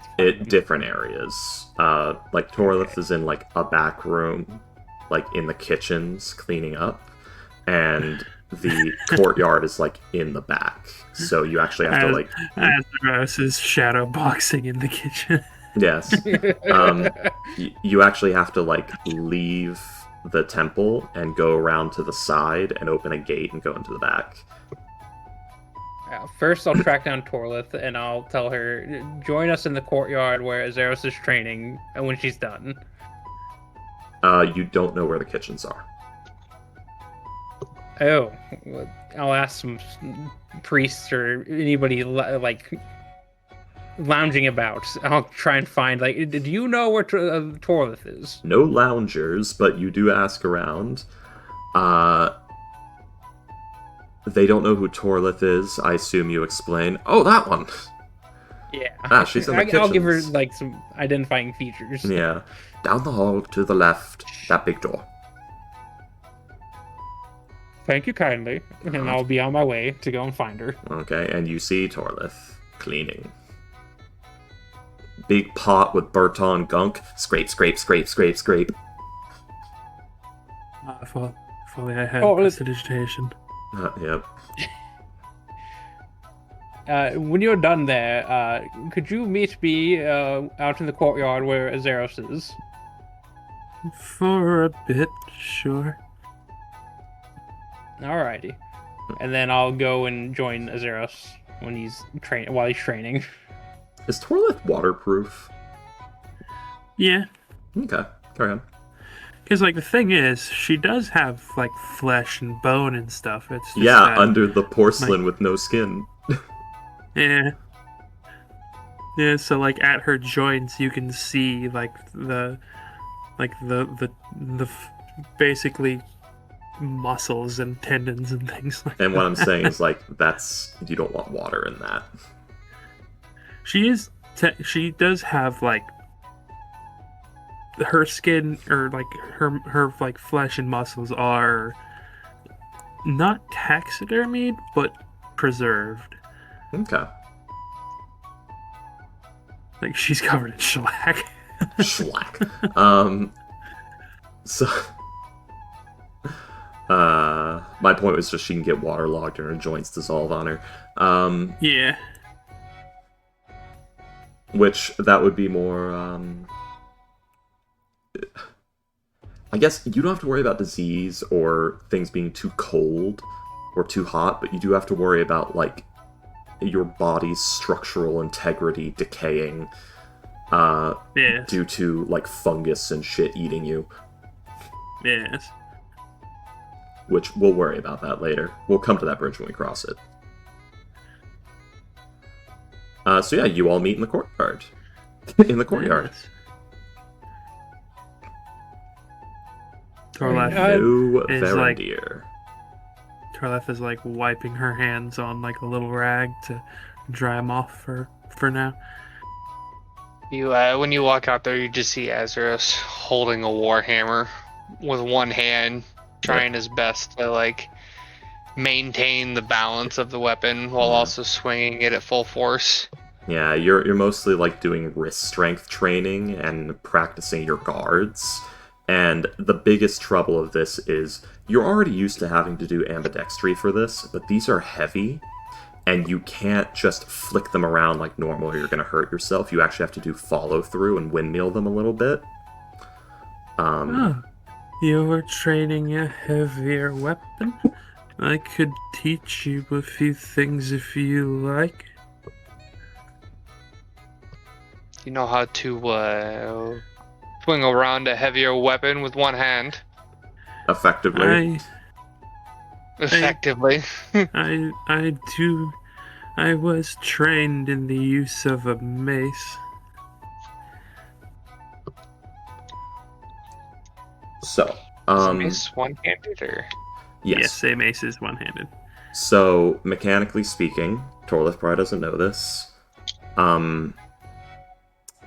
She would not know how to do the guards, stances, and proper grips to do it two-handed. She would know the one-handed thing, and you could operate both weapons as if you were wielding each in one hand, but that's going to lead to a lot of weird guards and things that don't give you your AC bonus and don't let you apply your ability. Basically, you can do normal two-weapon fighting, but if you want your ability score increase and all that, you're gonna need better training, which is what this feat is. Yeah. She she just sees him like swinging a hammer around, and she's like, "Oh, I can give you a couple tips for that if you like." Yeah, basically, Torlith, you could learn it with him. You could teach normal mace proficiency, but you couldn't really help him learn this. Yes. But you don't know that. Carry on. Yes. She doesn't know what he's doing. Yeah. She just thinks he's trying to pick up a heavier weapon. Anyways. Yeah. But yeah, she's... So, at birth, what did you need? Well, I just kind of wanted to get everyone's idea of what they wanted to be doing. I understand that you've taken up services here at the temple, correct? Yes, I would quite like to continue those, but I did make a promise to you. Are we planning on going somewhere? That's kind of what I wanted to gather us all for. I'm shame that Varandir is not with us at the moment, but we'll just drag him along to whatever we decide to do. I know before we ventured down to the Underdark, there was somebody that we did get robbed from that might still be in the city, but it's been a couple of days, so he might not. He was last seen in the sewers. I know that the... What? You said robbed from? As in he stole from you, or he was stolen from you? He stole an item from us, yes. Oh. Do you wish to find him? More maybe uncover the whole thing. There seems to be a plot with the Harpers going on in the city. I don't know the specifics. What did he steal? He stole, I believe it was a box. A lead box. I would not be able to help with that. But yes, we did. One of our earlier traveling companions did figure out that he was last seen in the sewers. But we did hear about some trouble in the City of the Dead. We heard some gang activity was happening, but that might have calmed down by now. It's been about a day. Yeah, so who knows? But there's plenty of stuff we can do, or we could try and figure out new leads. It's really all up to what we want to do as a group. I'm sure Volo or any of the shady fellows in the tavern will have something for us. Do we want to do shady things? Shady things usually pay better. True, no taxes. I'm sure there's more official work. As long as I am able to attend the temple every now and then, a few times a week probably, I am happy to help with whatever you do. Yeah, are there specific days that you want to be at the temple, or is it just kind of when you have free time? Probably when I have the free time. Okay. So, next, do we want to see if Volo or Lars has any new stuff they want us to do, or do we want to try and find our own work? Probably wouldn't hurt to talk to Volo. I'm sure he's still at... We will need money to continue staying at the portal. Yes, I don't imagine Volo to be too magnanimous to continuously keep us up in a room for free. Possibly. Yeah, I'm sure if you charm him enough or tell him enough stories, as long as you do it, he'd seem to be happy to. Yes, I have some information that he might be willing to pay for a room for an extended period. I'm certain that if need be, I could tell him my story. I don't really want to, but I'm sure he'd be more than happy for it. Well, good. While you I guys are agree. telling him your story, I will disappear because I will not be talking to that man.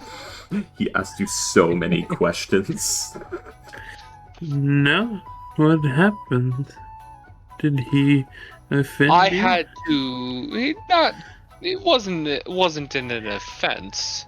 I had to pry myself away from there, and he just asked so many questions. Mhm. Wants so much information that it's not stuff that I know. Yeah. And he So kept he buying you made- drinks and food. So he made you uncomfortable. I'm sorry to hear that. He's not a bad person. He's well-intentioned, just no social skills.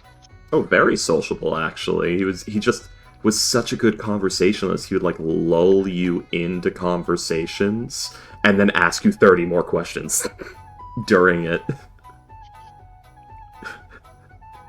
That's So the thing, he's you- too good. He's really good at what I've heard saying as the Midwest goodbye. The fast talk. Yep. He says goodbye and then asks 30 more questions. Yeah. And then you take a step to the door and he says goodbye again. And then 20 more questions. Yep. So is there still stuff you want to do before we take up any more quests? Do we need more downtime? Is kind of what I'm trying to figure out here. These table turns, Adworth says. I've got the things I'm looking for. I just would like a little bit more time and training. And what about you, Torlith? As I said, as long as I get time to attend the temple, I am fine. I How would much more time? prefer. I would prefer not to have to go too far away, but Yeah, we don't have to venture back down to the Undermountain again anytime soon. I'm sure there's jobs in the city we can easily find. How much more time, Azeros, do you think you need? Well, I've got the manual. I can train when About 16 we hours. have time. About exactly 16 hours. All right. So shall we say tomorrow another free day? Everyone does kind of what they want to do, and then after that we can get together and try and find a job to do. Oh wait, not Does that 16 work for hours. everybody? About 11 hours. Sorry, because you already did some. that sounds good. I'll leave you guys to do what you need to do. I think I'm gonna go track down Virander and make sure he's still alive and not dead somewhere in the city. You find his corpse in an alleyway. He had too much wine and meat.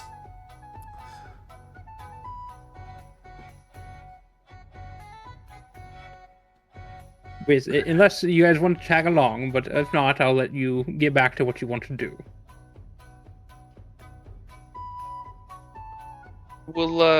I'll meet you at the yawning portal this evening. All right, that works for me. Alright. So, Adworth, you're heading back to the Yawning Portal?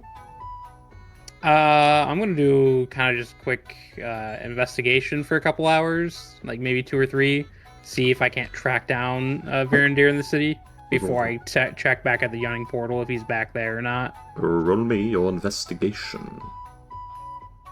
Want me to do 3 or Just one. Okay. 9. 9? You ask around. Nobody's even seen a fucking drow. Is that for the first hour, or is that for all 3? You did 2 hours or 3? 2 to 3, depending on how good my rolls are going to be. Okay, another one.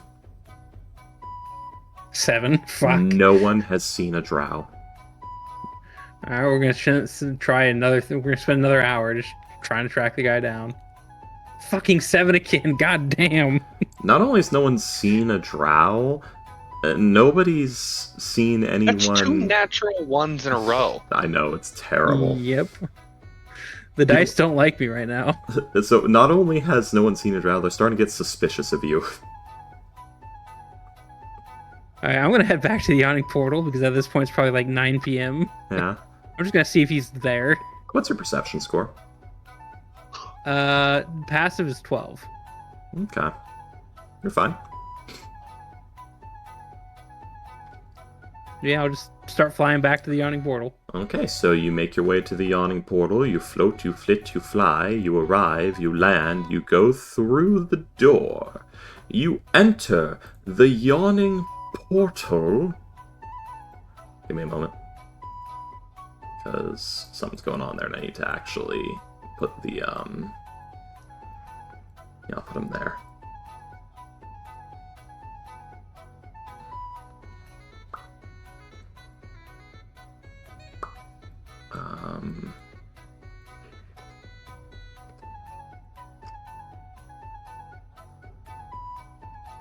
I don't know why I delete everyone's tokens for that. You can just move yourselves around.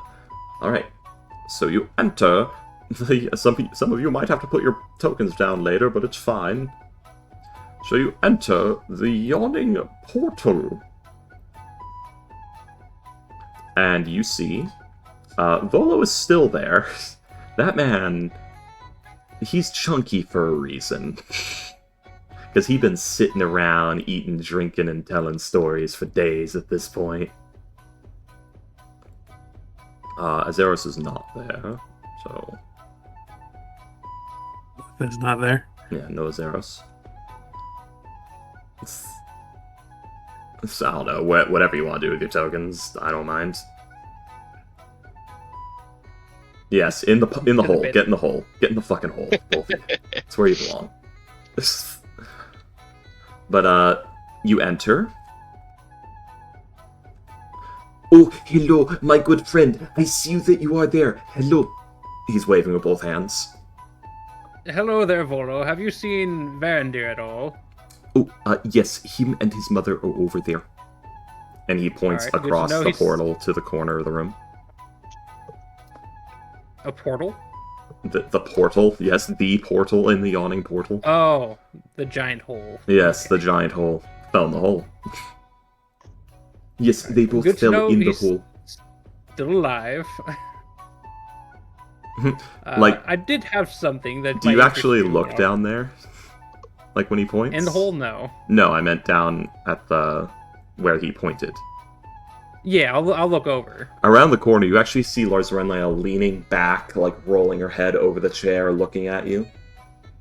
Little wave. Goes back to what I'll she's doing. wave back. Go on. I have something that you might be interested in. Oh, I'll you have show something I'll pull- of interest to me? Possibly. I don't know how interesting you'll find this, but I'll pull out the little pamphlet I made of the information that I wrote down. Ooh, let me see it. And he looks at it. Oh, it appears to be something written. And he opens it. And he looks at it. And he reads it. And he reads it again. He reads it a third time. He closes it. He sets it on the table. He takes a sip of his drink. He thinks. He opens it. He reads it again. He sets it down. He opens it one more time. He skims to a certain part. He looks at it again. He closes it. He takes another drink. This is very well written. Is it for sale? And that's what I kind of wanted to ask you about. How much would you be willing to buy it? That, or we could do a little deal where you kind of keep paying for our rooms here at the Yawning Portal. I will pay for a room for 5 days, or I will give you 5 gold. I'll take the 5 days of here. 5-day Excellent. free stay. Excellent. Durnan, the best 5 days of room 5 gold can buy, please. Right?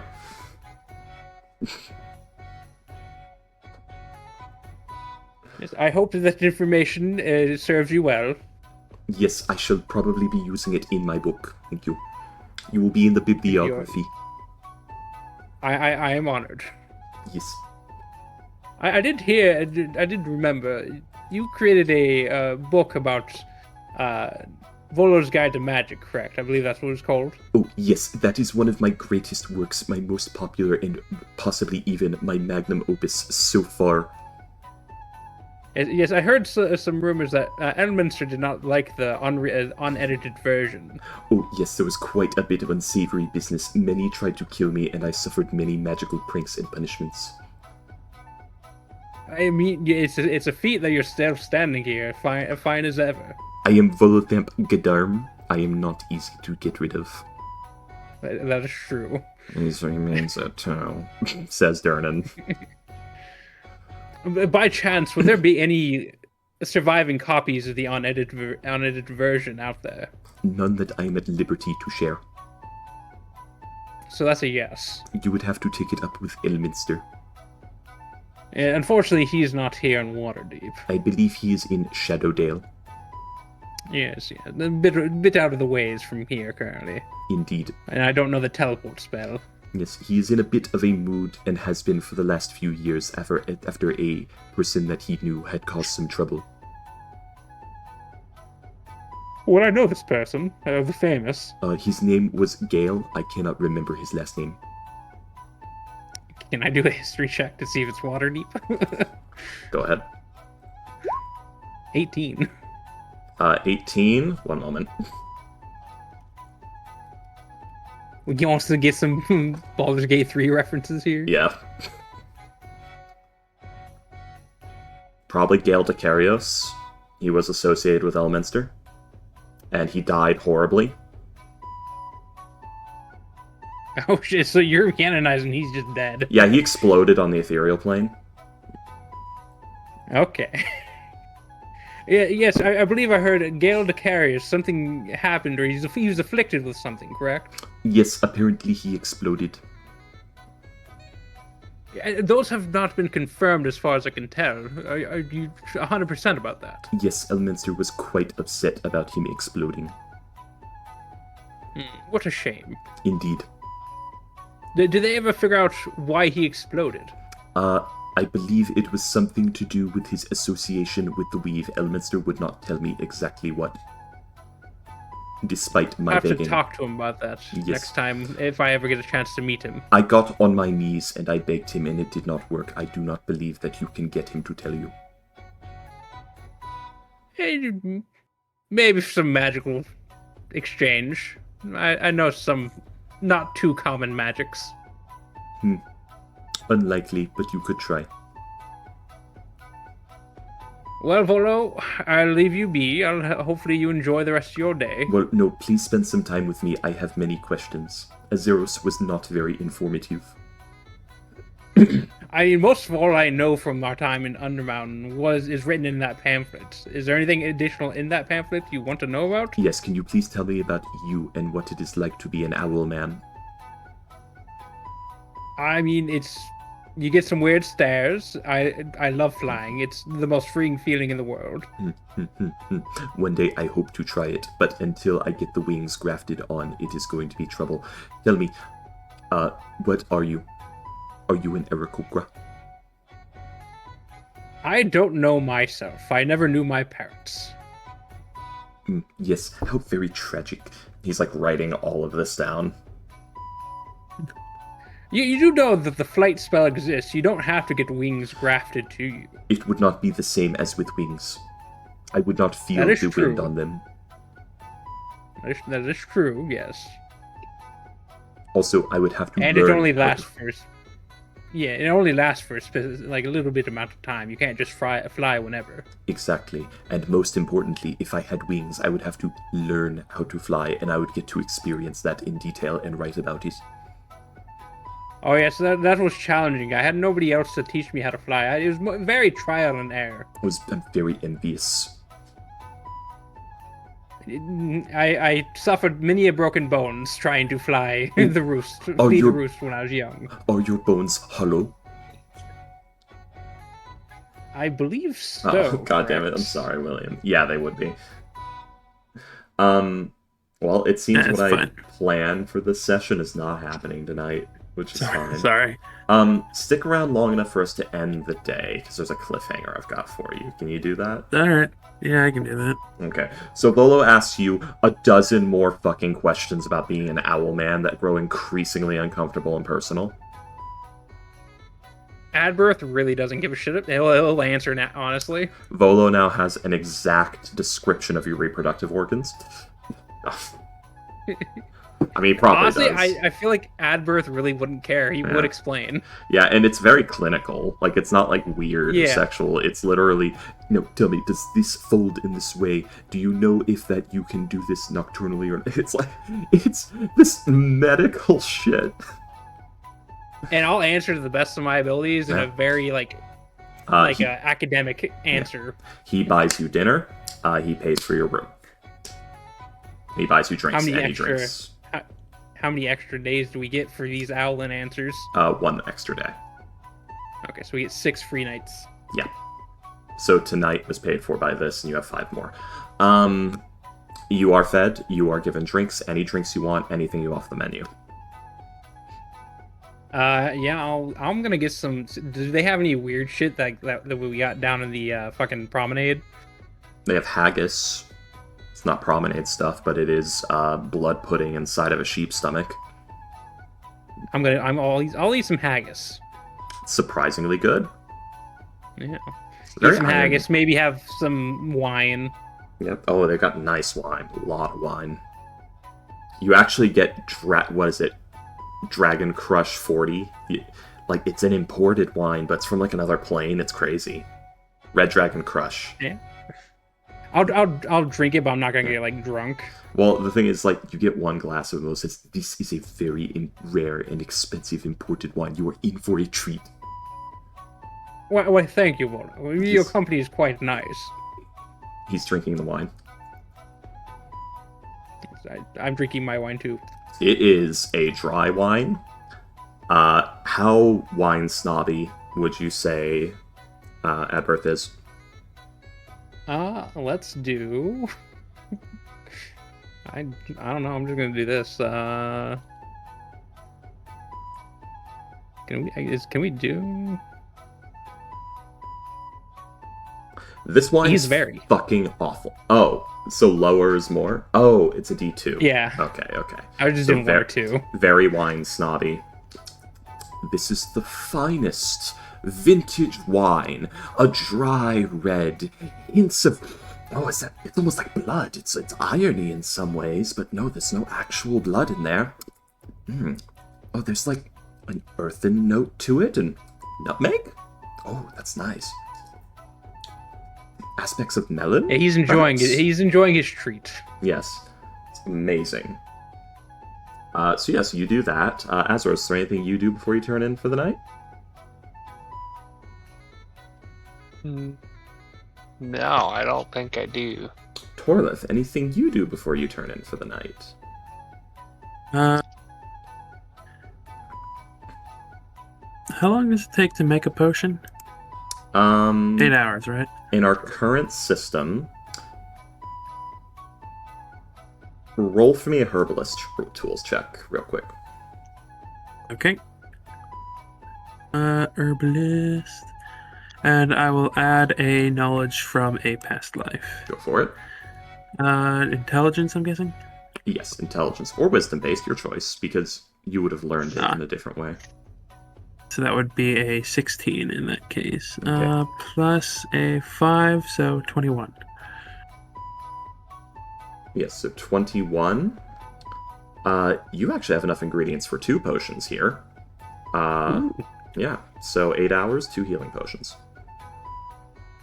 So that would be 9, 10, 11, 12, 1, 2, 3, 4, 5, 6. Yeah. 2 potions of minor healing. So that would get me to 5 a.m. and then I could do my 4-hour long rest till 9 a.m. Yep, Yeah, I can do that. Yeah, you'll probably have plenty of time if you guys haven't worked out what to do about Varandir and his sleeping in. Okay, so you do that. I think, man, we've done this before. You've got like 4 healing potions now, don't you? I just got deja vu. I don't know. I only have 2. Okay, then I just got weird deja vu. Alright, so I don't know how many everyone else has. I have none. you all settle in for the night. 2 of you are in bed. You are asleep. You're having a wonderful night. Dreamless sleep, deep, comforting.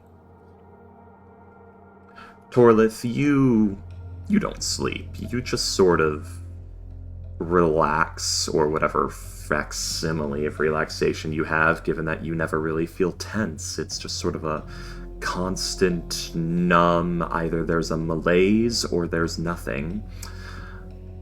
And you just sit still, and you don't move, and you don't think, and you don't feel for your time. It is as if you are experiencing death.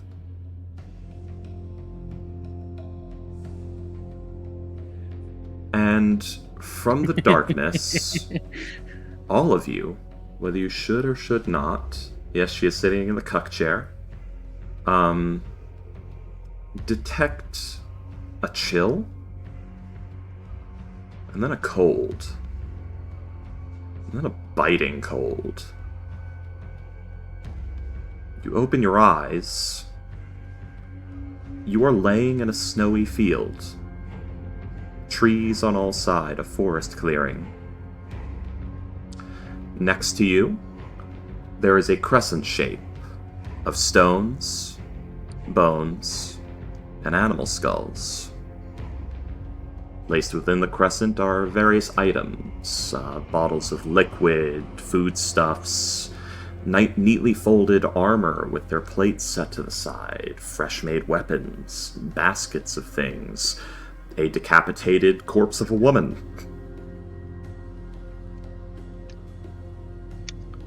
And hanging from every branch of every tree is these little rib bone and twine fetishes. They're shaped like, I'm going to draw it like right here. They have this shape where it's like 2 rib bones creating the intersecting curves. Well, here. So it would be like that, or nope. Sorry, I'm trying to draw like the twine separate to it, so I'm going to draw that in a different color. Sure, we'll use this garish blue. And like the twine that's holding it together is like this. And that's hanging from like, you know, a tree branch. But yes, it's just sort of this symbol. All of them. I'm not sure if you can see what I'm drawing here. Over here. Yeah, we can see it. Yeah. Yeah. The twine was unimportant. I don't know why I drew it. It looks awful there. But yes, 2 rib bones, and then what appears to maybe be some sort of carpal or arm bone. Just held together with twine, hanging from the trees. Some are made of bones, some are made of twigs, some are made of twigs and bones. Some of them, instead of the bone hanging off the bottom, is like a sprig of mistletoe. And they hang from every branch of every tree. You're all there together, all 3 of you. What do you do? Torlith Is is this gonna pure like, spirit again?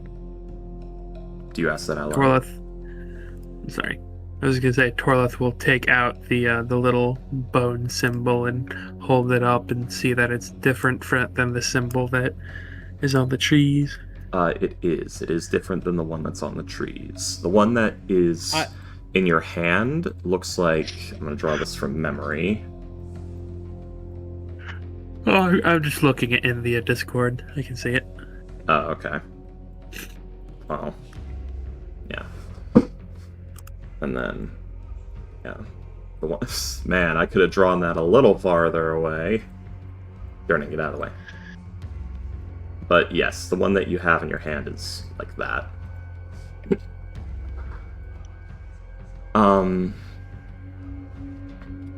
So yes, it is different. And what'd you do after? I would say that out loud, though. Okay. I would say, is this the teal spirit? At first, there's nothing. And then just rising from the snow is... I'm trying to think who would be sending this message. Actually, yeah. Is what almost appears to be the frozen, emaciated corpse of an elderly woman who is quite fat. But as she raises from the snow, and you see she's moving, it doesn't appear to be a dried-out corpse of an obese woman. Her eyes appear to be solid white, fogged over. She has quite a toothy grin that she gives you before she returns to a more subdued smile. She has these long, gnarled fingers with like these claws on the end of them. They're very nicely kept. She's dressed in an outfit of thick furs. It almost looks like Mrs. Claus froze to death. And she's dressed in like whites and blues. Very pale skin. Her fingers almost look like they're frostbitten, but she can move them properly. Just a messenger. Just a messenger. But you do work for the teal spirit. There is a message for you from her. What is this message? To the east, there is a wood set upon some hills. Go there. Get lost. Once you are lost, follow the floating lights and the woman's voice that will draw you into a cottage where you will meet a Karen woman named Wen. Show her the fetish you are given, and she will take you to speak to a woman named Fricka.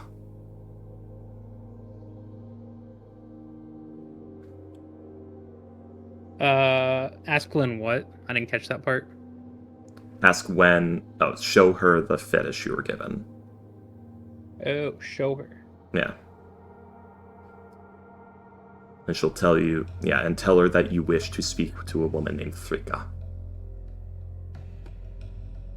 Why? It appears there's work for you.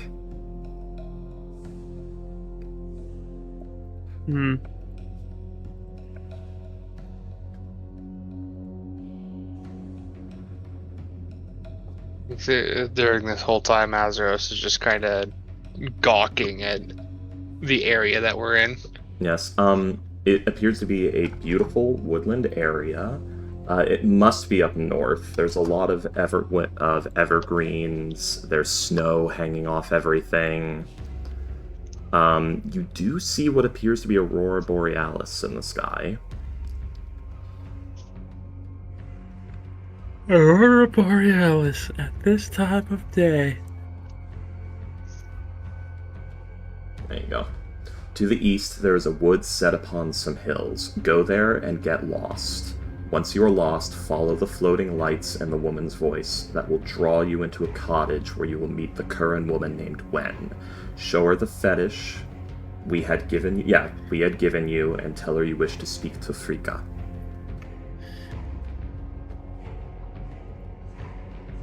Well, we had nothing else planned. This is as good as any. Don't you agree? I would prefer to not leave the city, but I doubt we I'm not sure we have much of a choice. When you arrive is your choice.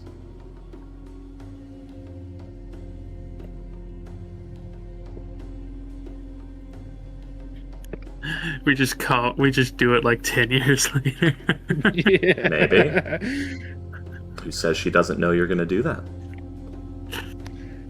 Would you, in your opinion, would you say that we are currently equipped to handle whatever is in the forest out west? The witch seems to think so. To the west is the ocean. Oh, Yeah, east. Yeah. East, my bad. The witch seems to think so. Well, Torlith, we don't have to go first thing in the morning. You can finish up what you want to do in the city first.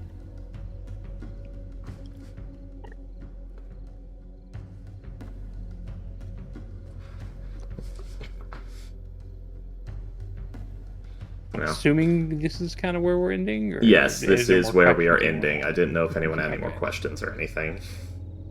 Torleth is just kind of contemplating things. Good to know. The emaciated woman, the emaciated, not emaciated, the frozen corpse-looking lady, sinks back into the snow as the day rapidly flies by. The sun sets, but it keeps getting darker until all is black, and you wake up in the morning. And that's where we're ending session. Okay. Nice. Yeah. Sorry, that took a little longer than I would have liked, William. That's fun. But Well, yeah. this was definitely interesting. Yes. Thank you very much, and you guys have a good night. I'll see you next week, I suppose. If I Yes. can. Adios. Hopefully. Yes. Cheers. Good night. But yeah, that is a very common thing, Freaky, where it's like, oh, this thing that should have taken 5 minutes took 3 hours. Oh yeah, I know. I cause that to happen quite often. Peace. Yeah, I didn't know why you wanted to go to the temple. I just thought we were going to pop in real quick, maybe do some stuff real quick, and then do something else. How it worked. Did not realize you had like a whole little like side journey you needed to go on. I was pretty sure they were going to want to invest in the temple. I just didn't know to what degree, so I was like, we'll probably be there for an hour. It'll be fine. Torleth was there for 7. Yeah, but I meant like at the table. Yeah. Alright, so yeah. Alright, good night. Bye-bye. Yes. I will see you guys later. Yeah. Yeah. Tamog, we're gonna be. I know the guys are jumping on 7 days tomorrow Wow. at some point. Live stream. Yeah,